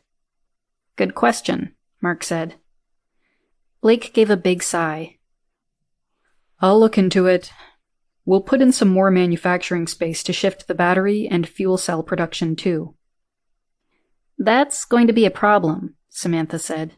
The government really doesn't want that big a footprint on Manue. Can we go vertical? Mark asked, winning him a big smile from Katie and a frown from Blake. We could, if it's not too tall, Samantha said. We could probably do that, and only add 4 meters in that section of the building, Blake said reluctantly. I'll check it out with our construction team. You sound pretty busy. Why don't we ask Fred to start managing the production schedule? I'd be happy to, Fred said. Good by me, Blake said. You can try to keep Ms. Katie happy. Katie rubbed her nose with a particular finger, and Blake burst out laughing. Blake, work with Samantha on the second story. Make sure she has what she needs when she goes to the government for approval, Mark said. We don't want to invest too much before we know if they'll let us go forward. How are we doing on battery customers? Mark asked. Tesla will use up all our capacity for a while, Katie said. We don't want to stir up new customers until we have more capacity. Tesla is asking for more than we can produce as of now. Is Fred picking up the battery production schedule as well? Send me the details, Fred said, after getting a nod from Mark. Chapter 20. The New Mayor. The Prime Minister of the Cook Islands insisted on having a public gala to celebrate the signing of the agreement. Since Mark was appointed Mayor of Manue and the CEO of Mackenzie Discoveries, he was the guest of honor. In typical Cook Island tradition, the event was formal Polynesian. That meant slacks and tropical shirts for men, and long tropical dresses for women. I want to wear my jewelry from my grands, Katie said. She and Liz were comparing notes about what to wear for the event. The turquoise ones? Yes. What color goes with turquoise, and what do you wear to a Polynesian gala? White or black is the best color with turquoise, Liz said. But you can get away with just about anything. What about what to wear? Below the knee is the only guidance I could get out of Messina. Other than that, she seemed to indicate that anything went.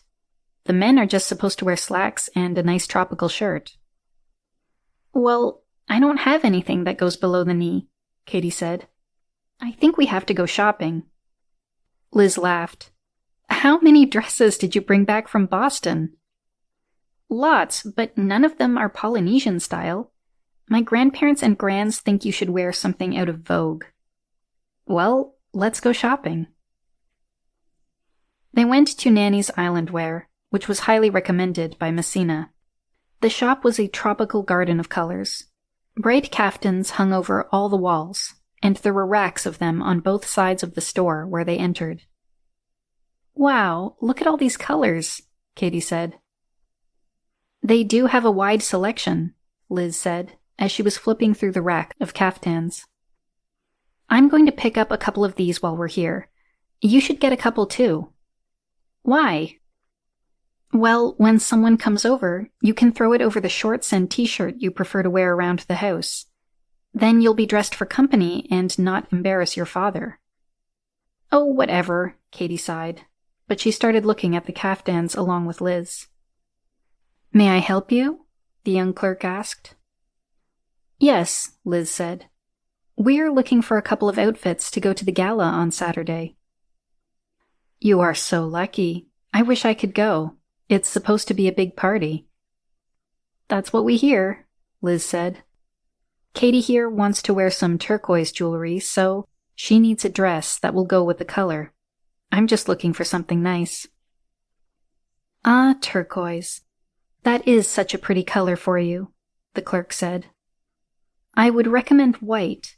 It will go well with the turquoise and will be properly fashionable for a party with our Prime Minister."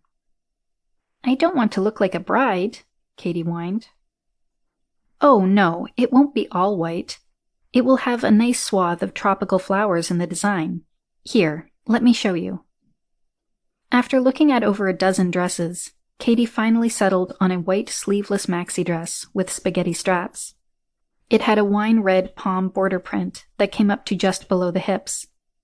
Liz chose a one-shoulder cobalt blue dress with a flowered skirt and solid blue bodice. "Aren't we going to be the belles of the ball?" Liz said, as she and Katie posed in front of the mirror. "Are you bringing a date?" Katie asked. "No," Liz said. "I've sworn off men for a while." "Oh," Katie said, remembering the nightmare. "Sorry." "Don't be. I'm warming up to the idea again. Hanging out with your uncle and your dad is helping. They're always such gentlemen." "Even Uncle Blake?" Katie said, with surprise. Liz laughed. "Sure. He's always making some joke or something, but he never invades my space, and he's always respectful. If you listened to his end of the conversation, you wouldn't know if he was talking to Cal or me." Katie thought for a moment. "I guess that's right. I've always thought it was just normal." "Unfortunately not," Liz said. "Men seem to have this compulsion to treat women differently, and it's not always about being nicer." "I've never seen my dad treat a woman different than he would a man, except when he's on a date," Katie said. "You know, Dr. Metra can help you, if you want." "How? Is she a psychiatrist?" "No, but she told me how her people treat PTSD, Katie said. "They kind of erase or dull the memory of the triggers." "Erase the memory?" "Only if you want her to.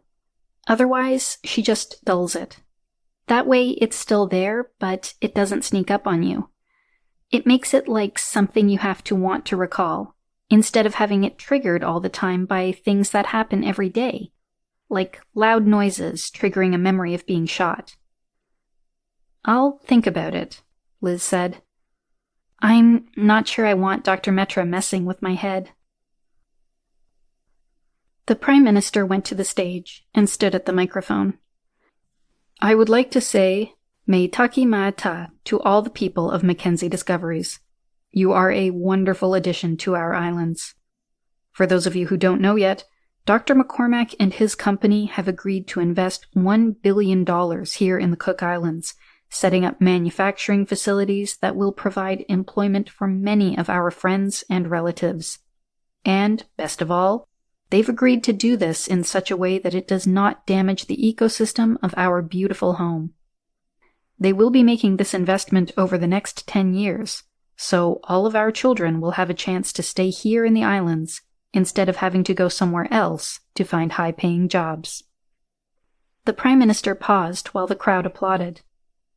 Along with the additional tax revenues, the jobs and the business it will generate, Mackenzie Discoveries will be injecting an additional $50 million directly into the coffers of the government. This will help the government provide better health care in our outer islands. No longer will our families have to come to Rarotonga or fly to New Zealand to get basic health care.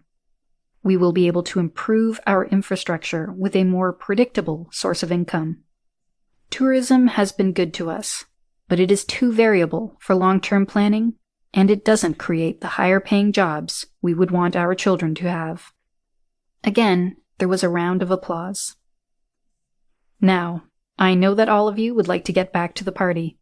The Akirata dance group is coming out shortly, but we wanted to have everyone meet Dr. McCormack and see him appointed Mayor of Manue. She signaled for Mark to come forward.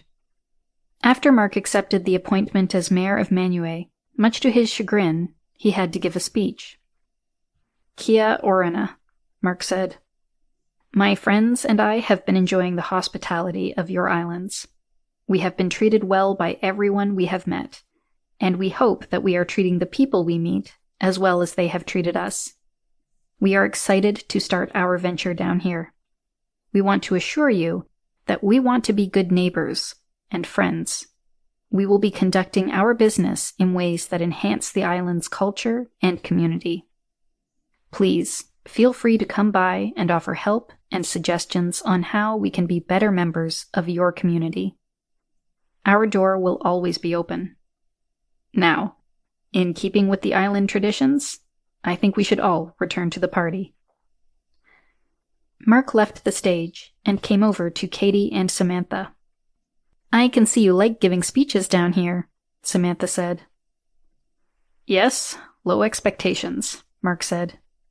And lots of distractions. Now, as I was saying, we should get back to the party. We don't want to miss the dancers. Chapter 21. Missing Them. Uncle Blake and Cal are going to be gone for a week, Katie whined. Should I go with them to keep them company? I'm sure you'll be down there with Liz on the flight simulator often enough, Mark said. Liz can't do it. Only one of them can be off station at a time, Katie said. But I'll go anyway. Mark grimaced. That's right. I forgot, but I think that will be good. Talk to Blake. I don't want to have too big a gap in our presence. The two of them being gone will be enough, especially with Cal just coming back from a 10-day recruiting trip. Does it really have to be a whole week? Katie whined some more. Can't they bring them up to the hospital ship sooner? No, Mark sighed. Dr. Metra says it will be another month before the Virginia Henderson will be ready. And she was... I know. Virginia Avenel Henderson was the first person to formalize the role of nurses. She defined a nurse's role as 14 key tasks that they might perform for the patient. That's why they named the hospital ship after her. Nice to see you looked it up. I wrote a paper on her for my social studies class this term, Katie said. I might as well get the credit if I'm going to get hassled about knowing the material. But really, a whole week? Dr. Metra has already printed Cal's leg and Blake's arm and cheek, so it's just the surgery and the week of recovery in a sterile environment. She says she'll have them in partial stasis most of the time, so they won't be missing you that much. Why is she putting them in stasis? She says it will speed up their recovery, and I'm sure she doesn't want to listen to them complain about how bored they are. But I'll miss them, Katie said. Oh, so Uncle Blake decided to go with a new arm? Talk to him, Mark said. He said it would help him get back to top form quicker. He wants to start training with Liz on Krav Maga. How's Dr. Metra going to handle all of the new guys? Katie asked. She'll print the limbs and such on the Sakura, then do the surgery and recovery on the Virginia Henderson. That lets their families and friends visit during the recovery and eliminates questions like, where is my brother? That's good. Now, unless you have something else, I have work to do. So do I, Katie said. Addie and I started working on a new design project. What are you designing? It's a secret, Katie said. Probably won't be anything, but it lets me practice some of the stuff I'm learning. I'm sure you'll tell me when you're ready, Mark said. Go to it, then. Blake and Cal had their surgeries on Sunday. Katie waited until Wednesday to go down to visit them. Actually, to see them, since they would be in stasis. She was really feeling lonely. Liz was very busy this week since Cal was out, and she had been busy for the previous 2 weeks while he'd been gone on a recruiting trip. The flight training with Uncle Blake and Liz had been the only fun thing she'd been able to do during that time. With Cal gone, she and her dad were virtual prisoners, since Liz wouldn't trust anyone else to guard them. Katie walked up to the stasis chamber with Blake in it. He was just lying there. It was as if he was asleep. His face did look better now that the heavy scarring on his cheek was gone, but it was a bit strange to see such a smooth chunk of skin surrounded by the scarred skin Dr. Metra was going to have to repair from the inside out. But she had determined that after 2 treatments, she would be able to use skin grafts to heal the rest of his face, so he'd only look a little weird for a week after he got out of stasis. Katie laid her head on the stasis chamber next to Blake's head. She wished that Samantha knew their secret. She was so easy to talk to, but it was hard to talk to her and keep all the secrets they had to hide. It had been easier once Cal and Liz knew, but they were still such a small circle. Uncle Blake, I get to do my instrument certification tomorrow, Katie whispered. Fred says that Sam can get the exemption for me. I'll be able to solo next week. I saw that girl you've been seeing lately, Eli. She was asking where you were. She's really cute. Katie stroked the glass of the stasis chamber. Hey, they poured the concrete for the manufacturing plant. They might have the building up by the time you're back. Daddy's mad at Liz because she won't let him go out to dinner with Sam. She and I have to go with them. We sit at a separate table, but I guess it's hard to call it a date when your daughter's looking at you. Katie giggled at the thought. He's going to be really happy when Cal comes back. You too, of course. Liz is a little grumpy, Katie continued. I wish you were around to lighten up the atmosphere. You're always so good at that. Fred is grumpy too. I think he's lonely being stuck in the house with Daddy and me, and Liz, who's in a bad mood because she's working all the time. Katie kissed the glass. We're waiting for you, Uncle Blake. I'm missing you. She dragged her hand along the glass as she moved to Cal's stasis chamber. Cal, we're missing you too. I hope you like your new legs, Katie said as she stroked the glass by his face. Bye, guys. Hi, Sam, Katie said as she entered the kitchen. She and Samantha were the only ones in the house. It seemed a little empty with Blake and Cal gone, and with Liz working overtime, handling all the security. Oh, hi, Katie, Samantha said. Do you want to join me for lunch? Samantha waved one of the takeout menus they kept in the kitchen. Sure, Katie said. What are you ordering? A salad, Samantha said. What do you want? I'll have a salad too, as long as it comes with plenty of bread. You're a bad influence on me, Samantha said. I don't burn calories the way you do. You should come running with Liz and me. I'll think about it. Katie called the restaurant and ordered 2 salads and extra bread. She sat down at the table and looked at Samantha. Do you have a question? Samantha asked. Are you dating my dad? We're starting to see each other a bit, Samantha said. Is that okay with you? I guess, Katie said. Didn't I meet you in Boston? Yes, we did once, Samantha said. I was the attorney who helped your dad buy the Meahuli. Oh, that's right, Katie said. Were you dating then? No, he never asked me out, Samantha said. He was still married to your mom when we first met. After the divorce, he was kind of messed up. So, even though I liked him, I didn't ask him out. So you liked him, Katie said. Sure.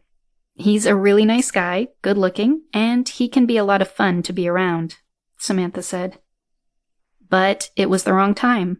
I figured it just wasn't meant to be. Then he invited you down here to be our lawyer. Yes, I'm sure it was just because he remembered that I did a lot of law dealing with governments, Samantha said. He didn't seem interested in me any other way when I first got here. What changed? We started spending time together at work. We had a few working dinners, and realized we had other things in common besides work. Then one evening, we talked about whether we should try dating and decided to give it a shot. Katie nodded. He seems happier. I'm not sure that's because of me, Samantha said.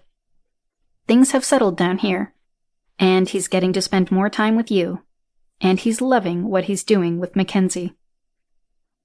Uh-huh, Katie said. Are you still okay with us dating? We're mostly just good friends, so now's the time to change things, if it bothers you. I'm okay with it. I like you, and I can tell Daddy likes you too. I think you make him happy.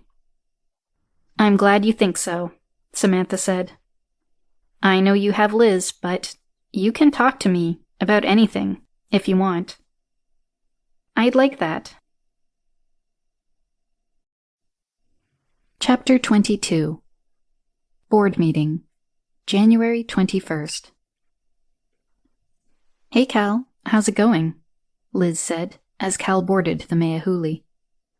I'm great. How have you been? Cal said, giving Liz a hug. Liz gave Cal a sharp knee in the thigh. I've been great.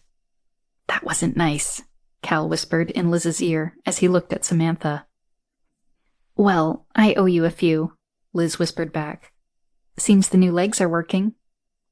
And hurting, Cal whispered, as he gave Liz an extra hard squeeze. Good morning, Cal, Samantha said. You're looking energetic as usual. How was your week off? Great, Cal said. Blake and I got in some fishing and a lot of sack time. But back to the salt mines. Out of the way, Blake said, as he pushed Cal from behind. Jet jockeys are such prima donnas, Cal said, as he made his way to one of the lounge chairs. Blake, your face, Samantha cried as she ran over to him. Nice, huh? Blake said. I thought they couldn't fix it, Samantha said. New doctor, new techniques, Blake said. But you still have a lot of scarring on the neck and forehead. Dr. Metra says she can't cut all my skin off at once, Blake said.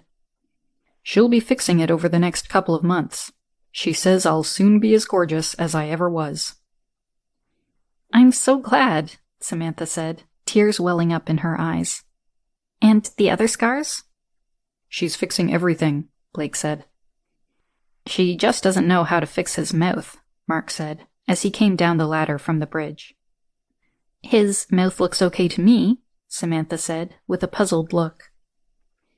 He's still as big a smart mouth as he ever was, Mark said. He quickly dodged the punch Blake directed at his shoulder.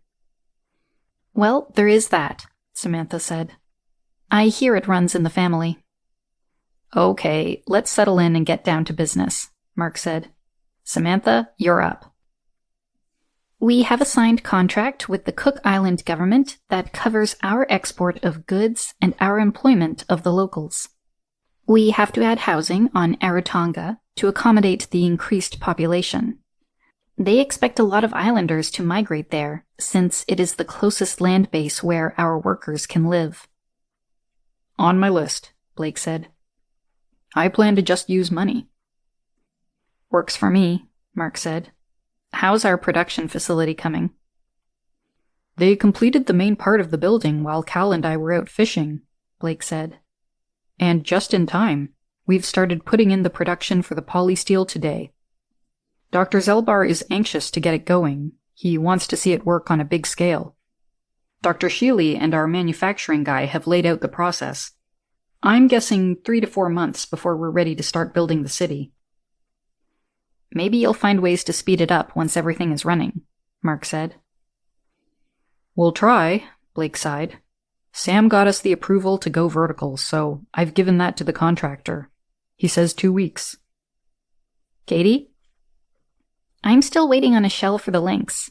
It sounds like it's going to be a month at least, Katie said. I'm filling out the design submittal for New Zealand so we can get it certified for their airspace. They have a cross agreement with Australia. We're doing it a little backward, building the plane first, but it might actually go faster. I have no idea what to do with the US and Europe.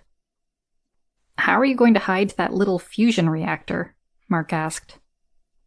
It's tied into the electrical generator from the engines, Katie said. The electricity just runs backward when we're using it.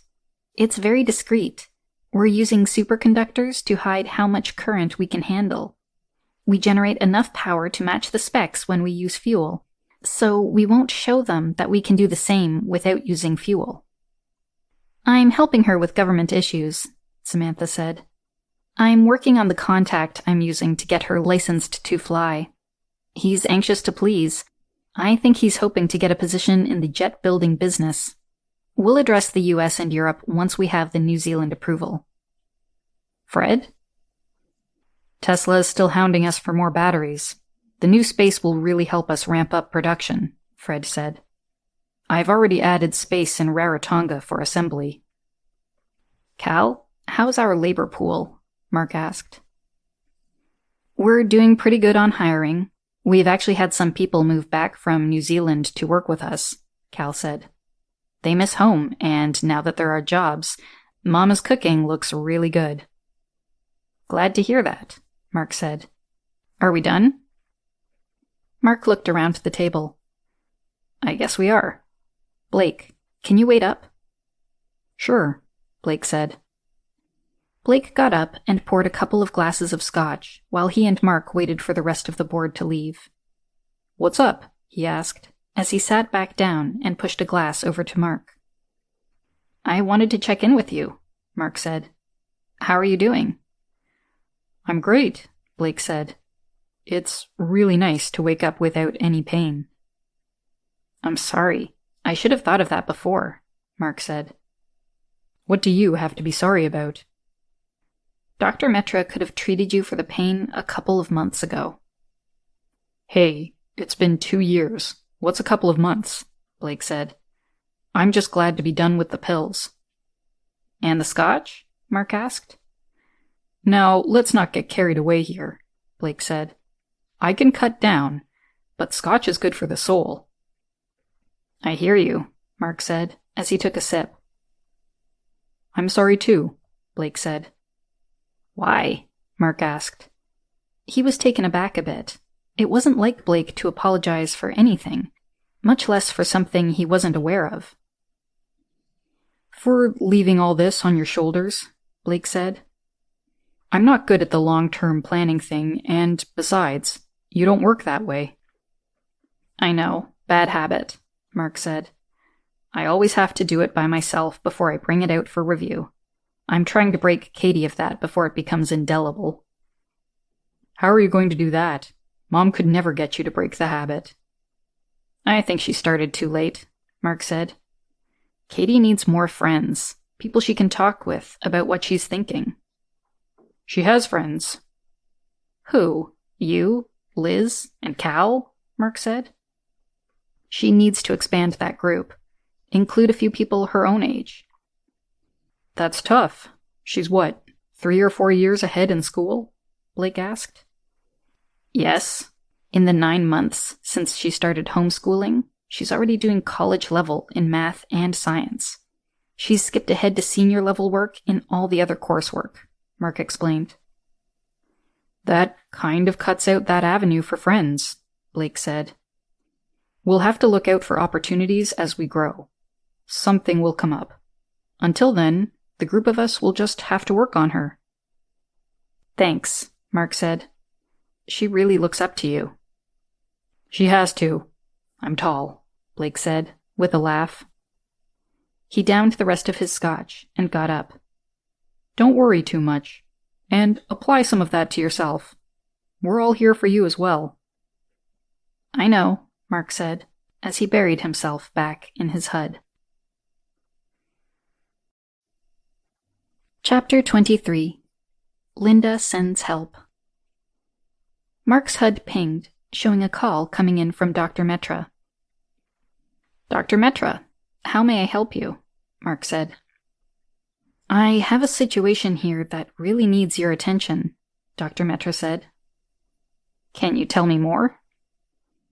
Dr. Sharmila Khanna is here asking for a job." "Okay, so what's the problem?" "She is insisting that we treat her daughter." "I'm not aware of Alzheimer's affecting children," Mark replied. "Her daughter doesn't have Alzheimer's," Dr. Metra said. "She says she is a colleague of your wife, and that your wife suggested that she bring her daughter here." Mark sighed and rubbed his face. "I knew I got off too easy." "What?" "Nothing," Mark said. "What does the child have?" "Muscular dystrophy," Dr. Metra said. "Can you treat it?" "Probably," Dr. Metra said. "The girl has an identical twin sister." "Who doesn't have the disease?" "Correct." "Muscular dystrophy is a genetic disorder, so how is that possible?" "I assume it was caused by a de novo mutation," Dr. Metra said. "A what?" "A de novo mutation is a spontaneous mutation that occurs early in gestation," Dr. Metra said. "It's what drives evolution, but unfortunately, they're not all positive. It is the root cause of many, if not all, genetic diseases." "Okay, so when will you know if you can treat it?" "A few days," Dr. Metra said. "I've already asked Maddie to start pulling all the relevant data she can find." "Maddie?" "Katie named my medical digital intelligence Maddie." "Huh," Mark laughed. "I assume you would need me to come over and deal with Dr. Khanna?" "If you would, please." "I'll be right there." "Thank you." Mark alerted Cal, telling him that he had to go to the Virginia Henderson. He shook his head with frustration. He wasn't allowed to go anywhere without Cal. "Security my ass. It's more like prison." Cal met Mark at the front door to their office building in Rarotonga. "I'll drive," he said.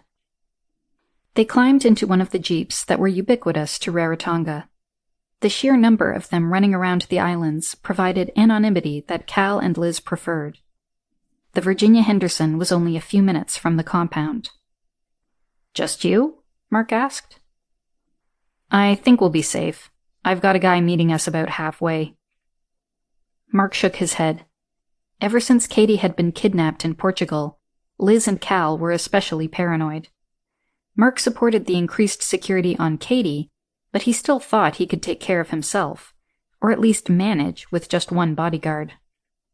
10 minutes later, Mark and Cal were climbing the ladder onto the Virginia Henderson. It was docked at the end of the commercial docking area. Once in a while, they had to move it. If more than 3 freighters came in at one time, the third freighter would need the space where Virginia Henderson was usually docked. The Port Authority had been very understanding since they had brought the hospital ship in. "Dr. Metra," Mark said as he entered her office. "Do you know how your friend got aboard?" "I lied," a woman behind him said. Mark turned around to see an attractive Indian woman standing there. She was wearing a typical tropical ankle-length silk skirt with a light yellow blouse for a top. 2 girls were hiding behind her. They were about 10 years old, and they were wearing jean shorts and cami tops. All 3 of them were wearing sandals. It took Mark a moment to notice that one of the girls was using crutches to stand. Dr. Khanna, I presume. Yes, Dr. Khanna said, as she stepped forward and offered her hand to Mark. Please call me Dr. Sharmila. Mark McCormack, Mark said, as he grasped her hand and gave it a shake. Please, use my office, Dr. Metra said. I have rounds to make. She rose from her desk and exited the office, closing the door behind her. Please, have a seat. Mark indicated a seat at the conversation seating that was in the corner of the office.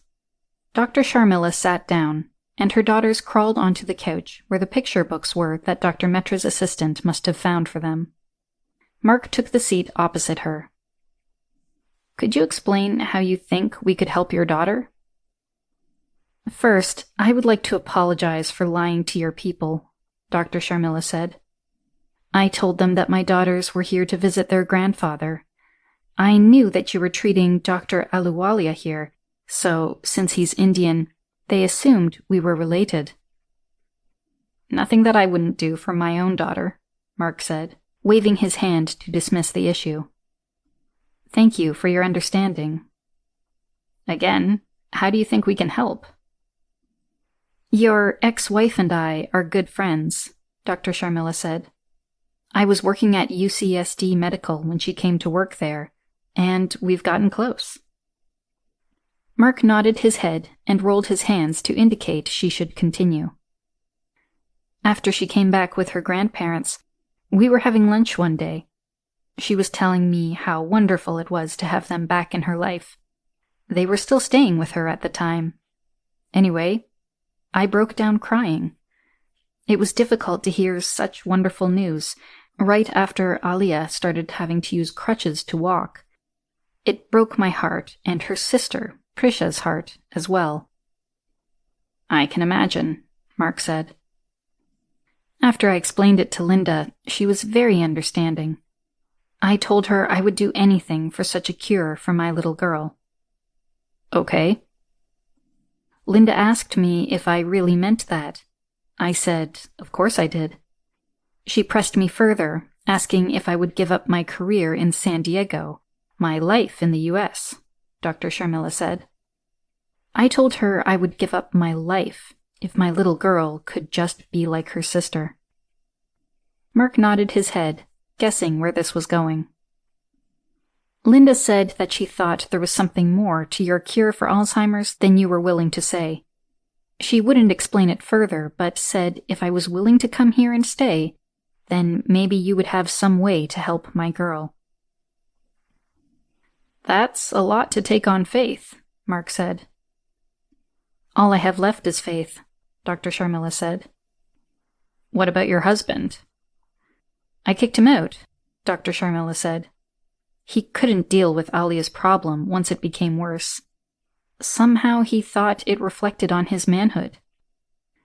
I'm sorry to hear that. It was a reflection of his character, Dr. Sharmila said. I don't want my girls exposed to such a poor example.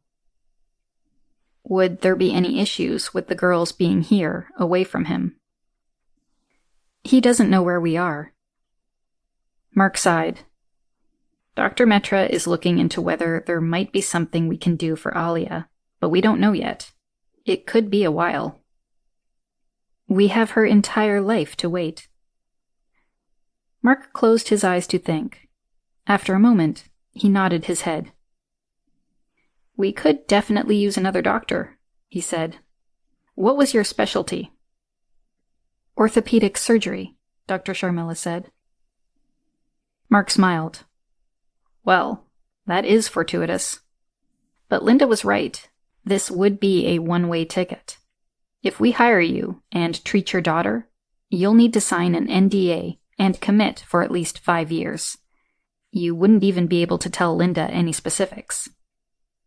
I am happy with that. Okay.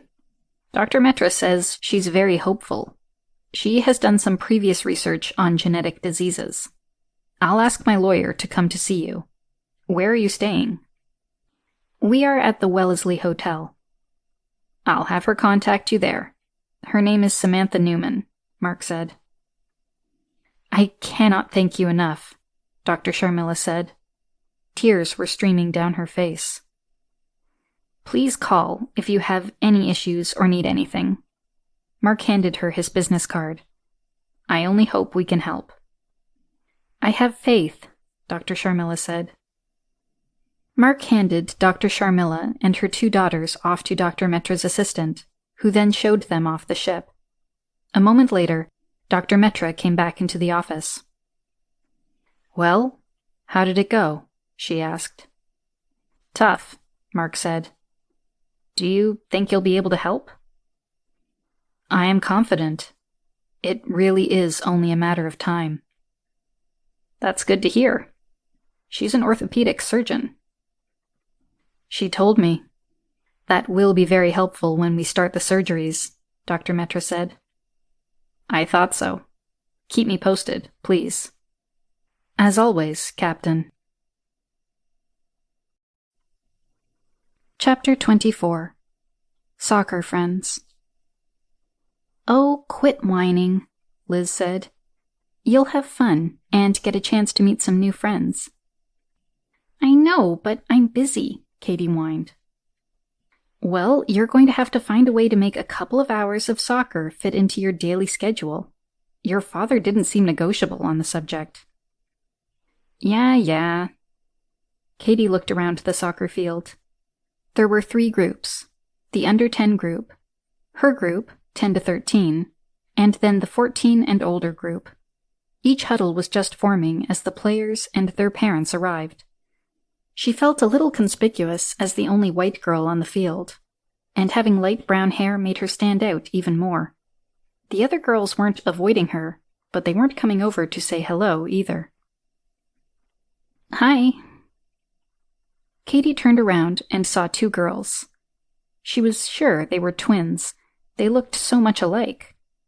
One was slender and athletic-looking. The other was using crutches to walk and seemed smaller, but Katie figured that was because of the crutches. Hi, I'm Katie. We know who you are, the one with crutches said.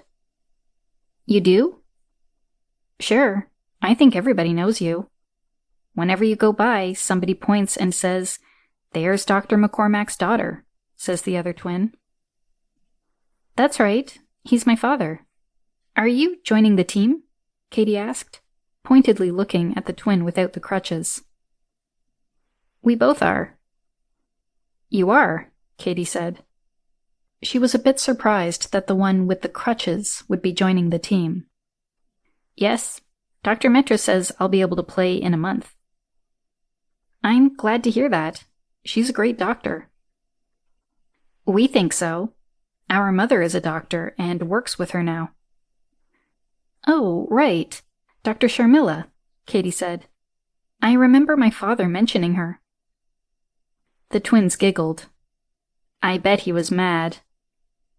No, he wasn't mad, Katie said.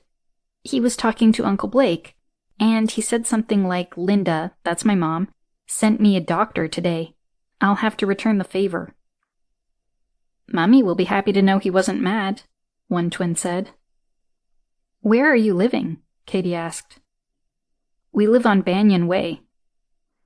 Hey, that's just down the street from us, Katie said. Cool. What position do you play? The other twin asked. Katie had to look to see which one was talking. Their voices sounded identical, and they segued between who was speaking so smoothly that she didn't notice they had switched without looking. I like to play second striker, Katie said.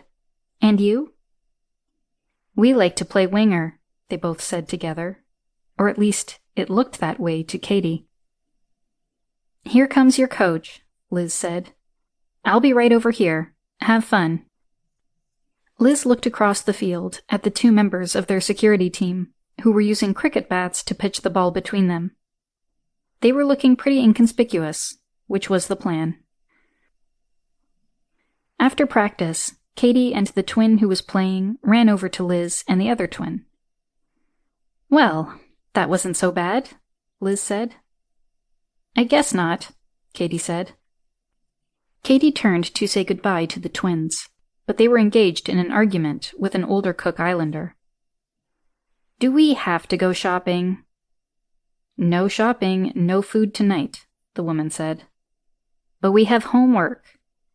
"Plenty of time for homework after dinner." "Aw." "Ask your mother if you can come over to my house," Katie said. "You're close to us, and Liz is taking me home right now." One twin had her cell phone out immediately and was texting her mother. "She says it's okay," she said, showing the older woman the message. "Okay, but you behave yourself," the woman said. "We will." They all got into the car, and Liz drove them home. The twins pointed out the house they were living in when they drove by it. When they turned the corner into the compound, both twins gasped. "You live in a mansion," they said. "It's a big house, but there are 7 of us," Katie said. "Well, there are 3 of us," the twins said. "But I'm the only kid. We have to have 6 bedrooms for us, and I bunk with Liz." "Oh, that is a big family." "We're not exactly a family. Well, 3 of us are. My Uncle Blake lives here, my dad, Liz, Samantha, Fred, and Cal. We all work for Mackenzie Discoveries." "Even you?" "Yes, I do." "What do you do?" "I work on some designs, picking out the interiors for our jet, things like that." Katie downplayed her work, not wanting to sound like she was bragging. They established that the twins were going to St. Joseph's School. They were 10 years old. They were both in the 5th grade. They both wanted to be doctors like their mom, and they both hated math. It was 6:30 when Dr. Sharmila stopped by to pick them up. The twins were just finishing their homework and were asking Katie about what TV shows she liked to watch. They wouldn't believe her when she said she didn't watch TV, but the discussion was cut short when their mother showed up. "They were nice," Liz said, after the twins had left. "Yeah, they're kind of cool, but weird. Sometimes it feels like there is only one of them, but in 2 bodies." "I know what you mean. When I was listening to you guys, it really seemed like there was only one girl visiting. They sound so alike. They're in perfect sync when they're both talking, and they seem to finish each other's sentences." "Yes, and did you notice they never seem to talk to each other? It's like they're telepathic." Chapter 25. Board Meeting, February 4th. "I'd like to call this board meeting of Mackenzie Discoveries to order," Mark said. My, aren't we getting fancy?" Blake laughed. Mark gave Blake an indelicate finger salute. "I'm just trying to be in sync with our fancy new boardroom," Mark said. He swept his hand around the dining room in the mansion they were renting. "It is nice," Samantha said. "And a little more convenient than the Mayahuli." "Hey, I liked meeting on the Mayahuli," Katie said. "Yes, it was nice," Samantha said. "But it added a couple of hours to the meeting since your father is so paranoid about being listened in on that we had to go out 5 miles before we could talk business." "Hey, an ounce of prevention is worth a pound of cure," Mark quipped. "And we have had some eavesdroppers before." "Are we going to use up the whole 2 hours we're saving arguing?" Liz asked. "I think not," Mark said. "Blake, you start." "Our manufacturing building is up, and we've completed the characterization of the polysteel process. We start production on Monday." "That was fast," Liz said.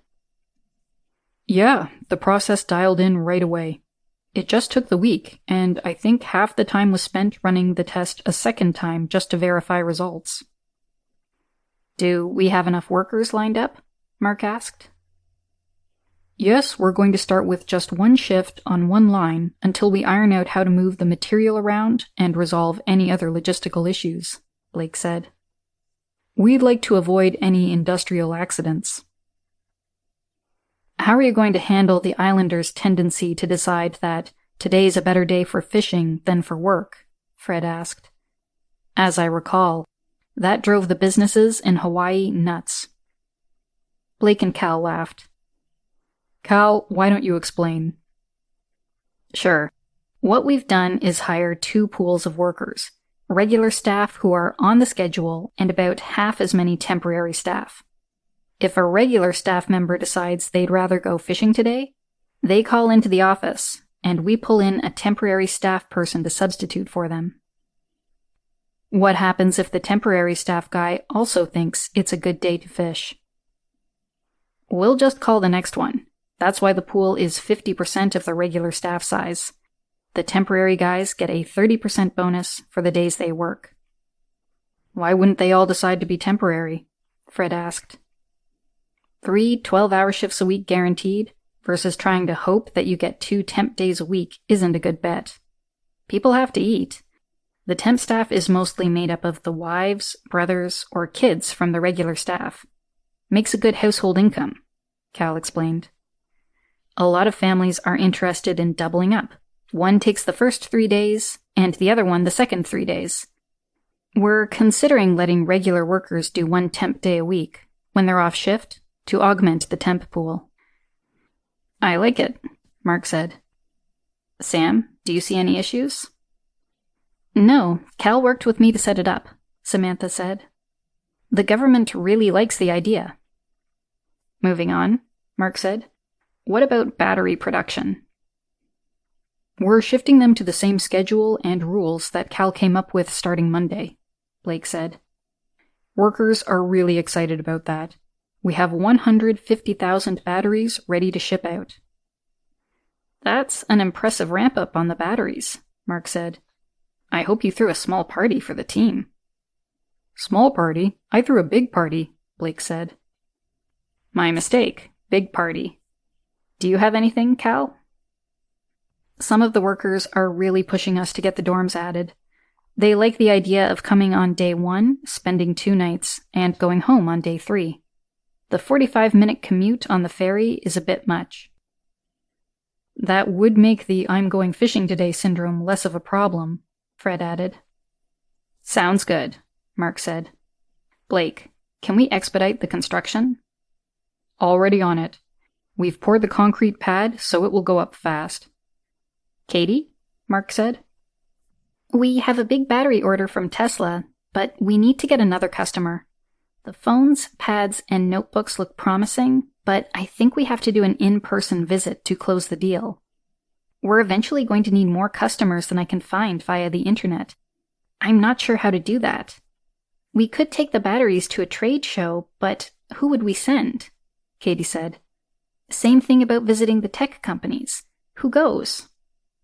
Samantha and Fred were really impressed with all that Katie was handling, but the rest knew she was getting a lot of help from Addie.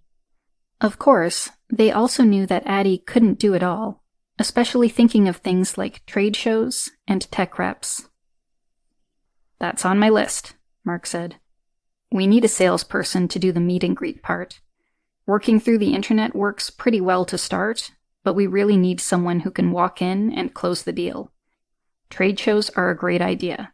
Otherwise, we might miss a big market we never realized existed. And why aren't we selling batteries to GM and Honda? Liz asked. They also have electric cars. Because I want to start an electric car company, Mark said. Everyone was taken aback. What? Are you crazy? No, just hear me out, Mark said. I want to start a company. We'll be majority owners, but I want to get someone else to actually run it. I want to locate its manufacturing in second world countries exclusively. Force the G7 to import from them, since only Tesla will be competing with the same quality product. We can rein in Tesla by limiting their batteries. That will force them to stay in the high end. I like this, Samantha said. Balance out the world's wealth a bit more equitably. What about third world countries? Katie asked. We have to walk before we can run, Mark said. You do know that first, second, and third world are outdated terms, Samantha said. They are? Katie asked. Yes, it's better to think of them as high income, upper middle income, lower middle income, and low income, Samantha explained. Those terms are less politically loaded and more accurately show where the wealth disparity is. So, we have two big things to deal with, Mark said. First, find ourselves a sales and business rep. And two, we need an industrialist to start up a car manufacturing business. You're not asking much, are you? Blake said. It's what we need. Sam, do you think you could come up with some people? I can, Samantha said. Are you expecting the industrialist to kick in capital? I don't know. What do you think? Since you're trying to spread the wealth, maybe what you need is someone to run the business.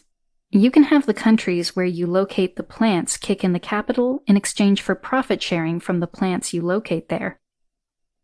Won't that encourage corruption? Liz asked.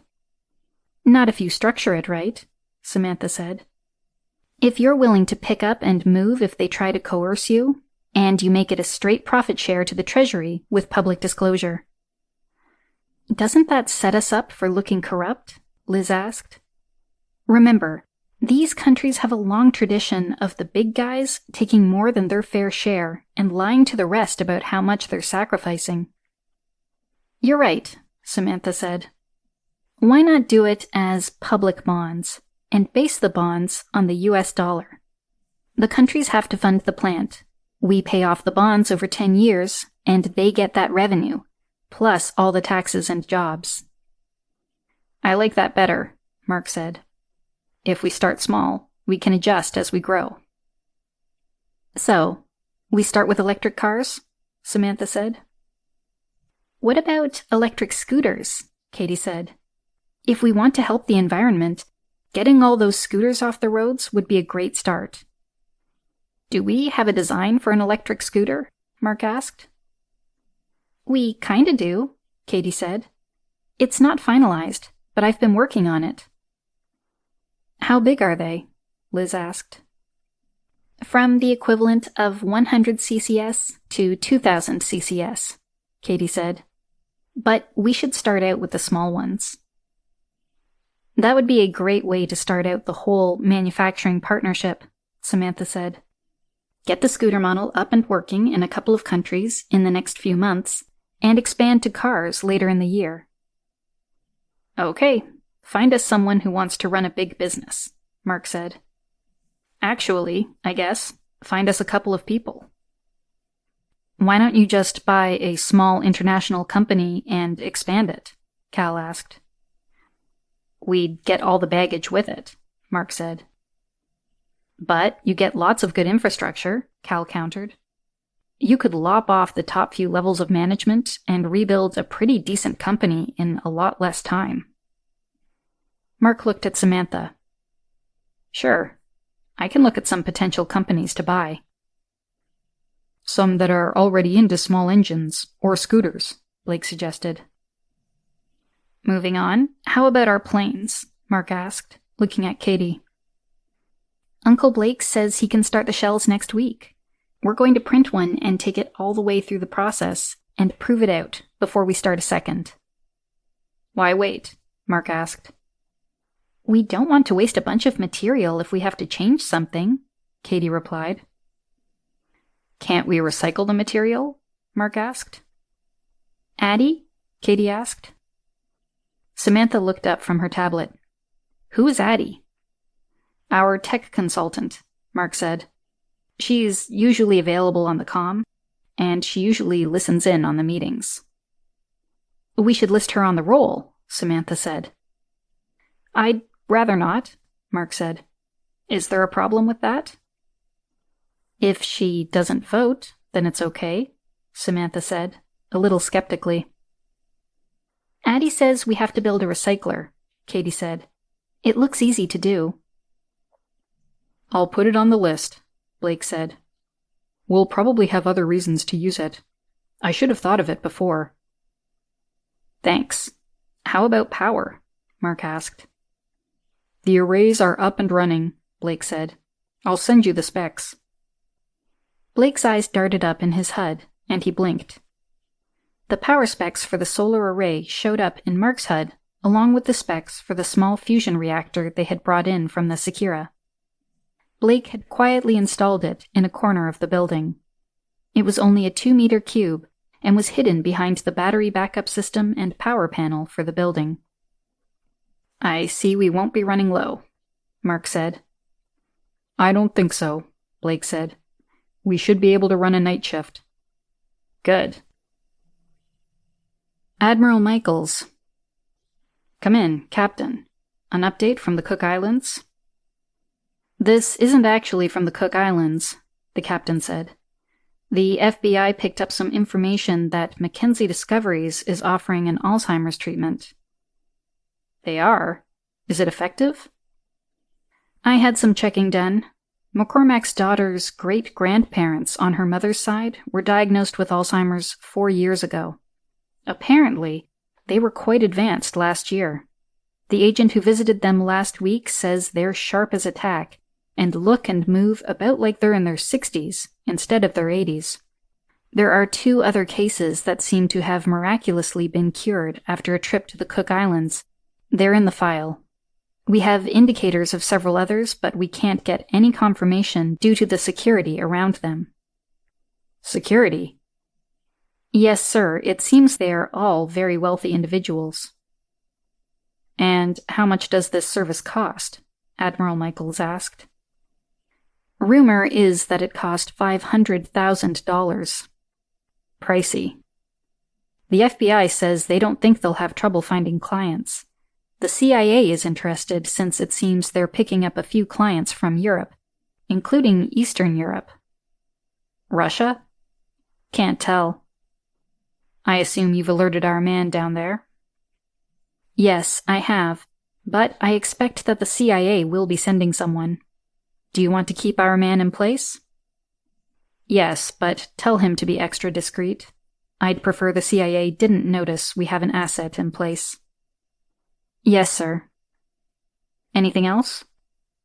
Dr. McCormack has picked up several more scientists, all rumored to be suffering from Alzheimer's, and all were at the top of their field. We also picked up some rumors of a new jet certification being prepared for New Zealand. What's so special about it? It's rumored to be a supersonic passenger jet. I wonder whose it is, Admiral Michaels said. We know several companies are working toward that, but New Zealand would make one think of Mackenzie, wouldn't it? It does, sir. Very well. Carry on. Hello, Alia, Dr. Metra said. How are you feeling? Okay, Alia said. She's not okay, Prisha said. She has to use crutches. Now, Prisha, it's not the doctor's fault, Dr. Sharmila scolded. Well, let's see what we can do about that, Dr. Metra said, giving Dr. Sharmila a nod. I need to give you some shots. Is that okay?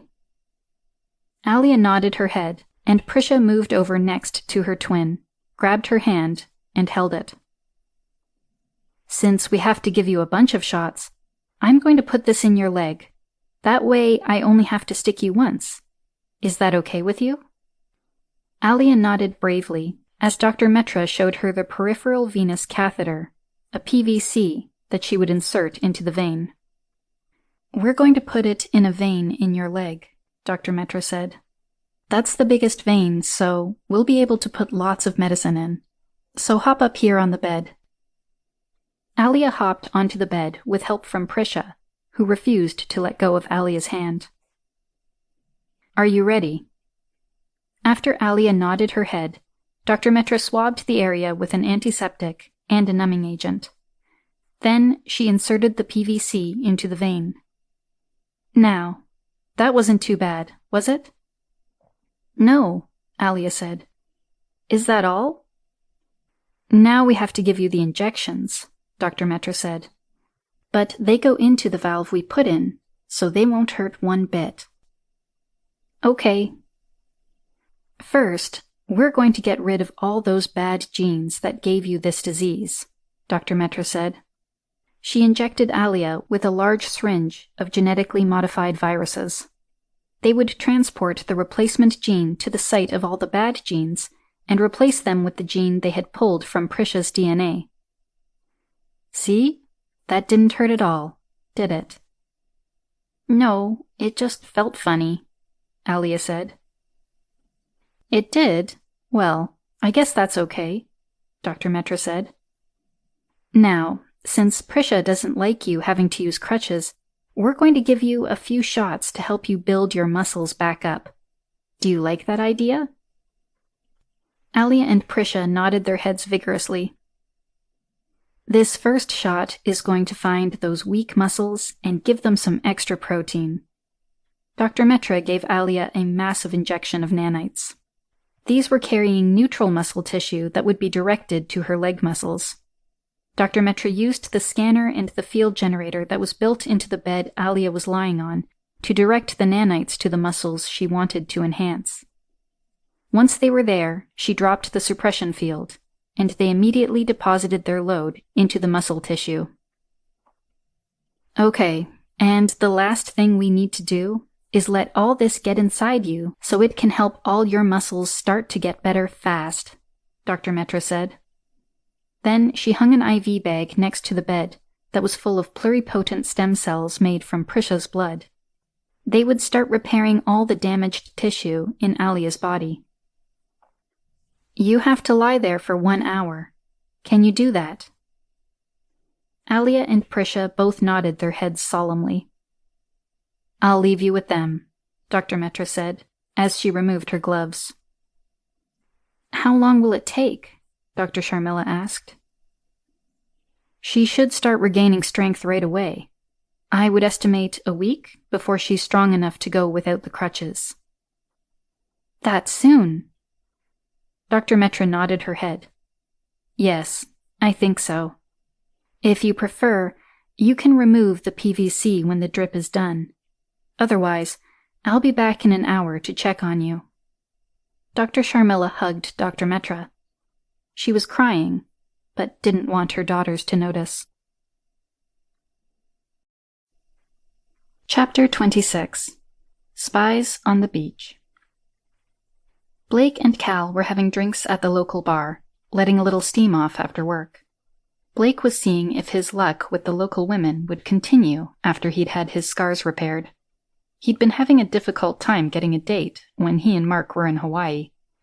He had blamed it on the extensive scarring on the left side of his face and neck. When they had moved to the Cook Islands, Blake had discovered that the women here viewed the scars as a badge of honor. He'd been having a lot more success getting dates, but then Dr. Metra had fixed his scars. Are you worried you won't appeal to the locals anymore? Cal teased. No, with my good looks, I'll be having to beat them off with a stick, Blake shot back. How about you? You're not going to be able to use sympathy to pick anyone up. As if I ever had to go for the sympathy date, Cal shot back. I've never had trouble finding a girl. Hey, I've always been able to find them, Blake said. It's getting them to go out with you that's hard. I hear it's even harder for you to get a second date. You wait until we're doing some training with Liz. I'll show you some moves, Cal threatened. Well, those are probably the only moves you can use to get a second date. Put your money where your mouth is, Cal said. You pick the girl. If I get 2 dates, you owe me $5,000. You're on, Blake said. You want to play it the other way, too? Sure. I'll pick one out for you. I can use an easy $10,000. We'll see who's laughing next week, Blake said. And no throwing money around to act as honey. Agreed. Both of the guys started looking around the bar. Both were trying to find the most attractive woman there, one who would be the least likely to go out with the other. I see just the woman for you, Blake said. See that blonde over there? Blake nodded at a tall blonde woman with a gorgeous figure. She was sitting at a table alone, but working on her phone. He figured she was quite a bit taller than Cal. I see her, Cal said. I'm still looking for your date. Ah, I see her now. Cal discreetly indicated a Chinese woman who'd just entered the bar. She was slender, but with a shapely figure. She had a face that would stop traffic, definitely out of Blake's league. "Okay, we have our targets," Blake said. "May the winner be me," he said. "Good luck," Cal said. "You're going to need it, just to get a first date."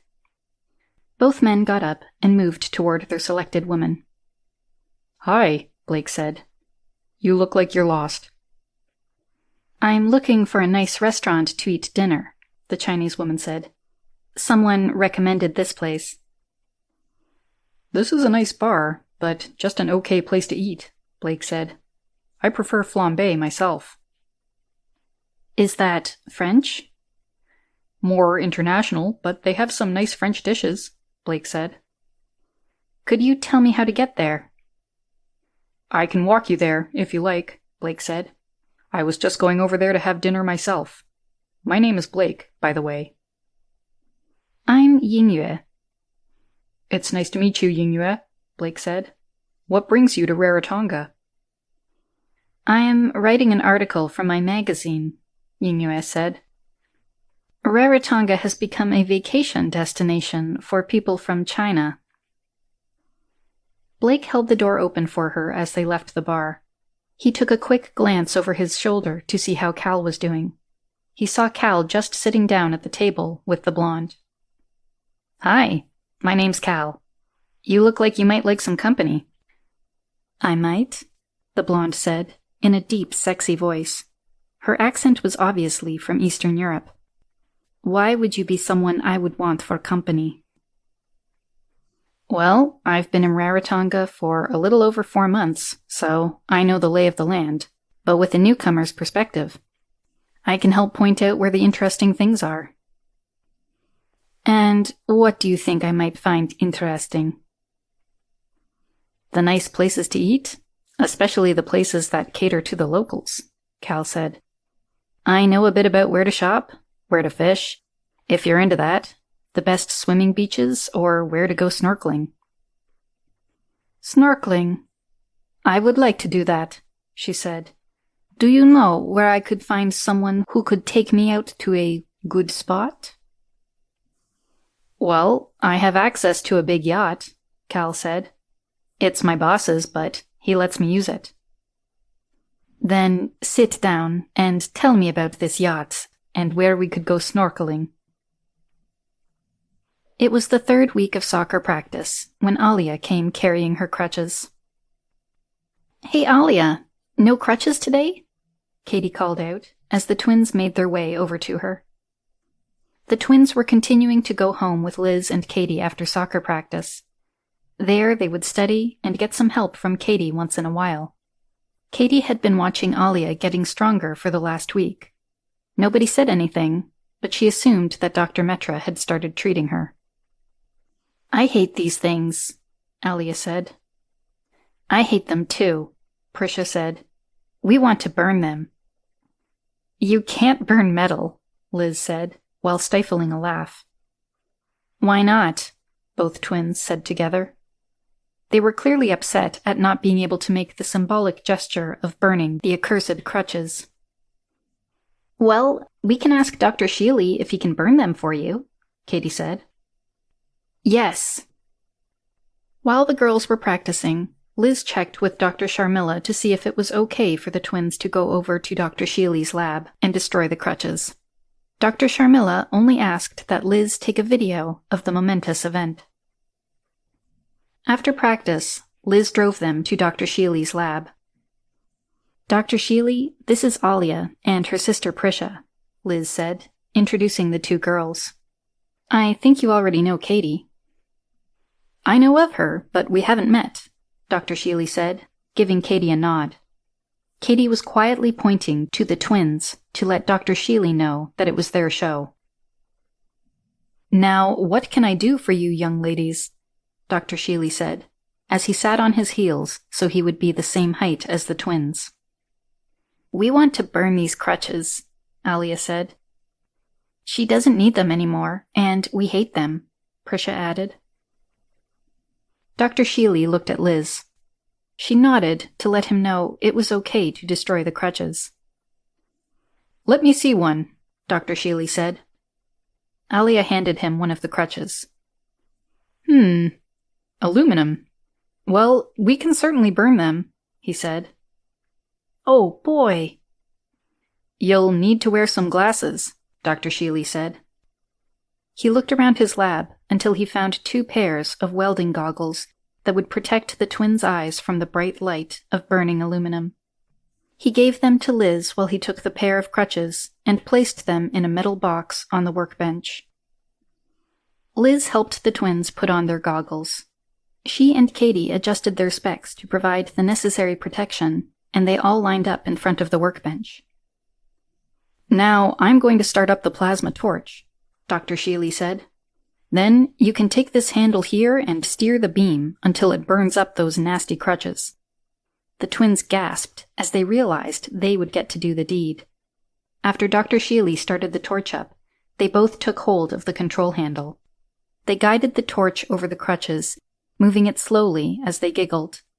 The aluminum would burst into flames and disappear. They kept moving it to the right as they gradually vaporized both crutches completely. The plastic and rubber parts of the crutches continued to burn for a while, but the aluminum was utterly vaporized.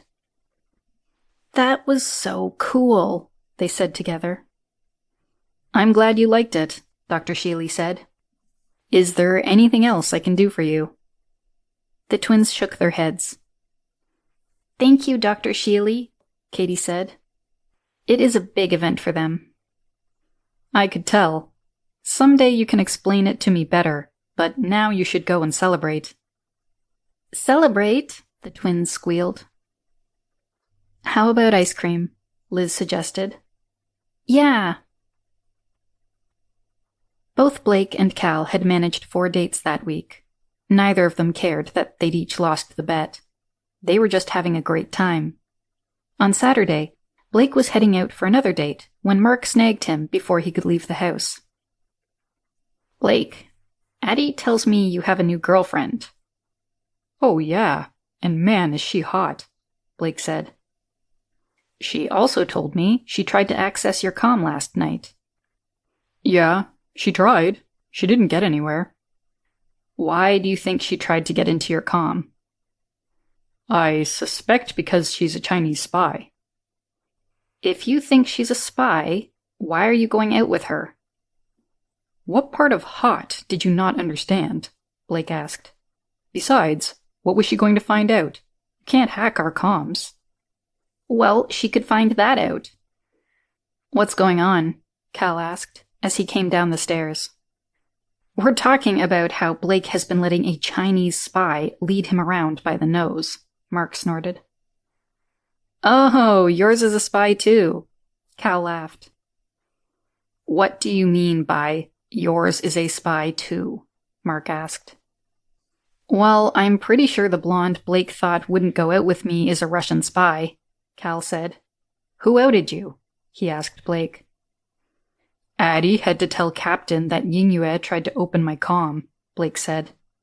If the Russian's a spy too, why haven't you been outed yet? Oh, I'm playing hard to get, Cal said. She hasn't had a chance to get to my comm yet. Is she as hot as she looked in the bar? Smoking. Wait, are you two nuts? Mark shouted. What's your problem? Cal asked. You had to know that spies would start nosing around. The best way to put them off the scent is to play dumb. What are you guys yelling about? Liz asked as she walked into the dining room where Mark had been working. Yeah, Katie echoed. Spies, Blake said. Oh, I'm hoping for a French one, Liz said. Or at least a British one. So far, we have a Chinese and a Russian, Blake said. Both are women. Hot? Smoking. I'm still hoping, Liz said. Maybe they'll send 2. Assault from both directions. Blake gaped at Liz. What? Liz blushed. I meant a male and a female, she stammered. Try to ply the women in the crew as well as you men. Katie was giggling uncontrollably. They have to know we just keep you 2 around for your muscles, Liz said.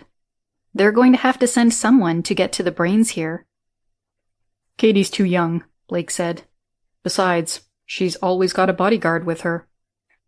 Liz threw a cushion at Blake. That was mean. Katie was rolling on the floor by now. Poor Daddy. He's always got a bodyguard too. That or Samantha. All right, Mark laughed. I can't believe this. Addie, as captain, am I allowed to order summary executions? Only in extreme situations, Addie replied. Addie has a sense of humor, Katie squealed. Mark put his head in his hands and groaned. What did I do to deserve this? He said, as he tried to stifle his laugh. I don't know, but she must have been a pretty bad boy, Liz said. When did the spies show up? Last week, Cal replied. He was struggling to control his laughter. Blake and I made a bet about who could get a second date with a woman picked by the other. We both selected a spy. Can you believe that? Then the French and British can't be far behind. Enough, Mark barked.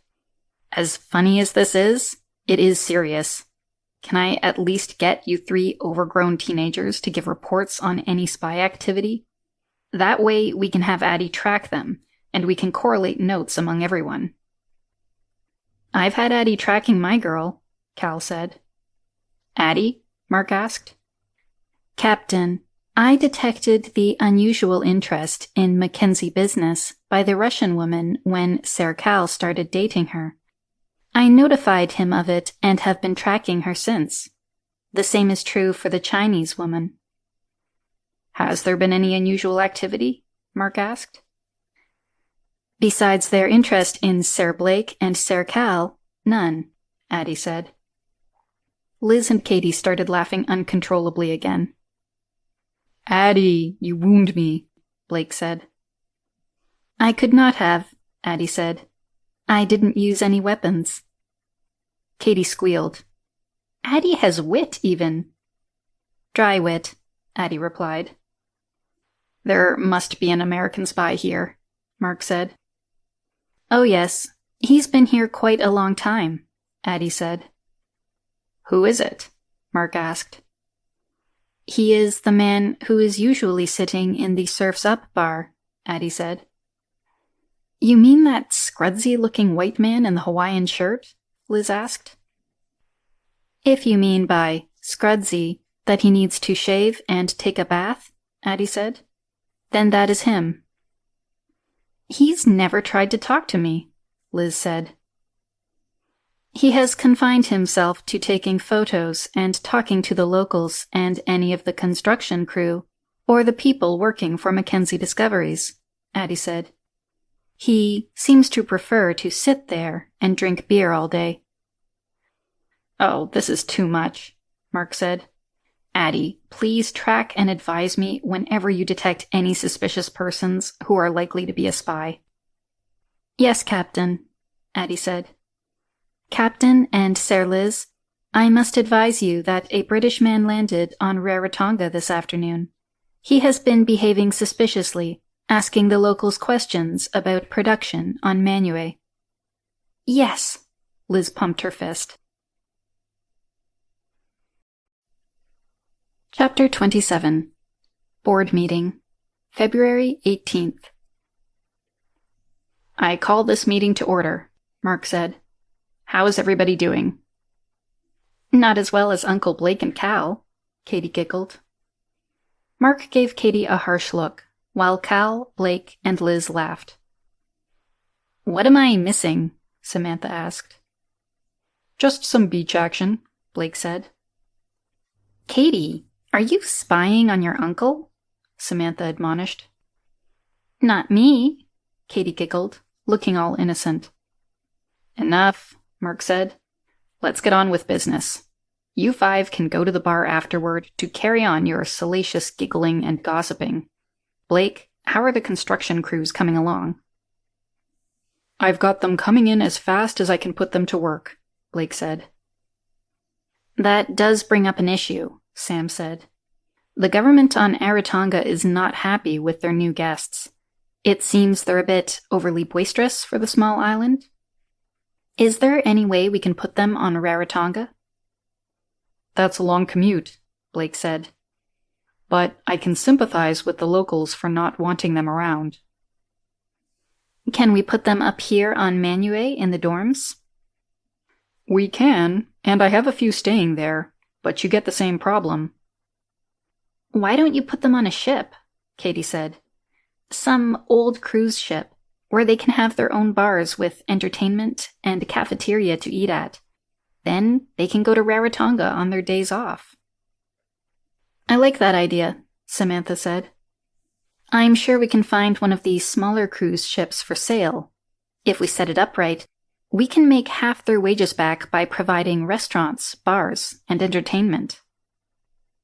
I don't care about the wages. Find someone on Rarotonga to run it, giving them a piece of the action will keep them happy. But I agree. Let's buy a ship. Next, where are we with our discreet inquiries? It is amazing how many wealthy people are hiding the fact that someone in their family has Alzheimer's, Samantha said. Plus, the number of corporations where their CEO is coming down with symptoms. I hate to say it, but we should raise the price. Sure, why not? More money is a good thing, Mark said. We have 15 patients coming in this month, and as many as we have open slots for next month, Samantha said. What do you think we should raise the price to? 1 million, Samantha said. We'll see if that throttles the demand.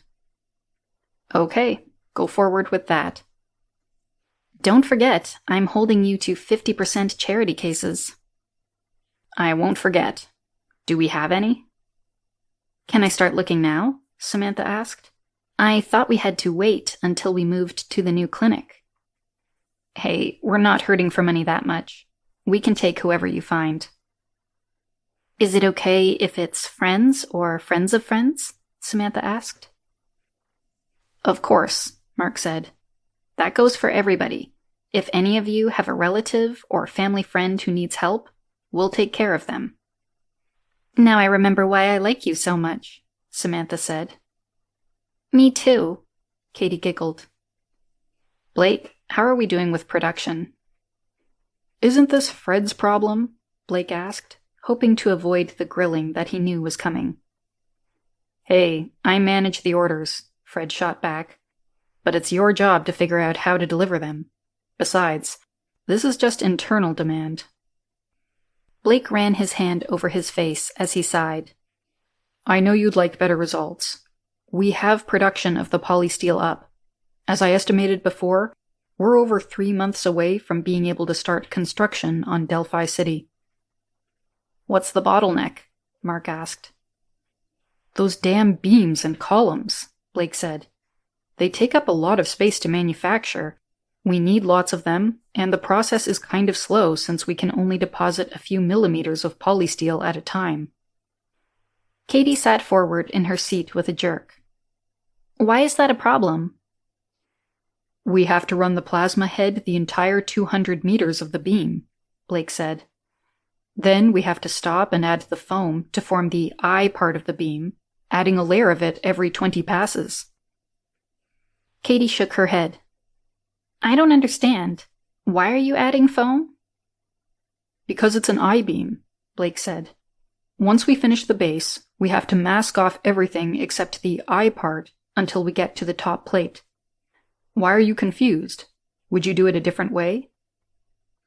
I assumed you would extrude it, Katie said. Blake tilted his head up and looked at the ceiling. He shook his head and leaned forward, extending his hands, forming a chokehold. I'm going to throttle you. No reason to be so extreme, Mark said. If she misunderstands the constraints, just explain it to her. It's not that, Blake rasped. She has just tripled, no, probably quadrupled our capacity. What do you know about extrusions anyway? Addie explained it to me when I asked her how fiber optic cables were made. I even wrote a paper on it for one of my classes. I got stuck, Blake explained.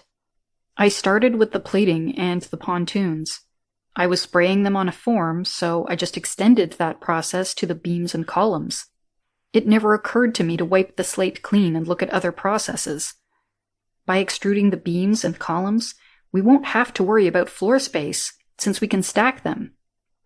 Plus, we're not constrained by the 2mm limit.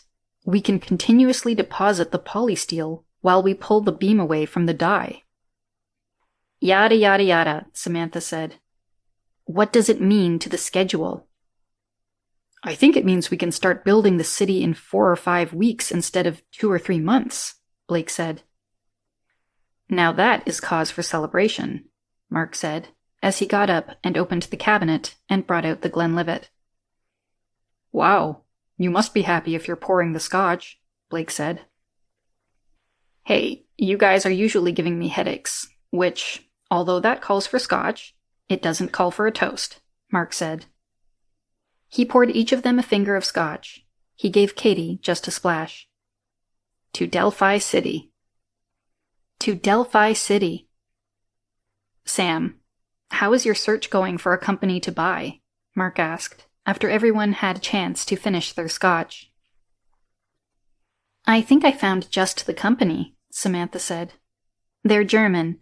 They make specialty scooters, which works well with Katie's idea to start with scooters. They have a manufacturing facility in Malaysia, and they're struggling with all the new competition from China. What about the owner? His name is Peter Johansson. He's 50, took over the company from his father. He's been very employee conscious, even in Malaysia. He looks like a really smart guy. He's struggling with how to compete against cheap Chinese labor and government subsidies that are designed to force him out of business. Have you contacted him yet? I've sent out a feeler. I'll know more next week. Okay. Katie, how is your scooter design going? I've finished the first 2 models, the Vespa-type scooter and then the motorbike, Katie said. I think those will be the most popular. They've both got significantly more power than the competing models, and, of course, they're all electric. Wow, you are a wonder, Samantha said. Katie blushed. As soon as we have the fuel cells ready, we'll be able to add them to the bike. There's lots of room where the engine was. I've left the fuel tank alone. It's cosmetic on the all-electric model. That's great, Samantha said. We'll see if Herr Johansson is interested. I suspect he'll be excited to be able to stick it to the Chinese. I also found us a sales rep. You have been busy, Mark said. I have too much free time, Samantha said. Anyway, she's an old roommate from college. She was a dynamo in sales before she got married and had kids. She's looking to get back into it, but she needs something where she's not on the road all the time. A private jet flying her around would really make things work for her. She could take the kids and the nanny with her when they don't have school, and when they have school, she can leave them with the nanny or teach those lessons herself. She was in technical sales, so she knows most of the players we're interested in now. She used to set up trade show booths for a while after she had the first kid. She sounds perfect. What do you need to close the deal? The private jet? Can we just have her charter one when she needs it? That would work, Samantha said. Then do it. Closing another deal on the batteries will make that cost look like small change. Done, Samantha said. She'd obviously had an email ready to send, and just pressed send on her specs with her eyes. The next day, Cal took Mark and Katie on a tour of the dorms on Manue. He wanted to see what the locals were complaining about. Liz came along to provide security for Katie. I can see why the locals aren't happy with these guys, Mark said. Looking around, he could see that the construction workers were dominating all the community space. The TV room was full of them, and they were watching some raucous game show. The cafe had several tables of construction workers sitting around drinking coffee, some of them telling stories. Their voices were loud, and the laughing even louder. Are the others the same? Pretty much, Cal said. We try to separate them, but they make friends with some of the locals, and, eventually, they're occupying all the space again. I see, Mark said, as they walked into the cafeteria. Hey, one of you want to play some poker? We need a fifth. A group of 4 workers were sitting at one of the tables in the cafeteria playing cards. What happened to your fifth? You didn't just show up hoping to find another player, Cal asked. He opted for some overtime, one of the men said. He probably needs it to cover his losses. Well, we're on a tight schedule here, Cal said. Maybe some other time. Bok bok, the guy clucked. Afraid of the competition? Mark, Liz, and Cal both rolled their eyes at the juvenile antics. I'll play, Katie said. We play for money, the guy said. So do I, Katie said. I don't think it'd be legal for some kid to play. I'm the mayor here, Mark said, and I can assure you there's no problem with her age. What's the matter? You guys afraid of a little girl? Cal asked. Of course not. What's the buy-in? Katie asked. 1,000, the guy said. He got some startled looks from his friends, but they didn't say anything. Can I borrow some? Katie asked her father. I'll have Betsy send some over, but that will take 20 or 30 minutes. Sure, Mark said. 100's okay? Katie looked at the guy. I'll have change in 30 minutes. We're happy to take your money in any denomination. Kiwis or US? Katie asked. US, the guy said. Katie sent a quick text to Betsy, their local administrator, asking her to send $500 in 1s, 5s, and 20s. Mark quickly counted out 10 $100 bills and gave them to Katie. We're leaving in a couple of hours, he said. Do you think you'll be ready by then, or will I have to send the plane back? I think I'll be ready, Katie said as she sat down. Liz took a seat at the table in the corner and started working in her HUD. Yeah, I don't think it will take us that long to take her money, one guy joked. See you later, Mark said. Have fun. Katie sat down and handed her money to the first guy. He started counting out chips. Whites are $1, the blues are 5, the greens are 10, and blacks are 100. By the way, my name's Bill. I'm Katie. What are you playing? I'm Gary, the guy next to Bill said. We're playing Texas Hold'em, pot limit, and you need to take those fancy glasses off. No problem, Katie said, as she took her glasses off and hung them around her neck, with the lenses pointing backward. I'm Jalen, and that's Howie. Do you know how to play? Sure, Katie said. I play with my uncle all the time. Good, Gary said, as he shuffled the cards. Ante's $10. Minimum raise is 5. Katie nodded her head as she watched him deal the cards. When Mark and Cal stopped by 2 hours later, Katie was sitting there with most of the chips. Only Gary still had any, and he looked like he was down to about $50. It looks like you're about ready to go, Mark said, as Gary finished dealing the cards. Yep, Katie said. I think just this hand. Gary just shook his head as he picked up his cards to look at them. He smiled at Katie and said, I might be ready for a comeback. I don't think so, Katie said. I'll bet 20. Call, Gary said, as he matched Katie's bet.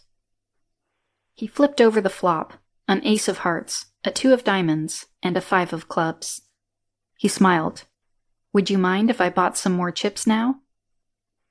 That or use cash, Katie said. I don't mind. All right, your bet. Katie pushed a small stack of chips into the pot. 60. Gary pushed his pile in and pulled some money from his wallet. I'll see your 60 and raise you 100. I'll see your raise and raise you another 100, Katie said. Call. Gary showed the turn, a 5 of diamonds. He really smiled at Katie now. Still your bet. I'll bet 500, Katie said, as she gave Gary a steely look. You can declare all in if you want. I'm good, Gary said. I'll call. He peeled 5 $100 bills off his roll and tossed them in the pot. Now for the river card, he said, as he turned over the last card, the 4 of diamonds.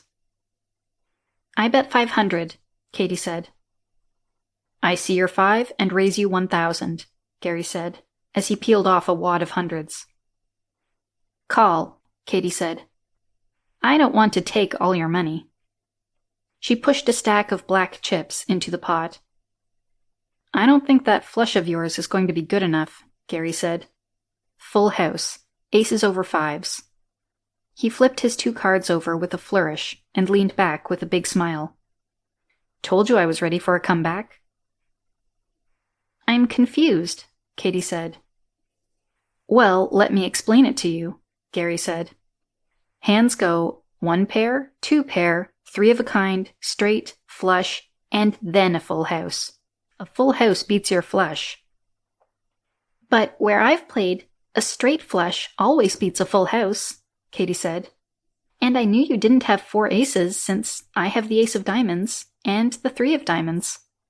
Katie flipped over her 2 cards. Gary's face fell. You had to wait for the river to fill that hand. What? Why did you bet so much? I felt lucky, Katie said. Now I need to cash my chips so I can catch my ride home. Gary popped all the money out of the card box and threw it into the pot. There you go. You're mean, Mark whispered to Katie as they made their way out of the cafeteria. He was kind of an ass, Katie said. The other 2 were at least polite. Well, he's a much poorer ass right now, Mark said. He gave Katie a hug as he laughed. Our very own Miss Manners. Chapter 28. Jungle Paintball. Cal, how are your new legs? Katie asked. I mean, besides letting you chase Russian spies. They're good, Cal said. I've been training, and I think I'm back up to the same performance I had before I lost them. He looked around to see if Fred or Samantha were close by, since they weren't supposed to know about his new legs yet. They just left for Sydney, Katie said. Some contract thing Sam's taking care of there. Oh, Cal relaxed. They left early. Shopping. Cal laughed. Should have guessed. Where's Liz? Right behind you, Liz said, as she smacked Cal in the back of the head. What's up with your situational awareness? There is nothing wrong with my situational awareness, Cal said. I could sneak up on you and put a cap in your ass before you knew what was going on. You want to bet? Liz demanded. Oh, any day, girl, and twice on Saturday, Cal shot back. You want in on this, Katie? Liz asked. I just want him to teach me how, Katie said. But I'll take your bet. You mean you're betting on Cal? Liz asked, with surprise. I'm pretty sure he's going to win, Katie said. Oh, I'm wounded. When, cowboy? Liz asked. Pick a day, Cal said. If we take Katie with us, then we can have the rest of the team guard Mark in the compound. You're on. How about Thursday? Katie has a soccer game on Saturday. Where do you want to play? Liz asked. Manue, Cal said. You get a 30-minute head start from the dock. Wait, Katie said. I want Cal to teach me how to do it. Not a problem, Cal said. After I take care of Liz, I'll show you both how to track and hide. Paintball pistol, no fair using a sniper rifle. Liz set the rules. You're on. Night or daytime? Cal asked. Daytime, if you're so hot, Liz snapped. See you at 0600, Cal said. We'll take the Meahuli there. We should go the night before, Katie said. We can sleep on the Meahuli. It takes almost 4 hours to get there. Okay, check with your father, Liz said. I already have, Katie said. We'll head out at 2200, Cal said. I'll get one of my guys to drive the boat so we can all sleep. We might as well time it so we hit Manue at 6 o'clock since we're not in a hurry. Liz and Katie had elected to wear their ship suits under their camo. With the hood, it would provide an extra layer of protection from insects as well as avoid some problems that might arise from too much coffee. Liz literally did not want to be caught with her pants down. Okay, hotshot, Liz said as she prepared to leave the Mayahuli in her quest to evade Cal. How long do you want? Make it 2 hours, no using alerts on your HUD, no using the surveillance drone, physical tag, or pistol paintball ends the game. You get a 30-minute head start. Surveillance drone? Liz looked puzzled. I'm putting it up so I can watch, Katie said. And no communication either, Cal added. As if, Liz said. What's the bet? 1,000. You're on. See you in 2 hours. Liz headed out toward the trees. Katie went up to the sun deck so she could watch while Cal sat down and waited. Katie watched as Liz started out with an easy run into the trees. She obviously wanted to create as much buffer between her and Cal as possible. She made her way along a dry stream bed that she came across. After 10 minutes, she paused and cut off a branch from a bush. She started sweeping her footprints as she walked along the stream bed, while she tried to stay on the larger rocks that presented themselves. After another 5 minutes, she passed some larger rocks that came out of the ground to the left of the stream bed. She continued on for a few minutes, then doubled back, carefully trying to avoid any sign that she was retracing her steps. When she got to the big rocks, she hopped onto the closest one. After inspecting the stream bed for any signs of her leap, she moved on, hopping from rock to rock until she reached the end of them. She then worked her way between the trees until she found a small clump of bushes that had a space between them where she could lie in wait. There, she settled down to wait. After the 30 minutes, Cal headed out. He jogged along the same stream bed as Liz had, stopping every minute or so. He was a few 100 yards from the rocks Liz had used to leave the stream bed when he stopped for a long time. Katie watched as he just sat there. Then, Cal gathered some twigs and branches from the nearby bush and stuck them in his hat and out of his camo in various places. Then, to Katie's surprise, he started off very quietly to the left of the stream bed. It wasn't hard to follow him as he moved along. Eventually, Katie lost sight of him. She couldn't bring the drone in closer since it might tip off his position to Liz. She decided just to watch the area around Liz, and also put up a few windows showing the output of Liz's and Cal's spec cameras. Cal's camera just showed the bushes, and indicated when he paused for long periods as he made his way along. Liz's camera just showed her looking around the area where she was hidden. 20 minutes after Cal left, Katie noticed a small motion on Liz's rear spec camera. It was barely perceptible, and she didn't think Liz had seen it, since she would have to have been looking at that part of the display to notice it. Then she saw Cal's hand reach from behind a tree and tap Liz on the shoulder. Liz jumped about 2 feet in the air. Shit! How did you do that? Skill, girl. Pure skill. Katie talked into the comm. That was so cool. I want to try. Which one? Cal asked. I bet you can't sneak up on me before I catch you, Katie said. You sure you want to make that bet? Liz said. Sure. You don't learn without putting something on the line. Same rules, Cal? Same rules, same bet? Sure, Katie said. Liz, you want to get in on this? How about it? Cal, you want to bet you can tag Katie? You're taking her side of the bet? Cal asked incredulously. We girls have to stick together. And besides, I make it a policy to never bet against her. Okay, it's your money. Time starts now, Katie said. I've got plenty of head start on you. 1 point, you can't go in the water, Cal said. No problem. I plan to stay dry, Katie said. See you in a few. Katie turned off all the displays on her HUD, closed her comm, and hopped off of the Meahuli. She headed to the left and jogged into the woods.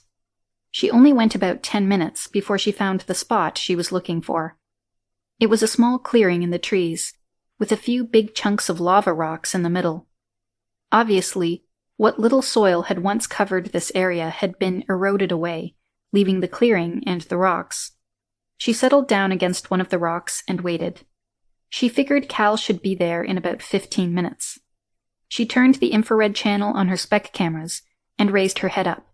She'd pulled her hood down and covered it with some grass to disguise herself.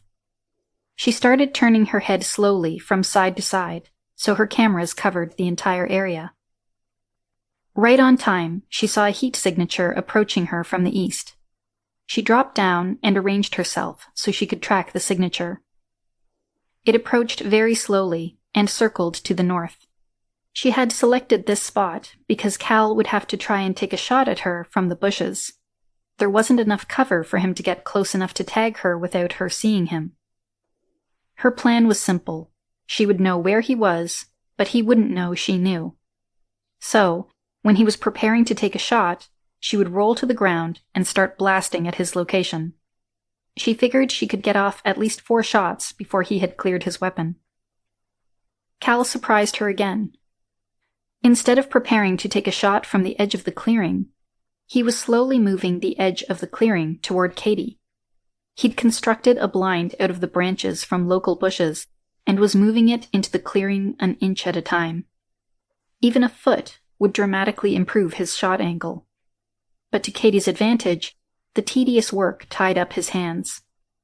She waited until he was moving the blind again, then she rolled out of her sitting position. Her gun was already in her hand against her chest.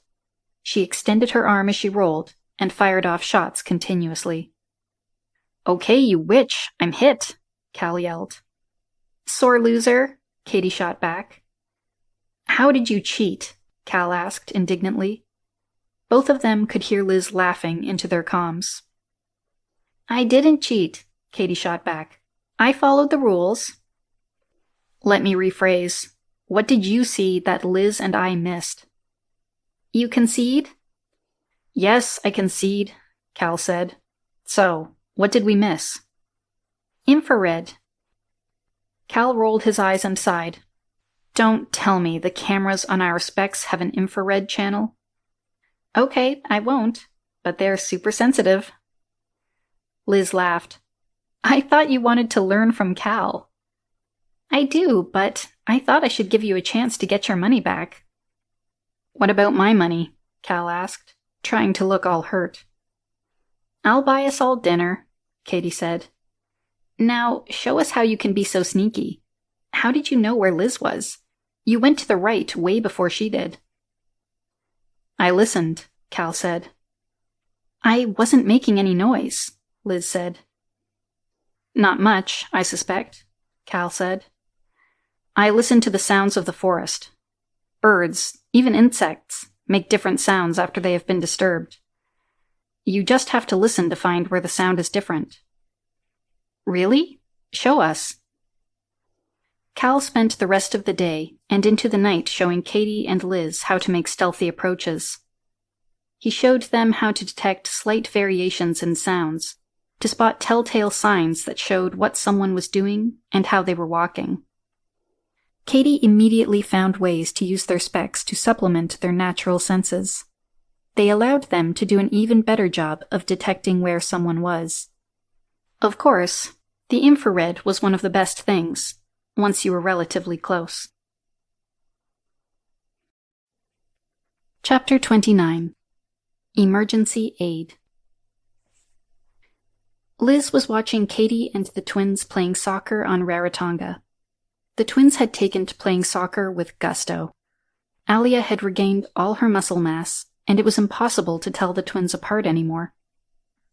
Katie had just scored a goal, and the twins were giving her a high five when there was a loud pop from the adjacent field where the under-10 kids were playing. Liz rushed over to see what had happened. She ran toward the small crowd that was gathered in the middle of the field. They were surrounding a young girl lying on the ground, writhing in pain. Another girl was kneeling down next to her, crying, "I'm sorry, I was tackling the ball," she whined as tears ran down her cheeks. Liz could tell immediately that the girl had a compound fracture of her tibia. "Let's take her to Virginia Henderson. Dr. Sharmila will be able to fix her right up," she said, once the stretcher arrived. "Are you crazy? She's got a broken leg," the ambulance attendant said. "I'm sure it's just sprained," Liz said. "But Dr. Sharmila is an orthopedic surgeon, so either way, she'll be able to take care of her." The ambulance attendant just shook his head as they loaded the girl onto the stretcher and into the ambulance. "Where are her parents?" Liz asked the second girl. "She's with me," a woman said. "I just called her mother and told her to meet us at the ship. Are you sure Dr. Sharmila will be able to take care of her?" "Of course she will," Liz said. Katie was standing next to Liz by this time, with the twins right behind her. She nodded her head to confirm what Liz had said. Everyone knew Katie, and with her confirmation, the woman gave a sigh of relief. "What is her name?" "She's Safina Marsters." "Thank you. I'll see you at the ship." Liz signaled for their car, and she, Katie, and the twins climbed in. Liz instructed the driver to get to the Virginia Henderson before the ambulance, then called Dr. Sharmila on her HUD. "Dr. Sharmila, we have an ambulance heading your way. A little girl was injured at the soccer field. Legs broken, but I want everyone to think it's just a serious sprain. That way, you can fix her up. Her name is Safina Marsters, if that's any help." "I understand," Dr. Sharmila said. "Quick thinking. I'll go down to meet the ambulance and see if I can avoid any misconceptions. I'll just use her fingerprint to pull up her records. Half the people on the islands are named Marsters." She was waiting outside when the ambulance arrived. As they brought the stretcher out, she used a portable scanner to grab the girl's thumbprint. Then she examined the girl's leg. "Oh my, that is serious," she said. "It's broken," the ambulance attendant said. "No, I don't think so. All the swelling would make you think so, but I'm sure it's just a bad sprain. Maybe some muscle tearing," Dr. Sharmila said. "Let's get her onto the ship, and I'll be able to tell better after an X-ray." She signaled for two of the staff to take over the stretcher, and thanked the ambulance attendant for being so fast to get the girl to the ship. Liz and company arrived about this time, and the twins piled out of the car and ran over to their mother. "Are you going to be able to fix her?" they asked. "Of course I am. Why don't you run up to my office while I take care of her? Then you can come down and visit her." "Are you her mother?" she asked the woman who'd accompanied the girl in the ambulance. "No, just the neighbor. Her mother is on her way. She should be here in a few minutes."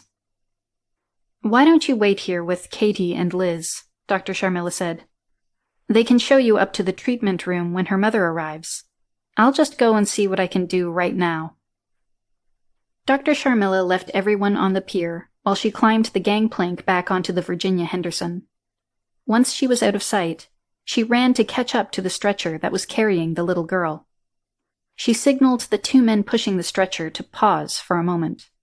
Once they were stopped, she injected a painkiller into the little girl's leg. The girl immediately stopped crying and moaning, settling down into a light sleep.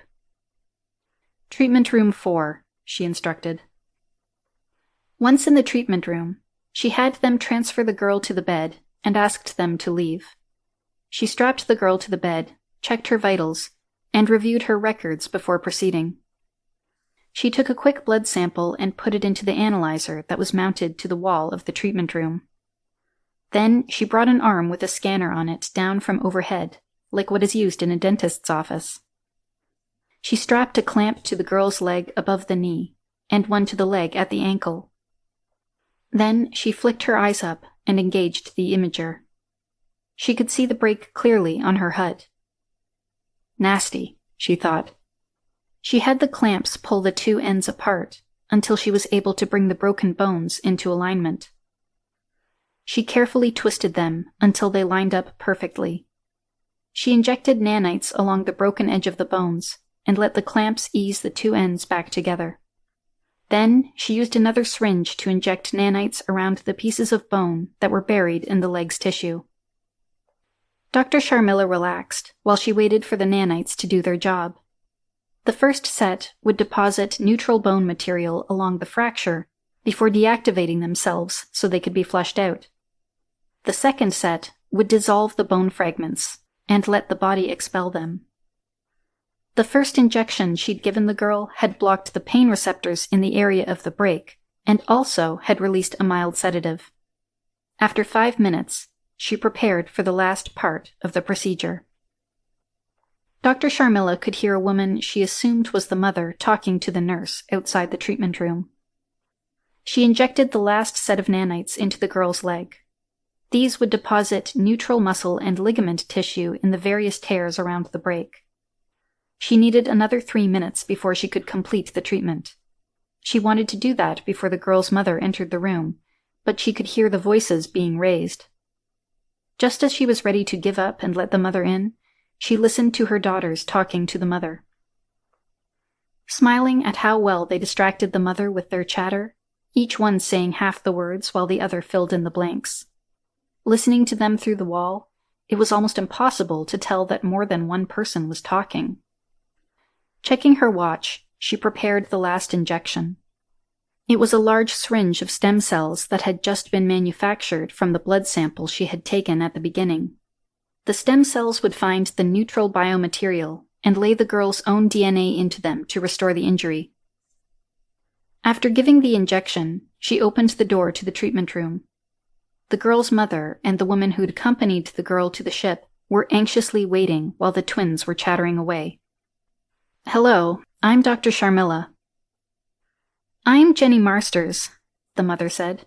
"How is she?" "She'll be fine. She's going to need to use crutches to get around for a couple of days, but after that, she can work her way back to playing soccer." "They said it was broken." "Oh, no. Just a bad sprain and some tearing," Dr. Sharmila said. "I gave her a sedative for the pain, but she should be waking up about now. Why don't you come in and see her?" The mother gasped with relief. "Oh, I was so worried." She rushed into the room, grasped her daughter's hand, and stroked her hair. Her touch woke her daughter up. "Mommy, my leg." "The doctor says it's going to be just fine. Does it hurt?" "Not anymore. You mean it's not broken?" "That's right. The doctor says just a couple days on crutches." "Oh, good. We're in the playoffs next week. I'll be able to play, won't I?" "We'll see. Right now, you need to rest. I'll go see about taking you home." "Okay," Safina said. She was very drowsy and fell back to sleep once her mother left. Katie was sweating and swearing. Liz had thrown her for the 3rd time, and she hadn't even seen it coming. And worse than that, they had an audience. "Don't give her any momentum to work with," Cal hollered. He was openly laughing at her. "Maybe you should show me how instead of just laughing at me," Katie snapped. Cal looked at Liz, questioning what she thought about it. "Come on, Mr. Big Mouth," Liz said. She was bouncing on her toes to keep loose. "Okay, sister, let's see what you've got," Cal said. Liz just grinned. This is going to be fun, she thought. Cal was always making some smart remark about her training and Krav Maga in general. It was like he believed that his Marine hand-to-hand combat was so much better. Well, plenty of times, she had wiped the floor with Marines who had thought that. "Okay," Cal said. "You want me to stand here?" He took the spot on the mat where Katie had been. Liz nodded her head and smiled again as Cal held up his hand in front of himself like a boxer, but with his hands open. "So, what do I do?" Try to hit you or just stare you to death? He asked. It looks like you're trying to talk me to death, Liz shot back. Cal laughed. I was always taught that taking out the opponent without making contact is always the best way. Come on, smartass. Just try to hit me, Liz said. Cal walked closer to Liz. When he was within reach, he snapped out a left jab. Liz started to block it and stepped in close to Cal, preparing to throw him, but he wasn't there. Then her legs shot out from under her, and she landed on her butt. Ooh. She looked up for Cal, but he was already back where he'd started from. Sorry, I missed, he said. Liz got to her feet with as much dignity as she could manage. Okay, let's try that again. Cal moved in and threw a left jab again. Just as Liz blocked it, he hit her with a right cross to the ribs. She deflected it with her elbow, but it still made contact. Cal had already retreated to his starting spot. Katie was just standing there with her mouth open. Again, Liz shouted. Cal moved in once more. He threw a quick left-right combo that Liz easily blocked. He started to rush her, leading with his left. She set up to take the charge when Cal disappeared. Again, she felt her feet fly out from under her. This time, she landed on top of Cal, who had her in a sleeper hold around her neck, with his legs wrapped around hers, pinning them down. Liz slapped the mat with her hand, tapping out. Cal helped her to her feet. Did I do that right? You bastard. They didn't teach you that in the Marines. No, I'm Hawaiian, Cal said. Aikido, 8th Dan. Liz was rubbing her butt, although the second time she'd actually landed on top of Cal, he had managed to take her weight on the point of his hip. Katie was applauding. Finally, Liz is the one rubbing her butt. I'm going to take lessons from Cal too. Maybe between the two of you, I'll learn something. You've been training, Liz said. Sure. There's an Aikido master on the island. I go there twice a week, Cal said.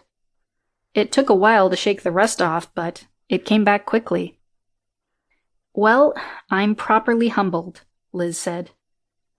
Cal laughed. You'll be ready next time. You've slowed down a little. Not enough competition. Well, you should join us in the mornings, Liz said. I'd be happy to. Oh boy, I'm going to love not being the only one to be hitting the mat, Katie said with a giggle. Just remember, you're the one who's definitely going to be hitting the mat, Liz threatened her. Chapter 30. Pilot Training. Blake, Katie, and Liz were putting on their wetsuits so they could go to the Sakura. This would be a lot easier if we could just land the Lynx at the airport, Liz complained. Blake laughed. Mark would have a heart attack. The Lynxes almost float, Katie said. Close, but not close enough, Blake said. What's her min surface speed? 20 knots, Katie answered. We could almost jump from the Meahuli, Liz said.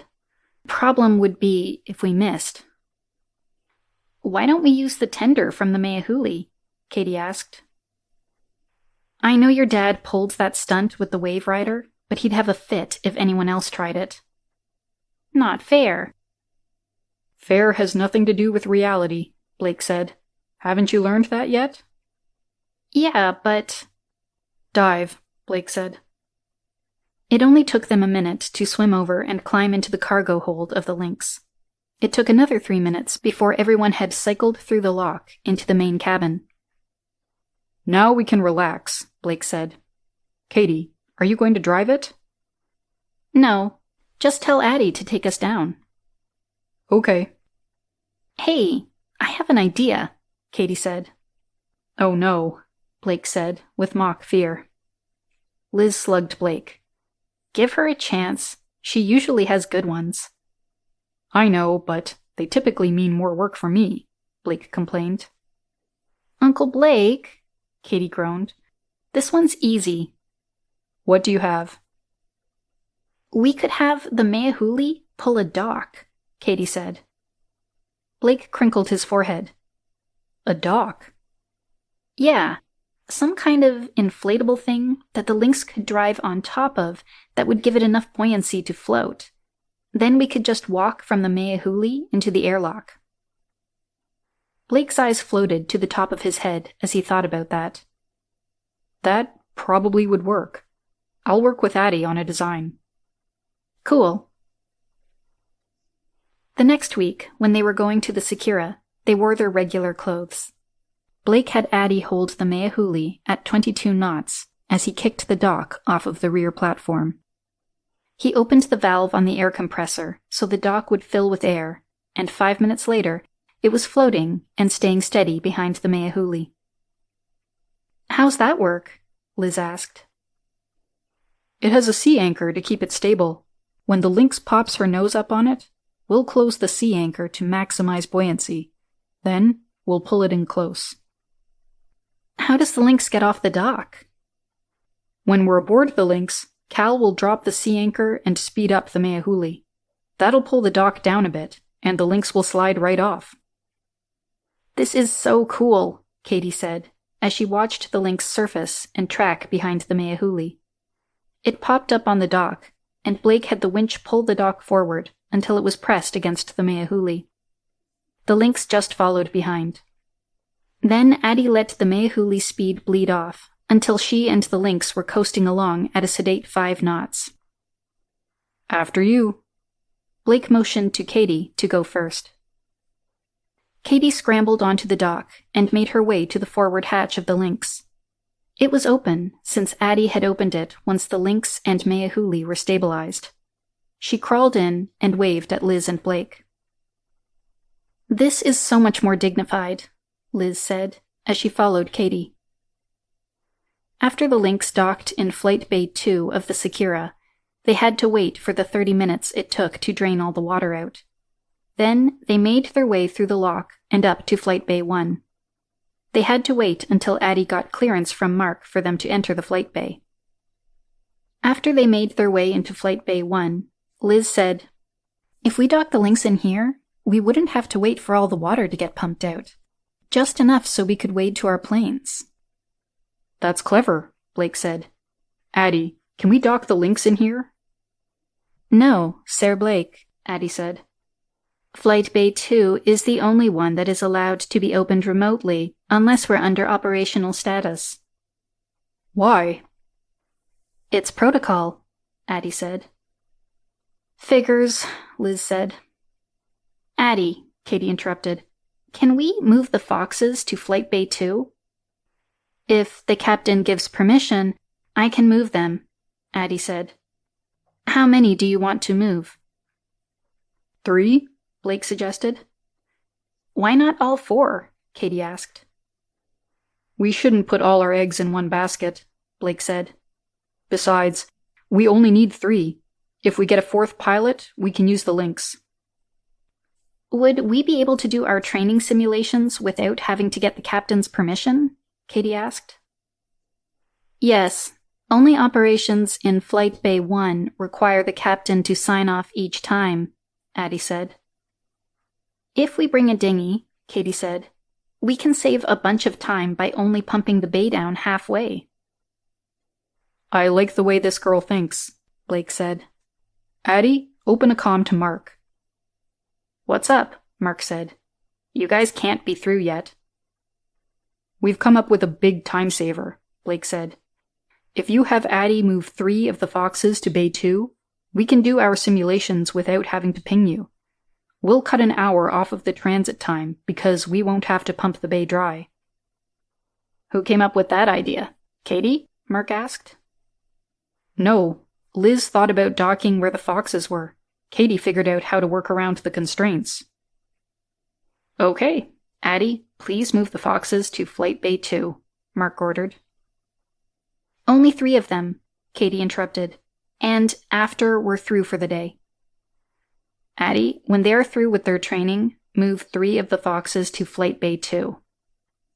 Yes, Captain, Addie replied. When will the new Lynx be ready? Blake asked. 2 weeks, Katie said. The shell is done. We're mounting engines tomorrow, then we'll build out the cockpit and main cabin. The flight simulator for the Lynx is ready, but it's nothing like what these babies provide. Great. What's the run for today? Liz asked. 2 on 1, Blake said. We'll each get to go against the other 2. The side with 2 will be restricted to F-35 specs. Lone Wolf gets the Fox. Worst time to down both enemy planes, buys dinner. You're on. Hey Liz, you have a hot date? Katie asked. She'd walked into their room as Liz was putting on a little black dress. A certain British gentleman has invited me to dinner at Tamarind House, Liz said. Oh, fancy place. He must really like you, Katie said, giggling. We both know what he likes, Liz said, giggling along with Katie. Well, since you can't give him that, you'll have to come up with something else to interest him. Liz picked a throw pillow off the bed and threw it at Katie. Then she picked up her high heels and walked to the stairs. Katie ran after her and dashed down the stairs. Guess who is taking Liz to Tamarind House? Who? Blake asked. You mean she finally got a date? Cal added. Yes, some British guy has found her irresistible, Katie giggled. Just remember, we have a training session tomorrow morning, Liz reminded Katie. Don't worry, Katie. I'll protect you, Cal said. Any helpful hints about dating Spy? Liz asked. Well, mine asked to borrow my phone. When I lent it to her, she dropped it on the pavement, Blake said. Did it hurt the pavement? Cal asked. Not much, Blake laughed. Yingyue was amazed and disappointed that the phone survived. Sasha got our phones mixed up once, Cal said. Addie called me, and Sasha's like, oh shit, what do I do now, as my ringtone is coming from her purse. What did she do? She's pretty good with her hands, Cal said. I bet she is, Blake said, with a big grin. Yes, she is. She made it look like her bag was sitting on top of my phone. She just handed me my phone like nothing was happening, Cal said. Liz, you can't go out like that, Katie said. Why not? You have to have some jewelry, Katie said. Wait, I'll get my pearls. No, they're your special... Katie ignored her and ran upstairs to grab the pearls from her jewelry box. Here, put them on, she said. They're going to look great with that black dress. But... They're made to be worn, Katie said. Wait, put this flower in your hair. It's a camera. That way, Addie can keep an eye on things for you. You won't be able to wear your specs dressed up like that. Where did you get this? Addie made it for me, Katie said. I mentioned that I felt exposed when I couldn't wear my specs. She said she could put a camera on anything, so we came up with this. Is he picking you up? Cal asked. No, we're meeting at the restaurant, Liz said. I thought it would be easier that way. You mean easier to get out of here and back without getting noticed, Blake said. I was hoping for a little less attention, Liz said. Don't worry, I've got a date tonight, Blake said. I don't expect to be back until morning. I'm stuck guarding Katie, Cal said. You're welcome for the night off. Why, thank you, Liz said. Now, I have to get going. Don't hurry home on my account, Cal said, as he gave Liz a wave. Hello, Liz. You're looking lovely, the British spy said. Hello, Logan. You're looking lovely too, Liz said. Logan was dressed in a black tuxedo, very James Bondish. Well, a man has to compete, Logan said. Shall we? He offered his arm to Liz. She took it and let him escort her into the restaurant. Reservations for Logan Marlowe. Right this way, the maitre d' said. He led them to a lovely table in the corner of the restaurant, overlooking the beach. The moon was just above the water, How was your day? Logan asked. Oh, nothing special, Liz said. Just managing orders and production schedules. Liz listed off work that Addie took care of, avoiding the work she actually did, like babysitting a couple of nuclear physicists. Sounds dreadful. It's hard to have a dreadful day down here, Liz said. What did you do today? Looked around at real estate, Logan said. The boys in Auckland think we should open a local stock brokerage here. Make it more convenient for the locals to invest. I thought you were from Britain. That's home, but I've been working out of Auckland for a few years now. We're an international concern. One has to do a foreign tour to make the big boys happy. Well, you have to keep the big boys happy, don't you? Needs must, Logan said. Say, you guys sure have a lot of activity going on there for just producing batteries. Oh, I think Mark plans on doing more than batteries, Liz said. He's putting lots of infrastructure in ahead of some other plans. Anything interesting, those other plans? I wouldn't know, Liz said. Right now, my life is just batteries. He plays his cards pretty close to the vest. Wouldn't want to pre-announce anything now, would he? Oh, I'm sure he wouldn't, Logan said. You really need to be quick to get a jump on the big corporations. He really has them scrambling with those batteries. Did you find anything? Find what? Real estate. Oh, a couple of offices we could lease. I'd like to get something close to the beach in case I get tasked with starting it up. I hope you do, Liz said. Get tasked with starting it up. Then I would get a chance to see more of you. You're home early, Katie said, as Liz was carefully trying to get into bed without waking her. Were you waiting up for me? Moi? It's 1 o'clock, Liz said. Were you going to stay up all night? No, I told Addie to wake me when you got in. So? How was he? And why are you home so early? This is not early, Liz said. And he was very nice and inquisitive. Curious about what? Katie asked, with a snicker. Just go to sleep. I'm not talking about my date with a 13-year-old. How am I going to learn? Katie giggled. When you're older, Liz said. Good night. Chapter 31. Board Meeting, March 4th. Come on, settle down, Mark shouted. Let's get going. First order of business, how is progress going with Herr Johansson? We've reached a preliminary agreement, Samantha said. He's interested in the partnership, but he'd like to see a bit more of what we're bringing to the game. Katie and I are going to meet him in Auckland this week. They'll do a design review of her scooters, and if that goes well, we will sign a contract. Katie, are you going to be ready? Mark asked. No pressure, Katie laughed. I'm ready. Addie and I are just doing some revisions to take advantage of the tooling he already has. It will make it faster to get the scooters into production. We'll be finished before we leave for Auckland. Good. Are you flying? Of course, Katie said. That is, if Fred lets me. I'll even let you land there, Fred said. Wait a minute, I'm on that flight, Samantha teased. Don't worry, you know I won't crash, Katie said. At least, not before the design review. I'll check with Sam about how it went before I let you fly home, Fred said, continuing with the joke. Okay, Mark said.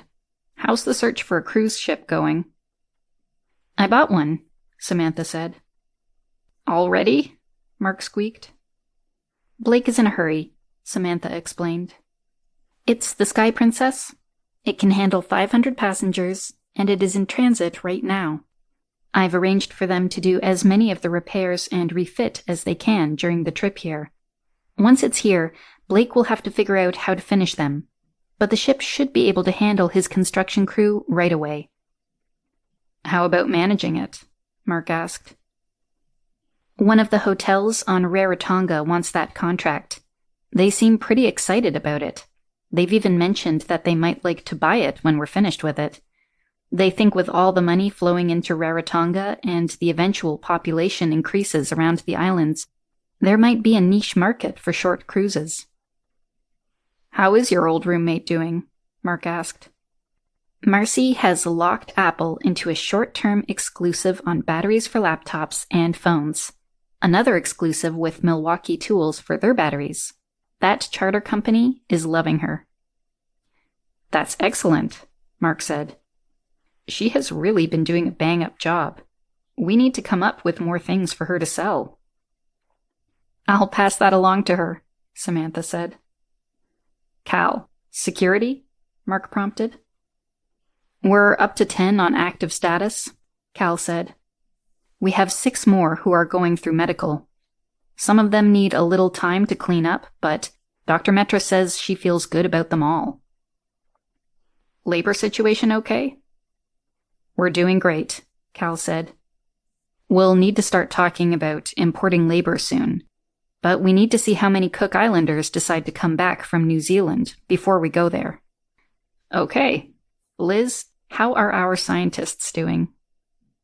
Those physicists are finally talking to Dr. Sheeley about making a plasma field generator. They're also talking to Dr. Zelbar about making a containment vessel. I'm arranging for extra lab space for them, Liz said. I assume you want their labs to be on Manue? Definitely, Mark said. Are they going to be okay living there? I'm not sure they know where they're living now. So a different island won't be too serious a change, as long as somebody feeds them. Okay, Mark said. Dr. Metra has some surgery scheduled, so she bowed out of today's meeting. She's happy with the progress, would love more nurses. We have some coming next month, Samantha said. You do realize that they have to move. I'm just the messenger, Mark said. You know, these meetings are getting boring, Katie said. I agree, Blake seconded. You guys remember what happened the last time you were complaining about meetings being boring? Mark said. I'm happy with boring. Hopefully, we continue to keep a relatively low profile. Yes, you should remember the old Chinese curse, may you live in interesting times, Liz said. Oh, now you've jinxed us, Samantha scolded. Sorry, kids, practice is cancelled, the coach said. The field is too soft after the rain last night. I'll see you back here tomorrow. Oh, pooh, the twins said. Hey, do you want to play paintball? Katie asked. The twins had been asking about it since they'd seen Katie's gear a few weeks ago. Yes. Shouldn't you have asked their mother first? Liz said. I did, Katie laughed. A couple of weeks ago. I've just been waiting for the opportunity. Okay. Do you want to go get our gear, or should we just rent some, like the twins? Let's just rent stuff. After getting everybody geared up and showing the twins how to use the paintball rifles, they paired off. Katie and Alia against Liz and Prisha. Let's just use the obstacle course, Liz suggested. You're on, Katie agreed. 2 minutes to go over strategy and get in place. We'll take the north side. Katie grabbed Alia's hand and led her around the outside of the obstacle course. Are you ready? Katie asked. Alia nodded her head. Now, they're going to try and sneak up on us, so we have to do a better job of sneaking up on them, Katie explained. She paused and looked around the course. The walls were only 6 feet tall. What do you think about riding on my shoulders so you can see above the wall? I like that, Alia said. Okay, but you need to duck down below the top of the wall until I tell you to peek, okay? Then you look up and tell me if you see them. But be really quiet. Alia nodded her head. Katie bent down and let Alia sit on her shoulders. Okay, I'm going to stand up, but you need to bend down so they can't see you. Tap my head once for yes and twice for no. Alia tapped Katie's head. Katie worked her way around the first 2 walls until she was by the left side of the room. Okay, peek for just a second. Did you see anyone? Alia tapped Katie's head twice. Okay, now we'll try to sneak around this wall. Katie dodged around the wall and stopped against the next wall. Okay, peek again. Alia tapped Katie's head once. You saw them? 1 tap. Do you think you can shoot one of them? 1 tap. Okay, get them. Out, Liz called out. I said I'm out, Liz yelled, as she came around the corner with Prisha on her shoulders. Prisha immediately shot Katie. Hey, why didn't you shoot her? Katie complained to Alia, right as Prisha shot her again. Out! What's up with this? Katie complained. You guys are supposed to shoot each other, too. Katie knelt down to allow Alia off her shoulders. Alia immediately went after Liz again. Liz had dropped Prisha, who was now taking aim at Katie. Oh, that's how it is it? Katie squawked as she started unloading on Alia. Liz immediately started shooting Prisha. You traitor! After 30 seconds of continuous fire, they were all out of ammo. They collapsed on the floor, giggling. You should have known better than to pair them off against each other, Liz said. You'll never get one to go against the other. You're right, I should have known better, Katie said. Wow, we didn't do anything except get paint all over each other. It's hard to train when you have a couple of traitors in your midst. We're not traitors, we're twins, the twins echoed together. Yeah, we finally get that, Katie said. Chapter 32. Parts for All. Miki Tsunamoto knocked on the door jamb of Takuro's hospital room. You awake? Miki, Takuro cried out. Why didn't you tell me you were coming? I wanted to surprise you. Cal said you'd be able to receive visitors today. Well, you're my first since they lifted isolation. Come in. Miki walked in and sat next to Takuro's bed, grasping his right hand and holding it to her cheek. You look good. When have I not looked good? I mean, you're alert.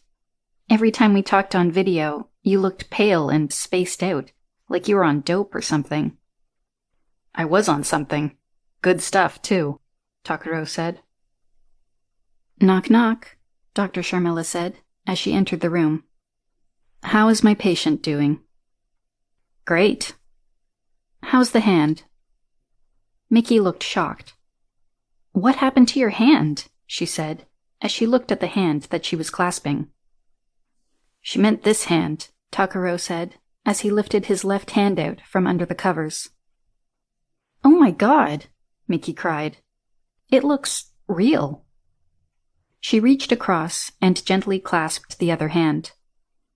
It feels so real, too. But this is your hand. Of course, it's mine. No repos, right, Doc? No, even if you don't pay, we'll let you keep it. May I? Dr. Sharmila asked, as she held her hand out, asking Miki to relinquish Takuro's left hand. Any feeling? Could you feel your sister's hand? I kind of think so, but it might be wishful thinking. Dr. Sharmila surreptitiously poked his finger with a pushpin. Ouch! Not wishful thinking, Dr. Sharmila said. Explain this, Miki demanded. Cal told you it was a new experimental process, Takuro said. But this is your real hand, not some replacement. I'd recognize it anywhere. I know. Cool, isn't it? But how? They printed it on a 3D printer, then attached it, Takuro said. Then they pumped me full of stem cells, and those little buggers replaced everything with new cells. just like they're supposed to do. Tears started streaming down Mickey's cheeks. They regrew your hand. What about your leg? It's coming along just fine, Dr. Sharmila said, as she lifted the sheet off of Takaro's legs. How's this knee feeling? She asked, as she probed his right knee. That's his good knee, Mickey said. Well, that's debatable, Dr. Sharmila said. We had to do extensive repair on it after all the wear and tear from compensating for the prosthetic. It feels good, Doc, Takaro said. I've been doing the exercise whenever I've been awake. Okay, I'll have them do a full panel on you tonight. If it comes back all clear, we'll unhook you from everything, and you can use a wheelchair to get around and visit your friends. When can he come home? Next week, if things go well. We need to keep him here, so we're able to pump him full of stem cells while the regeneration finishes up. After that, he just has to come in every day for another week to do PT. Then you'll be able to walk and everything? Mickey asked. Unfortunately, not everything, Takaro said with a frown. What won't you be able to do? Mickey gasped. Won't be able to dance for shit. We can't fix 2 left feet, Dr. Sharmila said. Oh, you nut, Mickey said, as she slugged her brother on the shoulder. You never could dance. Mickey walked behind Takaro's wheelchair as they made their way to the recreation room in the hospital. As she entered the room for the first time, she noticed just how many amputees were milling about. She knew Cal was collecting as many veterans as he could convince to join up with Delphi City Security, but seeing so many in one room, still hampered by the injuries, tore at her heart. Come on, sis, Takaro said. There's cake over on the left. Let's get some, and I'll introduce you to some of the guys. Takaro placed a drink in the cup holder on his wheelchair, then grabbed a big piece of chocolate cake. Mickey, grab one and follow me. Takaro, you old dog, where did you find that fine lady? Mickey spun around and saw a large black man in a wheelchair pulling up to her brother. He was a double amputee. The mine he'd hit had torn up the muscles in his hip, so he couldn't manage a prosthetic leg. He'd been stuck in a wheelchair ever since. Barry, this fine lady is my sister, Mickey. Mickey, this is Barry. We serve together. Barry, nice to meet you. Mickey shook hands with him. Nice to meet you too, Mickey. Tell me, how an ugly mutt like your brother could have such a fine-looking sister?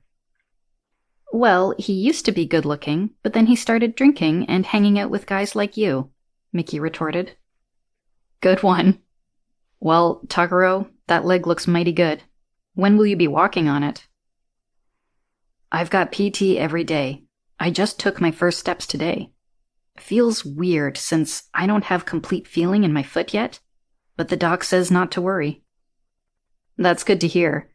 They just started making my legs today. In 2 weeks, I go in to get them attached.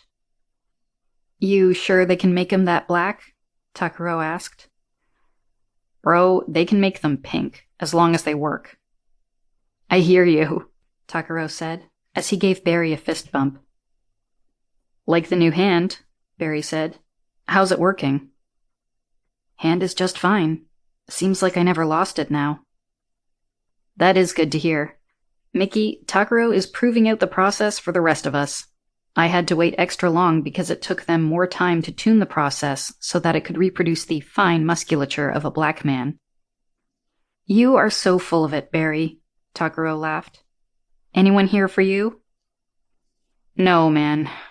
Once I get patched up here, I have to do some calls, and see if I can patch things up with the wife and kids, Barry said, with a deep sadness in his voice. You'll do fine. Just keep up the good attitude, Takaro said. I will do that. It's much finer than the bad attitude I was carrying around, Barry said, as he turned his wheelchair around and headed off. See you around. Especially you, Mickey. Bye. What was that about? Mickey asked. PTSD. He was homeless for a couple of years. His wife kicked him out when he wouldn't get help for it. Chapter 33. Design Review. Herr Johansson, this is our scooter designer, Katie McCormack, and our associate, Liz Farmer. Samantha introduced everyone as Peter Johansson joined them. They were meeting in a conference room at the Sky City Grand Hotel in Auckland. But she's so young, Herr Johansson said. How can she do such a wonderful design? Be careful, Peter. She might take offense and ask you to play gin, Samantha said. Oh, I love gin, Herr Johansson said. Don't say I didn't warn you. I've reserved the room for 2 days in case you need more time. I'm off to do some shopping, so have fun. Samantha waved as she exited the room. I meant no offense, Herr Johansson said. It's okay, Katie said. I get that a lot. Was there any place you'd like to start? The brakes, Herr Johansson said. They are the most important part of any vehicle, and these are very unusual. The front brakes are just induction brakes. That way they can return the braking energy back to the batteries, Katie said. And they need almost no maintenance, and they don't wear out. That is especially important for our market. I thought so too.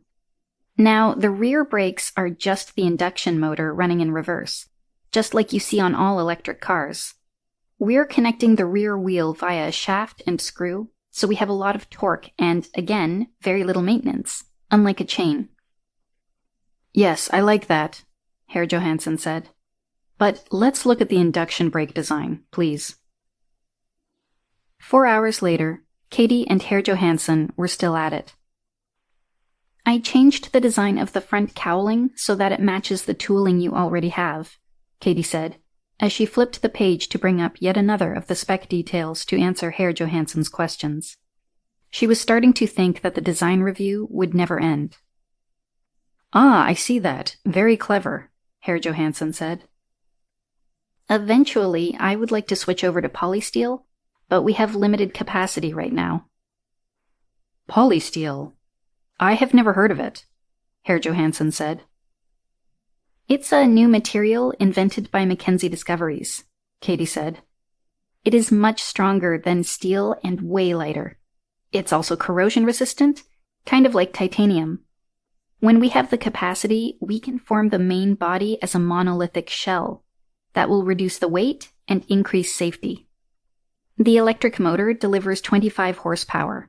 The batteries charge in 10 minutes and will last for 200 miles, Katie continued. I see you've designed it so that one only has to purchase the correct charging cord, and it will accept any voltage level, Herr Johansson said. Yes, of course it charges slower at a lower voltage, but hopefully gas stations will start adding charging pumps. Since they charge so fast, it should be economical for them to do that. We're worried that some people won't have the ability to charge their scooters at home. That is also my concern, which is why I am so happy to see such fast charging times. And one would assume that time would be much faster if the batteries are not completely discharged. Oh, yes. Some people would only need to charge theirs for 2 or 3 minutes if they charge before the battery is at 50%. Knock, knock. Samantha came in. You guys have been at it all day. How's it going? Excellent, Herr Johansson said. I am most pleased with what I have seen. Will you need the room tomorrow? Oh, yes. We still need to review the design of the motorbike. Okay, more shopping time for me, Samantha said.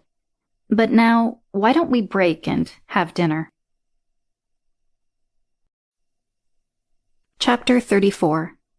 They're awake. It was 3 when Addie pinged Mark's comm. It took him a moment to figure out what was going on. He rolled over and looked at his clock. What's up, Addie? Captain, we have an emergency. Commander Sentag has been brought out of stasis. How is that possible? I don't know. He has just brought 3 other officers out of stasis. I am analyzing the code to see how it has happened.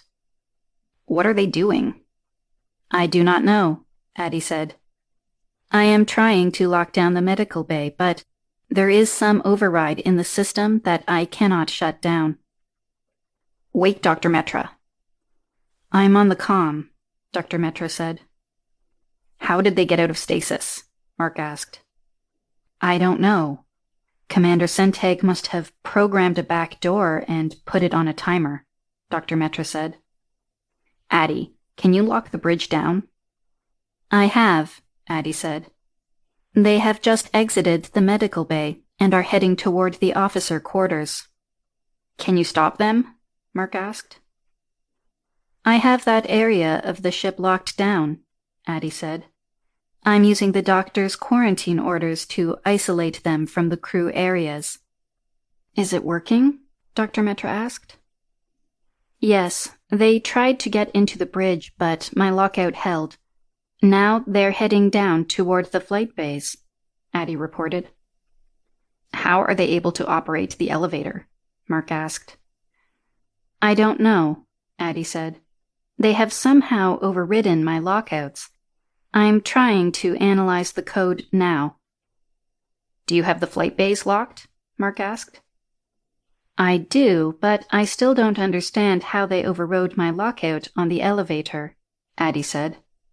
Captain, they have overridden my lockout on Flight Bay 1, Addie said.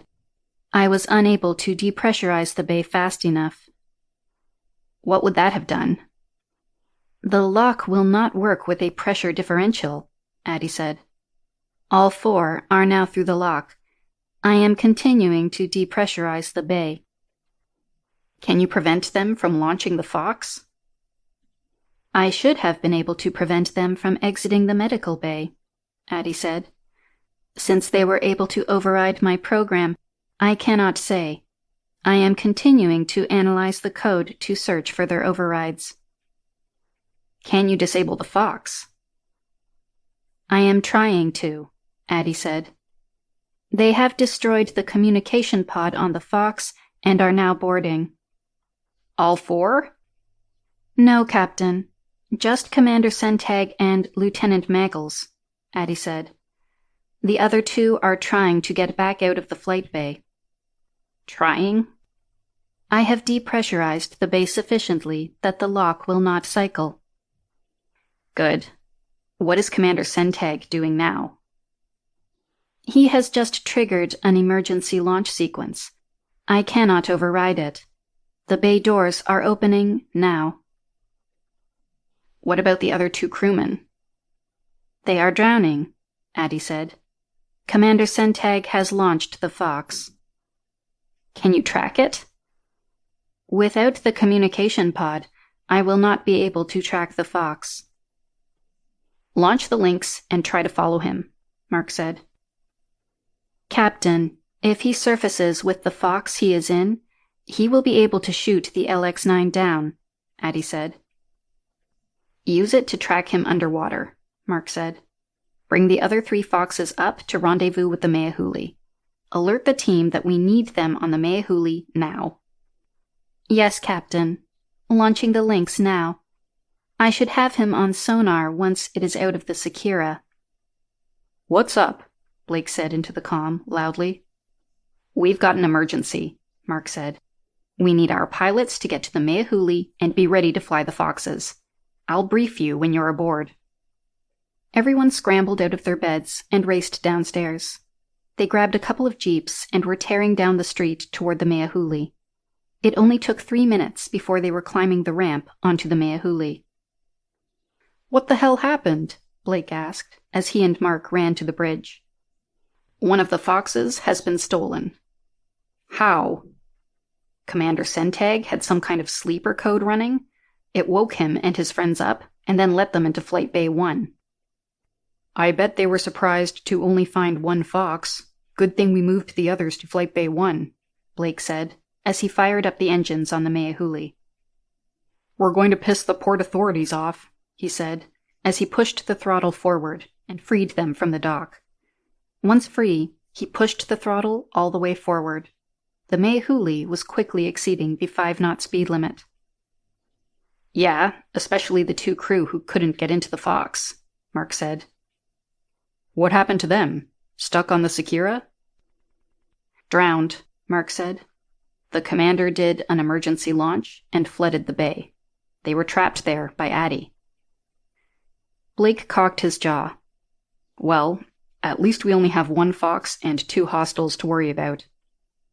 Addie has the Lynx following them, Mark said. The 3 Foxes are headed our way. You know the Lynx isn't a match for the Fox, Blake said.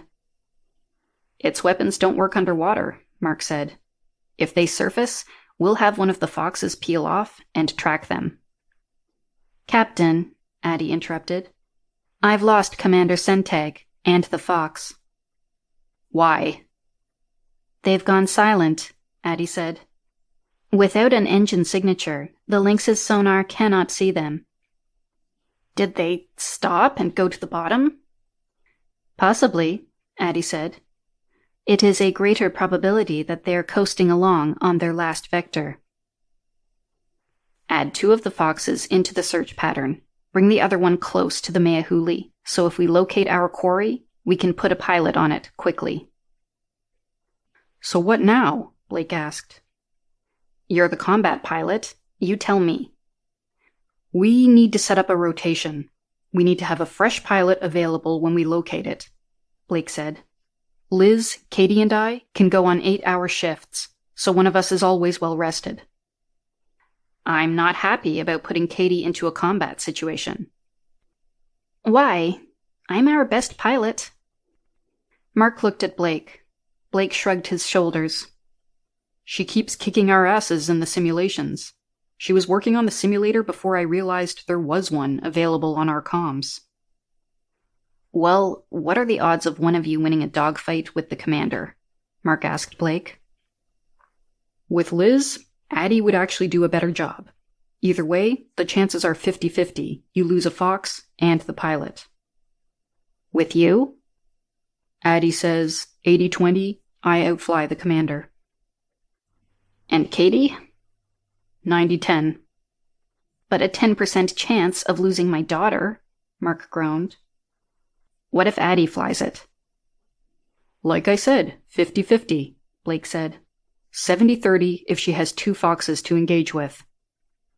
Anything we can do to improve the odds? Addie has the commander's flight records. We'll start reviewing them to see if we can learn his patterns. How much will that help? I'll probably get up over 90%, Blake said. Katie will probably top 95. She reads the other pilot's tendencies like a seer. See, I told you, Katie jumped in. You can't ground me.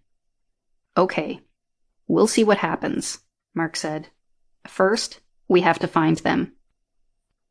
After a week, Mark called off the search. He knew the Fox and Commander Sentag would eventually surface. He only hoped that his team would find them before they surfaced in the wrong place. He had Addie maximize surveillance in the southwest Pacific by moving one of their stealth satellites into the area over Australia to increase the resolution of coverage. He also had her sifting through all the communication they could intercept, looking for any indication of the Fox or Commander Sentag. Addie, can you explain why Commander Sentag was trying to reach the officer quarters first? Mark asked. He was doing an after-action review with his core team. Yes, why head for his quarters before trying to take the bridge? Cal asked. Something in his quarters that he needed, Blake suggested. There must be, Mark said. We need to search his quarters. Do we know how he got out of stasis? I am still analyzing the code, Addie said. I need to coordinate with Maddie, so it is taking longer. We do know that the stasis chambers were actually turned off and then opened, which was very dangerous. We need to search his quarters, Blake said. Take Cal with you, Mark said. Well, what did you find? Mark asked. We found a relay unit, Blake said. He and Cal were standing in Commander Sentag's quarters aboard the Sakura. "Where was it?" Mark asked. "It was under a hidden panel in the floor," Blake explained. "How did you find the panel?" "We didn't. Addie sent one of those little bots in, and it scanned everything. It found the little hollow space in the floor, so we pulled the panel up. The only thing in it was the communication relay." "Can you be more specific?" Mark asked. "Captain, it is half of a quantum pair. It is not one of the ones registered to the Sakura, and the other half is likely on Paraxia or in Commander Sentag's possession," Addie said. "It has a battery, so it is self-contained." "Is it active?" Mark asked. "No, Captain. It is not communicating," Addie said. "I do not recommend trying to use it," Dr. Metra cut in. "We should just have Addie monitor it, but don't plug it into her communication board. It might have some vicious code in it." "I agree," Cal said. "But how can Addie monitor it if we don't plug it in?" "Sir Cal, it has an LED that lights up when it is active. I can monitor that if you'll place it on the bridge at one of the comm stations. That will put it on one of my normal sensor checks." "Okay, we'll do that," Cal said. "I think we just wait and see whether anything comes across." Chapter 35. Board Meeting. March 18th. Let's start with updates. Samantha? Mark opened the board meeting. They were holding this one on Manue, so everyone could get a look at the new facilities. "The Prime Minister approved the construction of the local apartment block on Aratanga," Samantha said. "You can start construction in 2 weeks. I've also completed the purchase of the Sky Princess. She should be here in 2 weeks." "That is great news," Mark said. "Blake, are you ready to put some construction workers on her?" "I wish she could get here sooner," Blake said, "but we'll make do with the space we have available in our dorms here." "I didn't realize you needed space that soon." "We've been stocking polysteel for months. I'm ready to start using it to build something." Mark raised his eyebrows in surprise. "You are, huh?" "Look out that window over there," Blake said. Everybody got up and ran to the window. Outside, they could see a barge being loaded with polysteel beams. It already had 4 5-meter diameter polysteel tubes on it, and 4 huge polysteel pontoons lashed down beside them. "You've been holding out on me," Mark said. "Just building up to a surprise," Blake said. "Addie, why haven't you corrected Blake's status reports?" "Captain, you never asked me to certify their veracity," Addie said. "Sir Blake assured me that you would be delighted at the surprise." "How did you pull this off?" Mark asked.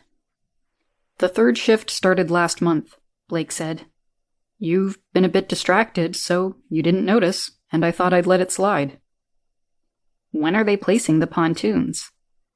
"They're heading out in 1 hour," Blake said. "We should have the first quadrant ready for plating in 1 week." "You're going to attach the pontoons on the barge?" Mark asked. "Yeah, they'd be a bit unwieldy otherwise," Blake said. "We attach the foot, pump a few thousand gallons of water into it, then kick it over the side. We can get all 4 done today." "Then we're going to go watch," Mark said, as he headed toward the stairs. "Do we have plenty of champagne on the Meahuli?" "We're always fully stocked," Fred said. "We also happen to have one of the finest chefs in the Cook Islands engaged for the next 3 days." Mark ran like a little kid, beating everyone onto the pier and out to the Meahuli. As he got close, he realized that the boat was covered in streamers and balloons. He just laughed as he climbed aboard and made his way up to the bridge. "I have never seen your father this animated," Samantha said to Katie. "We need to have more surprises." "Good idea." "You've really done some planning," Mark said, as he came up to the bridge a few minutes later. "The party was Katie's idea. She got Sam to help." You like it, Daddy? Katie asked, as she and Samantha reached the bridge. I love it. You looked like you could use a party, Samantha said. I thought Katie had the perfect idea. Fred went to the pilot house and started the Mea-Hooli's engines. After they'd warmed up a bit and everyone had a glass of champagne, he had the crewmen cast off, and the Mea-Hooli headed out after the tug and barge. Katie took a few pictures of the tug and barge as they got underway, then she joined the festivities with a glass of apple cider. To Delphi City, she toasted. Everyone raised their glass. To Delphi City. They spent the afternoon watching the beginning of their new city. The massive crane on the 150-meter barge lifted the first of the pontoons. It held it sideways, just off the end of the barge. The construction workers pushed one of the 5-meter diameter pipes, so it hung over the edge of the barge and butted up against the ellipsoid pontoon. After they attached the temporary clamps, they started welding the pieces together using the special plasma torches. The torches joined the polysteel as though it had been formed as a single piece. It took an hour for the two welders to weld the pieces together. They pumped 2,000 gallons of water into the pontoon, and the crane slowly let the pontoon sink into the water. Once it stabilized and was vertical, the polysteel tube was sticking up out of the sea 20 meters. How long was that thing? Samantha asked. The tubes are 80 meters long, Blake said. Once it's done, we'll float the deck at 10 meters above the water. That way, it doesn't interfere with the natural wave action against the Manu'a reefs. Dr. McGinty strikes again, Samantha laughed. Yes, he's really serious about the environment. How are you going to keep it from floating away? Samantha asked. Don't tell me Dr. McGinty is going to let you anchor it to the ocean floor. No, each quad is designed to have 4 small water jet engines attached to its 4 outside pontoons. They will hold it in place, Blake explained. This is just a quarter quad, so we'll use a tug to keep it in place until we get the other 3 pieces ready. They're getting ready to lift the second pontoon, Katie shouted excitedly. Everyone turned and watched as the second pontoon was lowered into the water. Are they going to attach them together? Katie asked. After they get all 4 of them up, Blake said. They'll just cable them together for now. Over the next 3 days, they watched as the workers assembled the first quarter section of the city. The 200-meter spans of polysteel were braced against the columns in 4 directions. 2 sides of the quarter section had 50-meter overhangs, while the other 2 sides terminated at the column waiting for the 200-meter span of polysteel to connect it to the next part of the quad.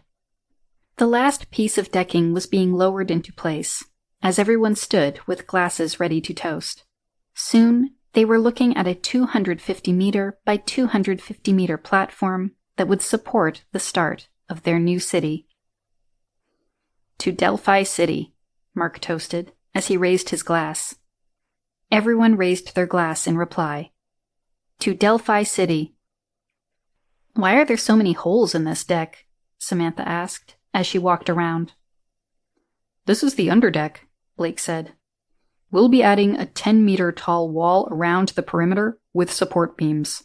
Then we'll just put the main deck down. All the utilities and equipment will be down here. Oh, so why the holes? Less weight, better airflow. We can seal any areas we want, but most of this is just going to be pipes and conduits. Then why have the decking? You could just hang that below the main decking and build rooms where you need them. Unfortunately, sometimes waves come along that are bigger than 10 meters, Blake said. We wouldn't want all our plumbing and such to get torn up by one of them. Ah, I didn't realize that. Neither did I, until Dr. McGinty pointed it out during the first pass design review. Hey, he's earning his money then. He's still a pain in the ass. Here's to pains in the ass, may their visitations be brief, Samantha toasted. Hear, hear. You can see why we need the Sky Princess, Blake said. We need room for all the workers who will put the infrastructure in place. We want to do that before we put the main decking down. It looks like you'll have the first section completed by the time it gets here, Mark said. Yes, the cargo ship with all the fixtures should be here next week, Blake said. We can at least get them unloaded. We're going to store all the equipment up here. Aren't we a little close to Manue? Liz asked. I thought we were going to put the city out about a mile. We are, Blake said. Once we have the first quad done, we'll put a polysteel production facility on it, and then we'll use those water jet engines to push it out farther. Right now, we want to minimize transit time. That barge is really slow. What are you going to put in the first quad? Samantha asked. Katie, this is your question, Blake said. Oh, sure. Uncle Blake already told you we're putting in a fabrication facility for the polysteel. We're also going to move all the other fab from Manue to the first quad. We'll keep the polysteel going in both places until the first section is finished. Then, we'll start restoring Manue. The first quad will be 640,000 square meters. That's about 64 city blocks or 160 acres, Katie said. It's mostly the wharf area and manufacturing, but we're going to put some greenhouses and farming areas on it so we can grow our own food. We want it to be self-sufficient as soon as possible. You're going to grow food on it? Samantha asked, incredulously. We're even going to plant trees. This quad's only going to get about 10 trees since it's going to be mostly industrial, Katie added. But I've got some really cool trees planned. What are you going to do for water? Is it going to rain enough? We're putting in a desalination plant, Katie said. But we'll recycle the water and capture rainwater whenever we get rain. Recycled water for the greenhouses, right? No, for everything, Katie said. It gets filtered so well that it's foolish to separate it. It's going to be like a spaceship. Everything will get recycled, and there will be almost no waste. Okay, Samantha said, still not convinced. Then, of course, we'll have a couple of office buildings and dorms for the workers to use while we build the other quads, Katie said. Nothing will be over 10 stories. The next quad will have apartments and condos. Then it will start to look like a real city. And of course, we'll be adding more manufacturing. I know I'm supposed to know this, but how many people do you think will be living there? When it's finished, it's going to be 1 square mile of city. It will be able to house 20 to 30,000 people, depending on how tall we make the condos, Katie answered. That's more people than live in all of the Cook Islands. That's because everyone goes to New Zealand for jobs. Maybe some of them will come back. And, of course, we'll have lots of immigration from other parts of the world, Katie said. Once we build the floating airport, we'll be able to add 3 more sections. Then we'll be up to around 60,000. My, I forgot how ambitious we were, Samantha chuckled. I have a meeting to go to. Fred, can you fly me to Wellington? Sure, Fred said. We'll see you guys tomorrow. Bye, Mark said, as he gave Samantha a quick kiss. Bye-bye, Samantha said. Maybe we should go back to the Meahuli and have lunch. Then we can finish that board meeting we were having, Mark said. As they made their way back, Mark got Katie alone. Thanks for the party. It almost makes me forget about the disaster we're having. Oh, Daddy, we'll find them. Once they were back on the Meahuli, Mark restarted the updates. Back to work. Where are we with Herr Johansson? He loved my design, and Samantha's going to close the deal right now, Katie said. She says she'll bring the contract back for you to sign. I think he's hoping to have new scooters coming off the line in a month. While it's just the 5 of us, how about an update on our spy situation? Mark asked. Logan is a pretty good dancer, Liz said, making Katie giggle. I was thinking more in the line of what have they learned and what kinds of questions they're asking, Mark said. Well, Sasha has become quite enamored with Manue, Cal said. She's always looking for an excuse to come here. Why is that? Mark asked. You don't think she wants to admire our architecture? Blake quipped. Mark gave Blake a steely look. Then he turned to Cal and rolled his hands, signaling him to continue. She's bringing this small computer with her, Cal said. She keeps trying to hack into our comm network. You didn't think I should be apprised of that? Mark scolded. You have enough going on, Cal said. Besides, Addie has it handled. She's created a fake network for Sasha to try and hack into. She's tracing all her work back to the source. Addie? Mark called out. Yes, Captain, Addie said. I'm building a map of all the Russian hacking sources, as well as a library of their various hacks. What about the Chinese? Mark asked. Yingyue has just started to bring a computer along on her dates with Sir Blake, Addie said. Apparently I managed to keep her entertained longer than Cal did Sasha, Blake said. Oh, get real, Cal said. Do you anticipate any problems? Mark asked. I've got her covered, Blake said. I was asking Addie. No, Captain. The Chinese code doesn't appear to be as sophisticated as the Russian code, but I'll continue to map out the sources of all their computers, Addie said. We can use that later if you decide you would like to send a virus attack their way. What about the British? No activity there, outside of Sir Logan's dates with Sir Liz, Addie said. Any unusual questions? Mark asked the group. I don't think so, Liz said. Logan is interested in our production capacity and what we might have coming next. Pretty much the same here, Cal said. Other than trying to hack the network, just the standard what do you do questions. What about our American spy? Mark said. Oh, he's been here, but he's not done much, Cal said. Chapter 36. Takedown. Day 1, 1410 CKT. Addie pinged Mark's comm. Yes, Addie? Captain, I detected a reference to an advanced fighter jet in communication with the Chinese consulate in Perth, Australia. It is a vague reference about the opportunity to purchase an advanced fighter. Put 2 surveillance drones in that area, Mark instructed. It would be more efficient if I transported them in the LX-9, Addie said. They could be in place within 2 hours. Do it. Which pilot should I use? Who's on call? Mark asked. Even though he'd given up the search, he'd kept his 3 pilots on a rotation so that a well-rested one would be available should the need arise. Commander Blake, Addie responded. Send him.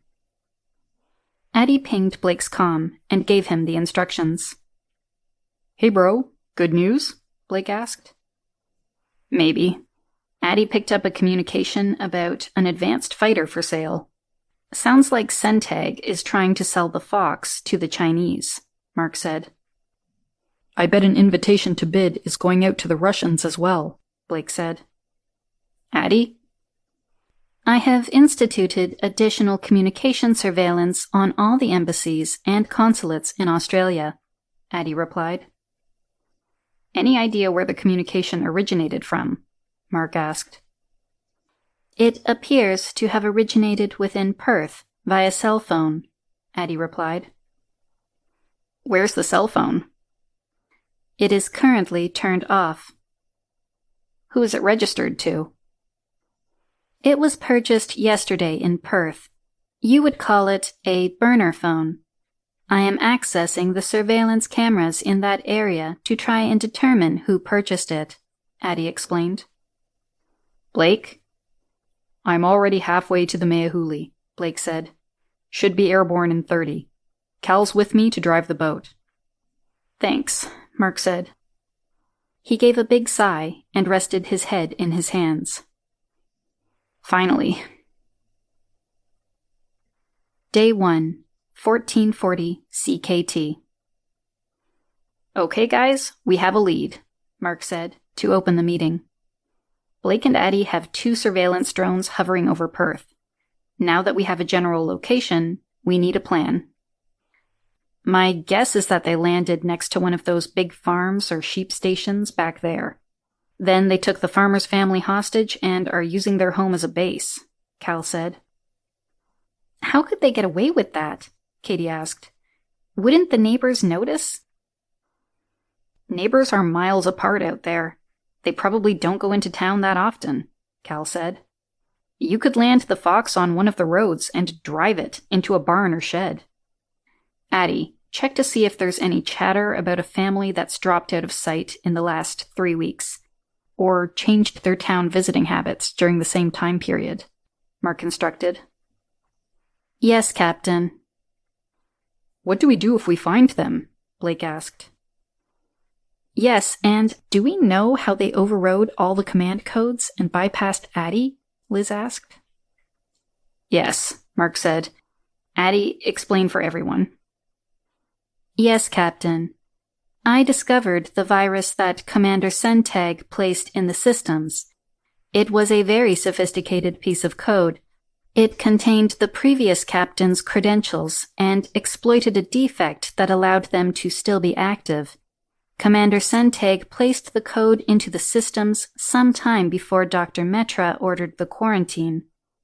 It bypassed the controls on the stasis chamber and deactivated the 4 of them. It was a very dangerous move since there is a high probability that the subject in stasis will die when the chamber is simply turned off and opened. Can you fix it? Katie asked. I have removed the code, Addie said. If we can establish a comm link to the FX4, I can re-establish control over it. How do we do that? Cal asked. We need to get a comm within 4 meters of the spacecraft. That's close, Cal said. What if it's underwater? Katie asked. There would have to be contact between the FX4 and one of the other spacecraft, or a drone, Addie replied. Then I would have a direct link to the system's communication. Nothing like making it easy, Blake said. Could we put an arm or something on the Fox so that it could extend a comm out? Katie asked. The FX4 and the LX9 both have remote arms beneath the cockpit, Addie said. How long does the contact have to be? Katie asked. 5 seconds. Katie sat back and smiled at everyone. We just have to herd Sentag's Fox. Once we find it, with the links and 3 foxes, we should be able to get one close enough to make contact. That sounds dangerous, Mark said. He's desperate and might do something that would destroy his Fox and whichever one is close to him. Then we wait him out, stay on his tail until he runs out of food, water, patience, Cal said. With 3 foxes and Addie driving the lynx, we should be able to hound him into the ground. Okay, so how do we find them? Mark asked. We watch, we listen, and we wait, Cal said. We should put some assets on the ground around Perth. We might be able to pick up some clues about where they're hiding. Who? I'll take a team of 3, Cal said. It's not the same as Afghanistan, but the same principle, and they speak English. Are you sure about that? Liz said. Have you tried talking to an Aussie? Oh, they kind of speak English, Cal laughed. I'll see if any of our guys speak Aussie. Addie, can you link in my team? Ready, Addie said. Guys, we have some work to do down by Perth. Anyone familiar with the area, especially if you can speak the local patois, send me a message. Thanks, Addie. Of course, Ser Cal. Okay, assets on the ground, sniffing around. We have Addie monitoring the communications and the probes giving us up-close surveillance, Mark said. Anything else? Time, Cal said. Oh, I just heard back. We have a woman on the security team who used to date a guy from Perth. She's been there a few times and says she's comfortable with the accent. I'll add her to my team. Good, Mark said. Have Fred give you a ride over. Day 3, 4:32 CKT, 22:32 AWST. A comm alert came up on Mark's HUD. Yes, Addie? An ATM machine was just robbed in northeast Perth. Our guys? Based on surveillance video, they used a plasma torch to open it, Addie said. A Paraxian device? Yes, Captain. How much did they get? Mark asked. The machine was just filled. They got 72,000 Australian dollars. Whoever they're camping out with must have run out of cash. A high probability, Addie said. Inform Cal and the rest of the command team. I have, Captain. Thanks, Addie. Day 4, 21:32 CKT, 15:32 AWST. Mark's HUD pinged him with an alert from Cal. Hello, Cal. Good news, I hope. We think we know where they're hiding out, Cal said. How? Jen's been chatting with the women at the local market here in Tigwell. They've told her that this guy Boswell hasn't been to town as much as usual in the last few weeks. Apparently, he usually brings one of his kids with him, and the last 2 times he's been in, no kids and some big guy hanging around. You think that guy is our missing commander? Mark asked. I'm pretty sure. He always wears one of the Aussie sun hats that covers the neck and ears, Cal said. Makes sense, Mark said. What about the nose? Jen says one of the women said he must have whacked himself on the nose because he was wearing a Band-Aid on it. Okay, so where's his place? 40 clicks east of town, Cal said. We're sending a drone over that way. Okay, I'll get our pilots ready. Day 4, 22:32 CKT, 16:32 AWST. Cal is confident that they know where our missing fox is, Mark said, as he met with his 3 pilots. Good, Blake said. We're ready. We'll go ahead, get underway, and get our planes over in that area. When we know for sure he's there, we'll wait until dark and come in fast from 3 different directions. Everyone, be careful. It's 1700 in Perth right now, dark at 1900, Blake said. Let's go get our babies in the air. Mark looked at Katie in her flight suit. It was hard to imagine that the woman there was his 13-year-old daughter. You be careful, he said to her. Don't worry, Daddy, Katie said, as she gave her father a quick hug and ran out after Blake. Day 4, 11:32 CKT, 17:32 AWST. We're outside the ranch, Cal said. Everything's quiet right now. Sun's just setting. Good, Blake said. We're cruising off the coast, skimming the deck to avoid detection. We think the fox is in the barn. There are a few wide tracks going into it that fit with the fox's landing gear. We'll pop up in 30, Blake said. We'll come in high at Mach 5, circle once to bleed off our speed, then we'll tighten the noose. Copy. Day 4, 040 CKT, 1840 AWST. On our way, Blake announced, as the 3 foxes tilted up and tore into the sky, accelerating to Mach 5. Captain, I have a text to the Chinese consulate from the Boswell Ranch, Addie announced over the comm. What did it say? It said, now, and gave a set of coordinates in the Philippine Sea. Did everybody copy? Mark asked. Copied, Blake said. Copied, Cal said. We have movement. They're making a break for the barn. Crack. Crack. One down, Cal barked. The other is hit, but he's made it into the barn. The fox is coming out. She's airborne. Day 4. 052 CKT, 1852 AWST. It just flew under me, Katie yelled. I'm circling to follow. Right behind you, girl, Liz responded. What's the situation on the ground? Mark asked. We've got one down. We'll police the body and get out of here. The rancher's family is safe, and he just wants us gone. Any worries about police? Don't think so, Cal said. He's pretty adamant that he just wants to wash his hands of this mess. And I think he's hoping to keep the 60 to 70,000 sitting in a bag in his pantry. Okay, clear out. I'll send Fred to pick you up, Mark said. It will take us a few hours to get back to Perth. We'll meet him at the airport, Cal said. Day 4. 0100 CKT, 1900 AWST. I'm on his tail. I can't get into weapons range, Katie said. We need someone to go up high to make up the distance. On my way up, Blake said. Liz, go up high too. Copy, Liz replied.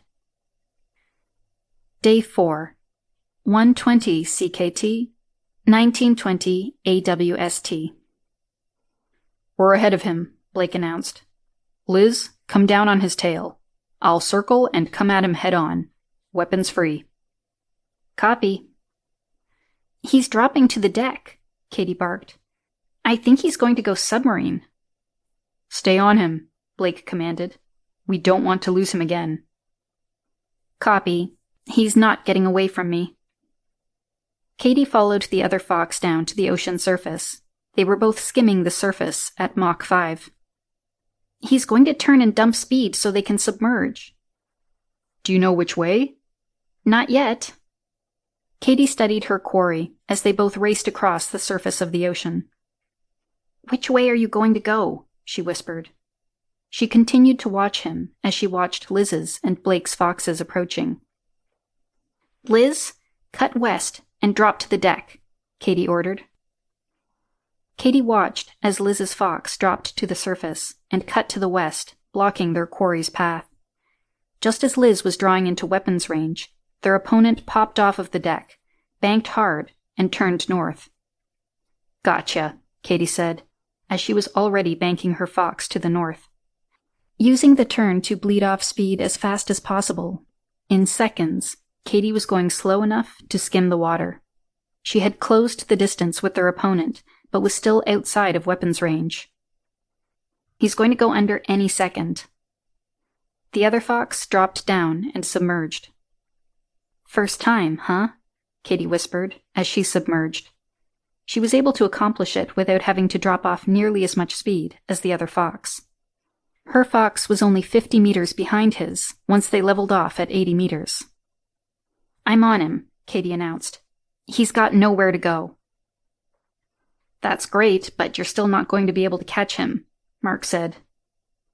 Not yet, Katie said. We can try to have one of the others get in his way, slow him down. I want that fox back, Blake said. I say we wait him out. Wait him out? Like Cal said, he's got no food, or at least not much. How long do you think he can last? How long can we last? Mark asked. We can rotate, Blake said. Katie takes 4 hours, then I'll ride his tail. Between the three of us, we can stay rested, fed, and just wear him out. Captain, Addie broke in. Yes, Addie. The Chinese aircraft carrier Liaoning has left its home port of Qingdao and is steaming toward the Philippine Sea. How long until they can meet up? 86 hours, Addie said. About 3.5 days. Mark did the math for everyone. Can he last that long? He gave them the coordinates, Blake said. He must think he can hold out that long. If he's got water, it would only take a few granola bars and some chocolate, and he'd be okay for food, Cal said. Okay, Blake, set up your rotations. We have 3 days to figure out what to do about the Chinese Navy. Day 5. 2000 CKT, 1400 ACST. I've got Overwatch, Katie announced, as she flew up on Liz. Copy, Liz acknowledged. Blake, I'm on my way. About time, Blake replied. I really need some sleep. I wonder how our disreputable commander is making out. I'm sure he has it on autopilot, Katie said. We keep making up a little distance on him each shift, so he's not paying too close of attention. Well, I wish we could get close enough to tag him out, Blake said. This is getting old. What's your distance? Liz asked. I'm at 20 meters, Blake replied. We won't make it before he reaches the Chinese carrier, Katie said. If he tries to surface, we'll be close enough to take out his engines, Blake said. I think he knows that, Katie said. What do you think he's hoping for? Maybe he doesn't think we know how to fly, Liz said. Probably he's making it up as he goes, Blake said. He wasn't expecting us. Then why did he pick a rendezvous out in the middle of the Philippine Sea? Katie asked. He knew Addie was trying to catch him from when he launched from the Sakura, Blake said. So he needed to stay under until he was close enough for a handoff and could get the Fox out of sight. The carrier must have been his worst-case backup plan. 3 Foxes coming in on him had to spook him. You think he was that well prepared? He was planning this, or something like it, for a long time, Blake said. I'm with Uncle Blake on this one, Katie said. I'm here, Liz announced. You're relieved, Commander Blake. Go get some sleep. You don't have to ask me twice. Day 7. 10 o'clock CKT, 0400 ACST. I've got 2 bogies approaching at Mach 1.2, Katie yelled. Katie was in her 3rd hour of Overwatch for Liz. Addie, alert the staff. Liz, are you okay down there? I'm good, Liz replied. Does this mean I'm going to get paid overtime? I would count on it, Katie said. We'll handle things up here. You stay on Sentag down there. I'm on my way, Blake announced. I'll be there in 30. The Meahuli had been working its way from Rarotonga for the last 3 days. It was now just off Papua New Guinea, so Blake was just a few minutes' flight away. Copy. Day 7. 10:21 CKT, 4:21 ACST. I've got missile launches, Katie barked. She put her Fox into a corkscrew to the right and punched the throttle. Addie, take out the missiles. Yes, Sir Katie. As Katie corkscrewed around the 2 missiles, Addie fired the forward lasers, taking out the first one, then the second. Missiles destroyed, Katie announced. I'm going to come around on him and nail his engines with the plasma cannon. Watch out for his wingman, Blake yelled. I see him. I'm up to Mach 3. He's too far for even a missile launch. Katie continued her corkscrew until she was under the incoming Chinese fighter. She pulsed the plasma cannon for half a second and punched the throttle to max. As she screamed by the fighter, she could see 2 chutes. One down, crew has ejected, Katie announced. I'm rounding on the second one. I'll be there in 2. The carrier has launched another fighter, Addie announced, and a second is preparing to launch. I'm on them, Blake announced. I'm going to go wide and come across their tails. If I'm good, I'll get both their engines before they realize I'm coming. You've never been good, Liz laughed. I'm so bad I'm good, Blake countered. I'll give you that, Liz laughed. Now, be careful. Always. Day 7.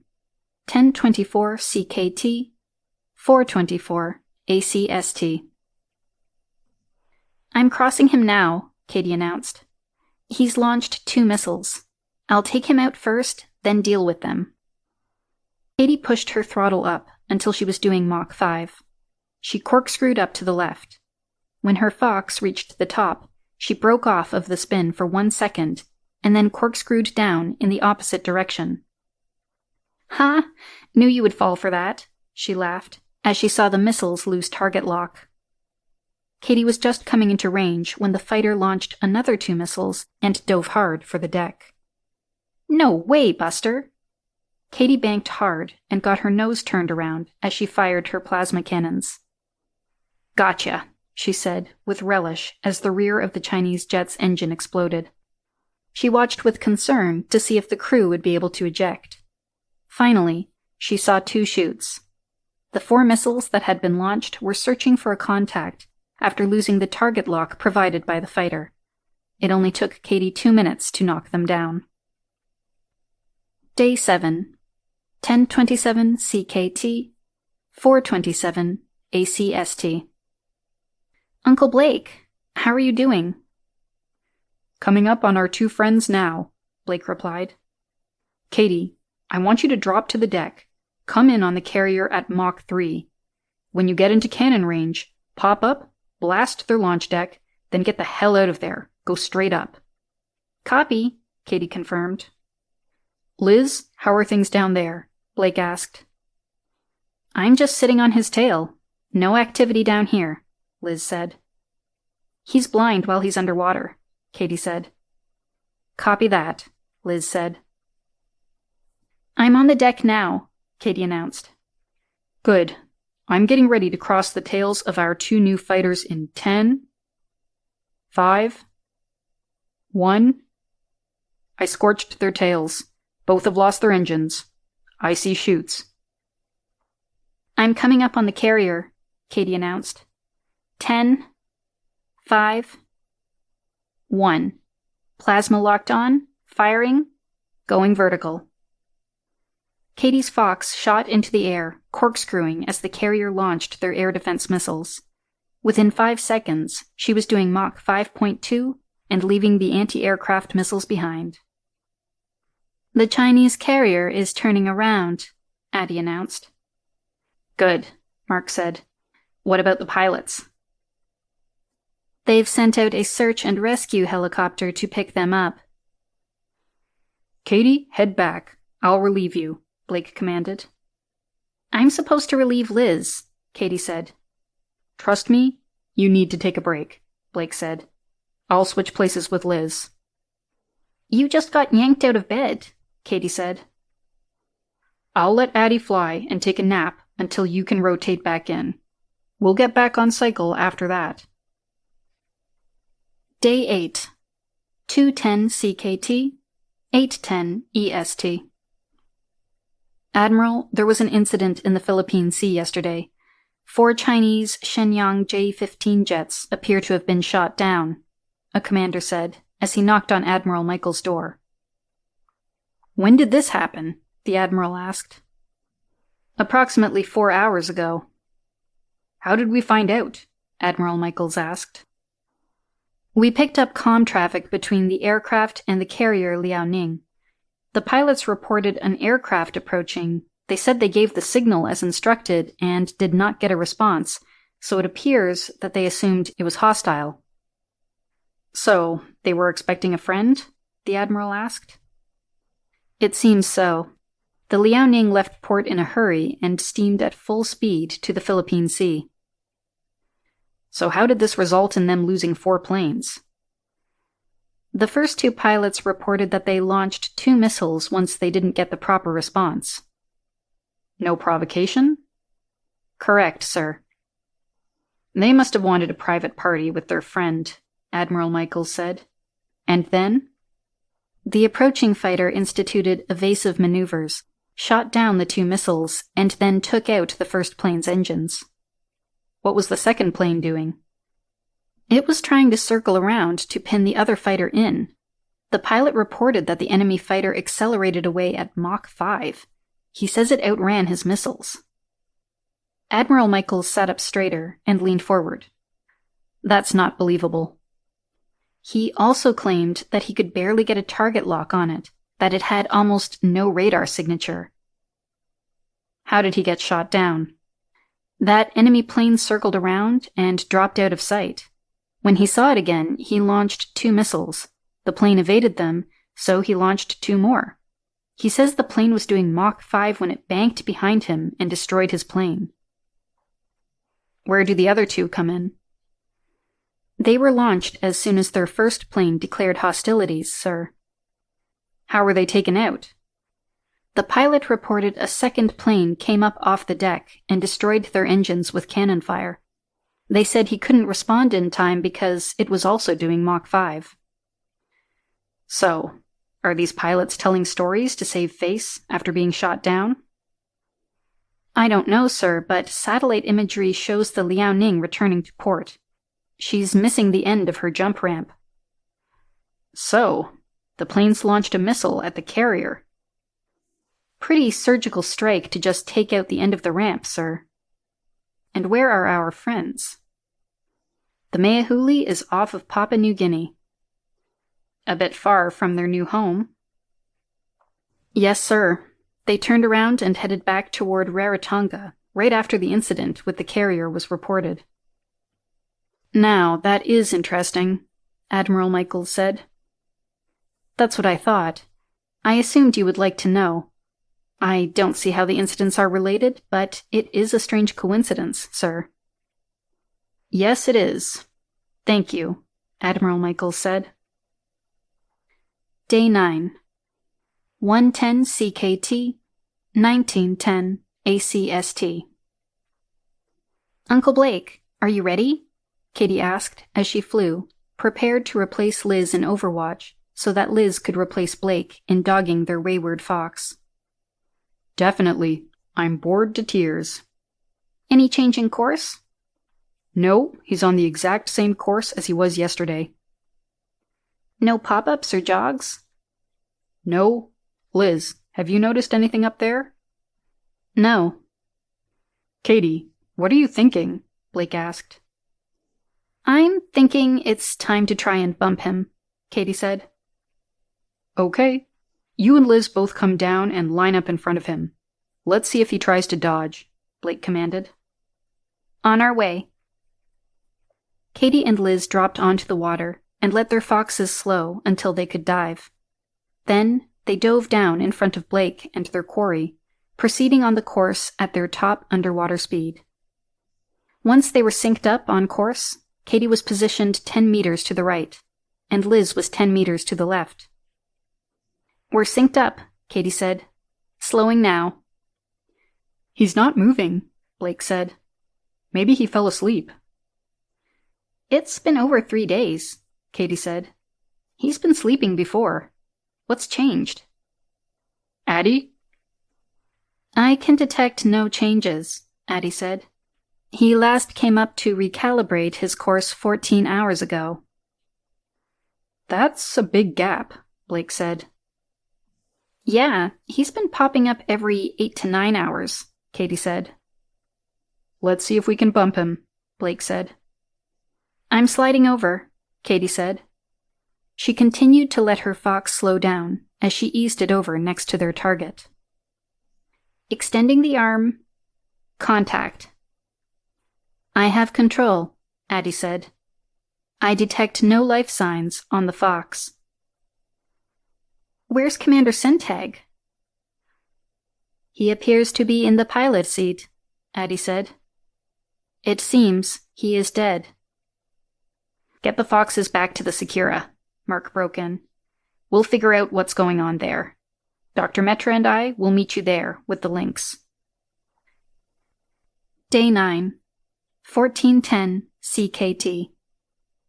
As soon as the lynx and the fox were in the flight bay and the water level was below the port, Mark and Dr. Metra were in the dinghy rowing over to the fox. Hey, you closed the door on us, Katie snapped. Use Flight Bay 1, Mark retorted. We're busy here. Yes, sir, Katie muttered in a surly tone. I heard that. Sorry. Addie, raise the canopy on the Fox, Mark commanded. Any signs of life? Canopy rising, Captain. And I still do not detect any life signs. Can he mask his life signs? It is unlikely, Addie replied. As the dinghy bumped up against the Fox, Dr. Metra stood up, grasped the edge of the cockpit, and looked inside. He's not masking them, she said. Dead? Very. How? His oxygen mask is off, Dr. Metra said. That would explain it, Addie said. I detected no cabin oxygen when I established contact. He had cut off the cabin air when he submerged the plane. I assume it was to prevent me from doing the same, or introducing a sleeping gas into it. You could do that? Mark asked. Yes, Captain, Addie replied. There is a fail-safe sleeping gas canister to deal with potential problems. Couldn't you have injected it into his air supply as well? Normally I could, Captain, but he seems to have modified the system. Okay, so why shut off his own mask? I have no data. However, he did so 12 hours ago. That explains the lack of maneuvering and his not popping up to recalibrate, Katie said over the comm. Addie, continue to evacuate the water, Mark said. We'll deal with him here, then decide what to do. Yes, Captain. Day 9, 1510 CKT. Dr. Metra, what do you make of the situation? Mark asked. The team was meeting in the conference room in the captain's cabin aboard the Secura. I don't know. The commander and the 3 he released with himself were the main troublemakers on the Secura, Dr. Metra explained.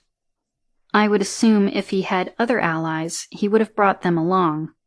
With the 4 FX-4s he expected to find inside Flight Bay 1, he could have taken several others. That makes sense, Mark said. What did you find on his body? I did not find the other half of the communication relay, Dr. Metra said. So, it's probably on Paraxia with his allies, Mark suggested. I would assume, Dr. Metra said. There must have been more to his plan than just killing the captain. Do you think that the rest of the crew are safe? Mark asked. Do you mean their health, or if you can trust them? Dr. Metra asked. Whether we can trust them, Mark answered. I'm not sure. We are far outside of standard protocol. Although, with you as captain, I'm not sure what they can do. Maybe we should ask Addie. Addie, given our current situation, are there any circumstances where a member of the crew could violate my orders and try to communicate with Paraxia? No, Captain. They would need your permission to access the external communications. Are there any circumstances where they could trigger a protocol so that you would communicate with Paraxia? Mark asked. I am sending the standard updates to Paraxia now, Captain. The crew would not be able to change how I do that, Addie said. Are there any circumstances where you would communicate more to Paraxia than you have currently been instructed to by Dr. Metra or me? Mark asked. That would only occur if all members of the command crew were dead, as well as the doctor, Addie said. There are 5 of you now. Is there a way to prevent that? Only by ensuring that there is always a living person to assume command, Addie said. I'm good with staying alive, Blake said. Huh, Mark said. I am too. Okay, so back to the crew. What would the advantage be of bringing them out of stasis? There are 145 remaining crew members, Dr. Metra said. Addie, please list the officers and their qualifications.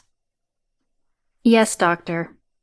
There are 18 officers left in stasis, 4 intelligence, officers who are essentially analysts, the chief engineer, 2 pilots, the propulsion engineer, the communications engineer, the robotics engineer, the weapons engineer, the reactor engineer, 2 hydroponics engineers, the science officer, the navigator, the electronics engineer, the environmental engineer, and the chief steward.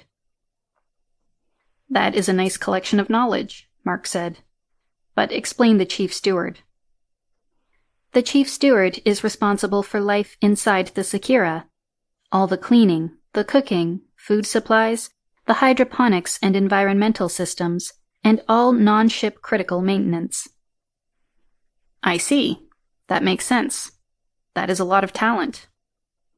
Yes. It takes a lot of specialized knowledge to run a starship. We also have a contingent of civilian scientists. Addie, please list the scientists. There is an architect, a chemist, an energy scientist, an environmental scientist, an anthropologist, an astrophysicist, and a physicist, Addie iterated. And the crew? Mark asked. Addie, please list the crew for ship operations first, Dr. Metra instructed. There are 6 ship pilots, 8 weapons specialists, 8 propulsion socialists, 10 electronics technicians, 4 reactor specialists, 4 maintenance chiefs, 4 communication specialists, and 40 crewmen, Addie listed. Under the chief steward, there are 4 environmental specialists, 4 nurses, 2 cooks, a supply chief, and 20 maintenance stewards. Nice skill sets there, Mark said. Are you familiar with any of them? I am friends with the chief steward, the anthropologist, and the astrophysicist. I've worked with the environmental scientist on a previous mission, Dr. Metra said. I don't like the chemist, but the energy scientist seems like a nice person. The other crew members I'm familiar with only as regards their medical conditions. Okay, that's good for now, Mark said. I think we'll postpone the decision about waking the crew for now. What do we do with Commander Sentag? Mark asked. I'll take care of the body, Dr. Metra said. What else? Mark asked. Well, the Chinese certainly know something is up, Blake said. They're pretty good at containing secrets, so it might not go any further. They don't have a reason to connect it with us, but as soon as you unveil the new links, they're going to assume this was us. But what can they do? Liz asked. Nothing specific, I don't think, Mark said.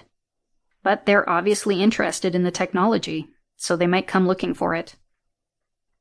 We've been preparing for that eventuality for 6 months, Cal said. I think this just steps up the timeline. Could they get more aggressive? Blake asked.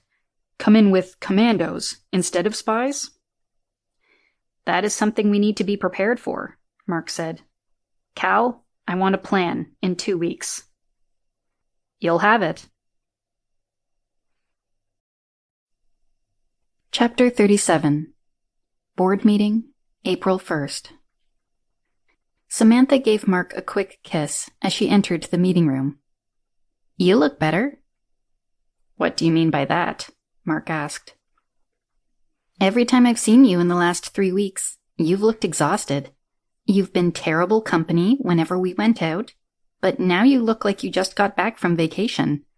You didn't go somewhere without me, did you?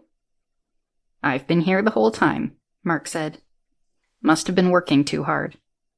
Yeah, I'm sure that's it, Samantha said, not believing one word of it. Hello, Katie, Samantha said. Where did you guys go in the Mayahuli? We sailed over by Australia, Katie said. Liz and I wanted to work on our tans. I think Uncle Blake was hoping to find a Sheila. She laughed. No doubt. Samantha laughed with her. Hey, Cal, when did you get back? Yesterday, Cal said. We had a good training exercise down in Perth. Drink much beer? Our fair share, Cal said. Let's bring this meeting to order, Mark said, as Blake finally arrived. Hey, don't look at me, Blake said. I'm 5 minutes early.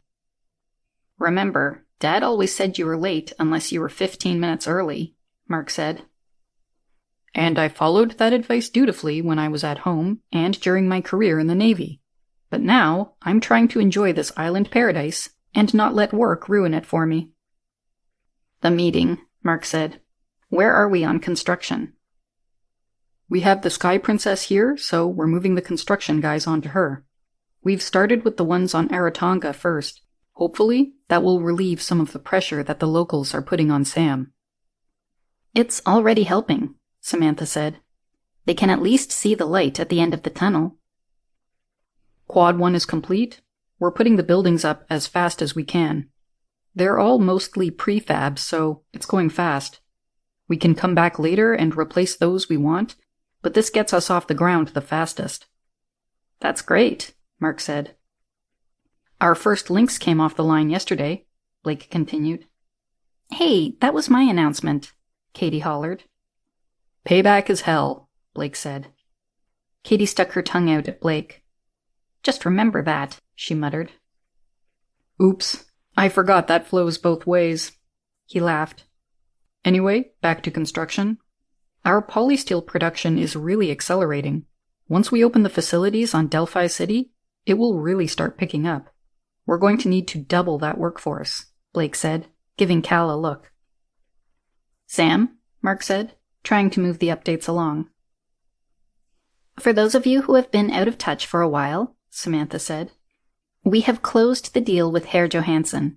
He's ecstatic about the scooters, and we'll have the first prototype here on Rarotonga in 2 days. I'll bet you can't wait until we've moved to the city, Blake said. Yeah, then at least I'll get a little more leash to move about. Katie gave Liz a mean look, thinking about the last week of virtual imprisonment. How are we doing on patients? We are keeping the facilities full, Samantha said. Price increase didn't do anything to the demand. Liz? Just keeping my head above water, Liz said. Katie? Well, as you heard from Uncle Ratfink, the first Lynx is off the production line. It's passed the first round of ground tests with flying colors. It will be ready for test flights next week, Katie said. I'll be the test pilot. Mark rolled his eyes. I was kind of assuming that you would be. Sam, will there be any problems with the government on that? She'll need to have an adult co-pilot, Samantha said. But since she's taking off and landing on Manue, I don't see any issues. Sounds like you're good, sweetie, Mark said. Dad, Katie groaned. I mean, Sir Katie, Mark corrected himself. And? We've submitted the design info to New Zealand to begin the certification of the airplane. Once we have verified its flight worthiness ourselves, we'll begin that process. That sounds good. Anything else? Not much. Just helping out the car design team. Addie's doing most of the work. Fred? Just tracking our orders. Johansson just put in a pretty big one for batteries, Fred said. He's asking about the fuel cells, but we still don't have a design ready there. It's coming, Liz said. Dr. Nicola is very confident she'll have something within the month. Okay. With that, I'm going to close the meeting, Mark said. Here we are, Blake said, as he gave a flourish and pointed to the Sky Princess. Mark had asked for a tour, and Katie had decided to tag along. Of course, that meant Liz had to come as well. Our very own cruise liner, Katie said. Is it really seaworthy? The ship did look a bit worse for wear. It made it here, didn't it? Blake said. And you can see that it's still floating. Mark laughed at Katie. Are the modifications done? Yes, Blake said. It was mostly repairs. We didn't need to modify much. Putting that new septic system on her was the biggest effort. Now even Dr. McGinty wouldn't complain. Good thing, Mark said. That man can really try one's patience. Yes, but he was a good sport and tried out the toilet prototype for Tommy, Katie said. You couldn't manage to flush him down it, could you? Blake asked. No, but Tommy did suggest we see how the treatment plant would process his body, Katie replied. Yup, that's our Dr. McGinty. He can make enemies faster than a speeding bullet, Blake said. Mark laughed. Enough already. Let's check our ship out. Blake led them up the gangway onto the ship. There's a pool on the upper deck. The guys like that. The women even come over once in a while to use it. What's the matter with the beach? Katie asked. I don't know. I think it has to do with the bar and the lack of sand, Blake said. It's a saltwater pool, so no chlorine sting and also no children or surfers. I guess that would be attractive, Liz said. I might have to try it out. I'll go with you, Katie said. I'm not sure I like that idea, Mark said. We'll come when they're all at work, Katie said. Don't worry, I'll keep her safe, Liz whispered to Mark. Mark shook his head and sighed. The problems of being a father with a teenage daughter. Let's see what the accommodations look like. Blake led them down the passageway. Here's the basic room, he said. We converted them all to singles and put new beds in them. We converted the suites into small public spaces so the guys can watch TV in small groups or play cards. Cards? Katie asked. You don't think you've burned your bridge there yet? Mark said. You never know, Katie said. They might not have wanted to admit they lost to a girl. Maybe, but for now, why don't we stay focused on the tour? Mark suggested. This is the main dining room, Blake said. It's set up like a cafeteria. Basically, there's food here all the time. Since the guys work a rotating shift, 5 days on, 2 off, we've got crews at work 7 days a week. There's always someone here on their day off. Okay, you have to feed them, Mark said. How about if they want something different? We have 2 restaurants on the ship that they can go to and spend their own money, Blake said. So far, they've been pretty full every night. There are also 2 bars and 2 nightclubs. 2 nightclubs? Yeah, one of them features some kind of music each night. Amazingly, these construction workers keep it full. The other does comedy. Half the time it's a professional, the other half it's open mic. Some of these guys are pretty funny. Everyone has their hidden talent, Mark said. Have there been any complaints? The only one I've heard is that the booze isn't free. Well, that would be plain stupid, Liz said. I agree, Mark said. Free booze. We'd be up to our necks in industrial accidents. Blake laughed. Do you want to go up and see the pool? I'll see it some other time, Katie said, as she motioned to Liz. Are you serious? Mark asked. Come on, Daddy.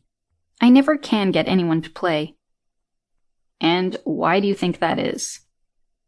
Katie made a who, me face. Go ahead. Did you bring money? Katie nodded her head, then led Liz toward the elevator. They went up to deck 6 and started checking out the small public rooms. There had to be a card game somewhere. Chapter 38. Lynx Test Flights. Katie was nervous as she taxied the Lynx onto Manua's runway. Blake was sitting next to her in the co-pilot's seat, but he was keeping quiet.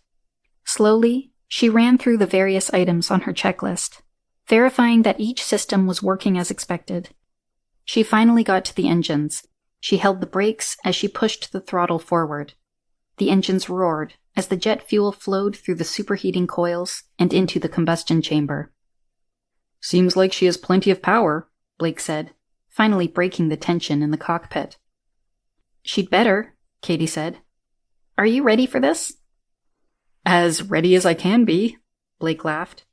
Do you want to call the tower? Lynx 2 to Manua Control, requesting permission for takeoff. Manua Control, Lynx 2, skies are clear, you are cleared for takeoff. Katie released the brakes and pushed the throttle forward. The Lynx raced down the runway. After 1,600 meters, Katie adjusted the flaps and pulled the nose up gently, and the Lynx smoothly rose into the sky. Manua Control, nice takeoff. Have a good flight. Thanks, Daddy, Katie said. Katie climbed to 5,000 meters, then leveled off and started testing the Lynx's turning. She did sweeping turns in each direction, tightening the radius each time. She turns nice. That's a good thing, Blake said. How does the yoke feel? Steady as a rock, Katie said. I'm going to take her up to 20,000 meters and Mach 0.9. Then we'll head back. Cautious, Blake said. Of course. The ground crew will inspect everything tonight to make sure there are no stress cracks or loose components. Then, tomorrow, if all checks out, we'll do a supersonic run. Hey, how did you do the other day on the Sky Princess? Did you find a poker game? Yeah, we found 2, Katie said. 2? Well, they don't last that long, Katie said. So, after the first game ran out of money, we found a second one. How much did you take them for? 600 at the first game. They were nice guys. And the second game? Well, they started making comments and trying to push me out by betting big. They were kind of jerks. So how much? 3,000. You are evil. Not evil, Katie said. Just a little vindictive. Okay, let's go home. I've got a bottle of champagne waiting for us. The whole board was inside the hangar, waiting on them to taxi in and deplane. As soon as Katie stepped off of the ramp, her father handed her half a glass of champagne. Here's to a new era in aviation and the woman who launched it. Cheers! Mark had a photographer taking pictures the whole time. Katie was surprised at how exhausted she felt. The excitement and tension of taking the new aircraft up for the first time was more taxing than she had expected. And maybe she drank too much champagne. Half a glass? What a wimp, she thought. But after an hour of chatting about the flight, all she wanted to do was go to bed. The ground crew had given the Lynx a glowing review. No problems were found, and now they were watching as Katie and Blake taxied to take her back up. This time, they would go supersonic. Let's get this show on the road, Blake said, after Katie had finished her pre-flight checks. Lynx 2 to Manue Control, requesting permission for takeoff. Manue Control, Lynx 2, skies are clear. You are cleared for takeoff. And away we go, Blake said, as Katie pushed the throttle forward. The Lynx rose into the air quickly. This time, Katie only used 1,400 meters of runway. Show off, Blake said. We are supposed to be testing its capabilities, Katie shot back. She took the Lynx up to 20,000 meters and leveled off. While both Katie and Blake carefully monitored the engine temperature and power ratings, Katie pushed the throttle forward. Approaching Mach 1, Mach 1.2, Mach 1.4, Mach 1.6. Katie held the throttle there and initiated some sweeping turns. She adjusted the throttle to maintain their speed through the turns. After a few more turns, she straightened the Lynx out and started pushing the throttle forward more. Mach 1.8, Mach 2.1, Mach 2.3, Blake read off. At Mach 2.8, Katie ran the Lynx through another set of turns before straightening out and taking her up to Mach 4. There she did another set of turns, then turned the Lynx back toward Manue. What, we're going to stop here? We're recording all this to submit to the Kiwis, Katie said. We'll do a flight tomorrow that's off the record. Katie was referring to the fact that the Lynx was actually designed to go Mach 5, but they had a governor on the engines that would restrict the speed to Mach 4. Mach 4 could only be exceeded if the pilot knew about it and could enter the code to disable the governor. Her father had decided that they would like to hold back some capabilities for the first year or so to give them an edge, should something happen that threatened Delphi City. They had even hidden the fact that the Foxes could do Mach 6.2 when they had encountered the Chinese, not wanting to go above Mach 5 unless they had to. After this landing, there was a lot less fanfare. Her father met her in the hangar and gave her a big hug, but then they all went back to work. Just a typical day at Mackenzie Discoveries. Chapter 39. Board Meeting, April 15th. I call this meeting to order, Mark said, as everyone settled around the table. Cal, what do you have? We had a great training exercise last week, Cal said. We're making good use of that paintball arena Blake put in. I've got another team just waiting to take on the A-team. Bring it on, Liz said. We've been getting stale without a real challenge. I'll set it up for next week. Be careful. These are all ex-military. I'm not scared, Katie said. I didn't think so, Cal said. I've got another 4 that will be ready next week. Okay, Mark said. Liz, you've taken the offshore manufacturing and sales. How's it going? Katie's scooter design is up. Johansson built a couple of prototypes last month and has them certified in India, Mexico, Indonesia, and the Philippines. China is still a problem. The first production run has just started. They're popping off the line as we speak, Liz reported. Cool, Katie said. When can we have a few around here? Fred is going to bring some on his next trip, Liz said, giving Fred a nod. That is if I'm properly compensated, Fred said. What do you want? Katie scoffed. I just want you to buy drinks for once, Fred said. Done. Back to Johansson. He has the car design done, so he's hoping to get a prototype ready for road qualifications in the US and EU starting next month. He's really burning through money. Good thing we're selling batteries as fast as we can make them. Katie, how was the test flight? Things went perfect. We did 3 flights to get through all the tests. They're part of the package we're submitting to the Kiwis. Flybys by Fred verified we didn't have a shockwave. That was a relief. She passed them all. We did an off-the-books one yesterday that took her up to Mach 5. The second unit is about ready, and we'll send this one to the Kiwis when they're ready to do certification testing. Anything else? Yes, education. Sam hired 4 teachers to be coaches for anyone homeschooling their children. There are me, the twins, and 6 other students inaugurating the process. Okay, Mark said. Blake, care to add some more to your previous update? Sure thing. We should have the first city section completed in 2 months, Blake said. It will take another 2 months to have the full 4 sections in place, minus some of the infrastructure. We'll add that as we need to. What about our airport? Mark asked. Geez, aren't you ever satisfied? Not when I know I can have more, Mark said. I've hired the guy who worked on Japan's Megafloat project. He wants to actually build one instead of just putting designs and prototypes together. Why do we need another airport? Samantha asked. Most of our stuff comes in on cargo ships. There's a perfectly good airport on Rarotonga. And you've got the small strips here and on Manue that handle the G650. She makes some good points there, Blake said.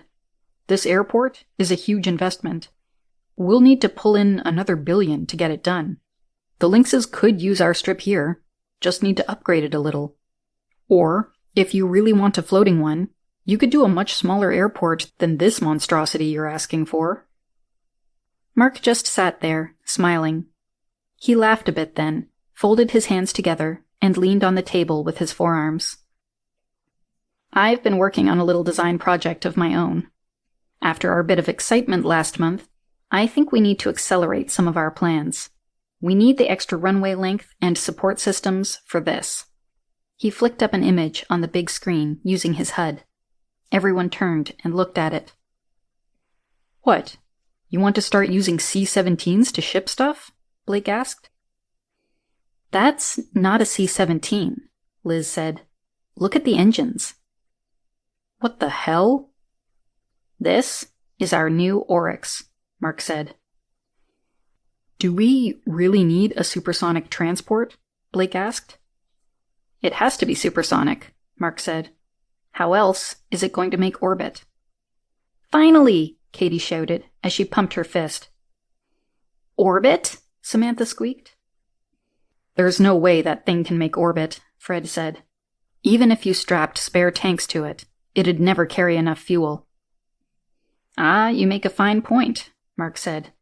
But since these will never land anywhere but our airport, they don't need to be certified, so we can take some liberties with technology.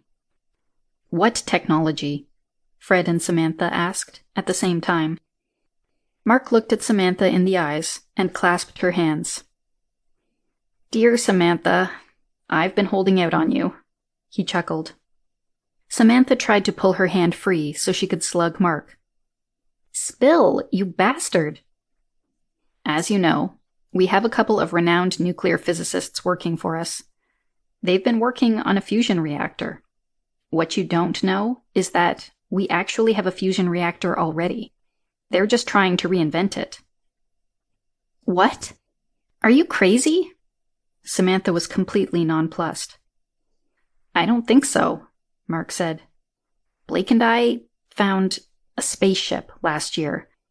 We've been working to introduce that technology to Earth. We're hoping to catch up and maybe get ahead before the owners come looking for it. You are crazy. We'll take you on a tour of it later, Mark said.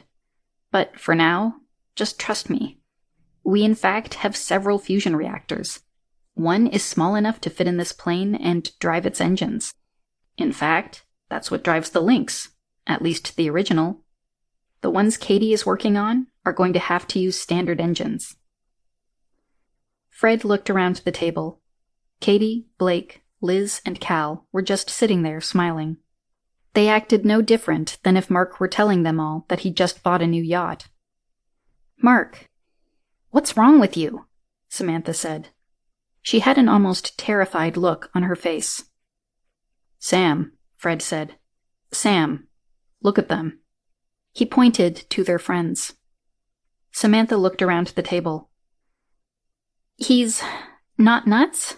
She asked, as she realized she was the only one showing any concern. Nope, Liz said. He let me and Cal see it right before Christmas. It is amazing. And you're going to tell me that Addie is some kind of alien, Samantha said. No, Sir Sam. I'm an autonomous digital intelligence, Addie said. Dr. Metra is the alien, as you say. Oh, I need a drink, Samantha said. Coming right up. Blake jumped up, grabbed a bottle of scotch, and poured Samantha a healthy dose. What about me? Fred yelped. I'm in shock too. Blake laughed and poured another glass for Fred. We're going to have trouble finishing this meeting if you keep pouring scotch, Mark said. There's always tomorrow, Blake laughed, as he poured a more moderate dose for the others at the table. Katie gave him a sour look. After getting a nod from Mark, Blake poured her a tiny dose. To the Oryx, Blake toasted. To the Oryx. And I haven't even gotten to the very best part, Mark said. What? There's more? Samantha groaned. She held her glass out to Blake for a refill. Why do you think we need a ship to fly into orbit? Mark asked. To undercut SpaceX and Boeing? Samantha said, hopefully. Mark snorted. No, to build Station Delphi. Station Delphi? Mark used his HUD to flick the screen to the next image. Everyone gasped as they looked at the image of a space station as it rotated on the display. It was a tall, cylindrical can, surrounded by 3 rings. How big is that thing? Fred asked. Samantha just groaned again. The hub has a diameter of 200 meters and is 100 meters tall. It's for micro-G industry, Mark continued. The outer ring has a diameter of 1,000 meters. The ring itself is an ellipsoid. It is 50 meters by 30 meters, with the long axis parallel to the hub. The station rotates at 1.35 revolutions per minute. That gives the outer ring a gravity of 1 g. The middle ring gets 3/4 g, the inner ring only half g, and the hub will see 1/5 g. If it rotates, how do you have a 0-g industry? Blake asked. The hub has an inner shell that isolates the 0-g area. It doesn't rotate. It's coupled to the outer shell via magnetic bearings along the axis. The spokes you see are elevators, so you have access between the 3 rings and the hub. That's huge, Liz said. Yes, it is, Mark said. It's designed so we can stack 4 of them, one section on top of another, to make it a bigger station, if we need to. How many people do you think will want to live in space? Liz asked. It will depend on how much manufacturing we need to do up there, Mark said. 10 to 11,000 people can live in the outer ring, depending on how many couples and children there are, 3/4 that many in the middle, Mark continued. Maybe a few thousand in the inner ring. We'll have to see how people feel about living in a half-G environment. And how much public space we allocate, Katie added.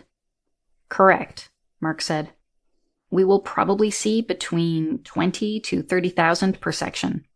We'll just have light industry and some population in the half-G ring.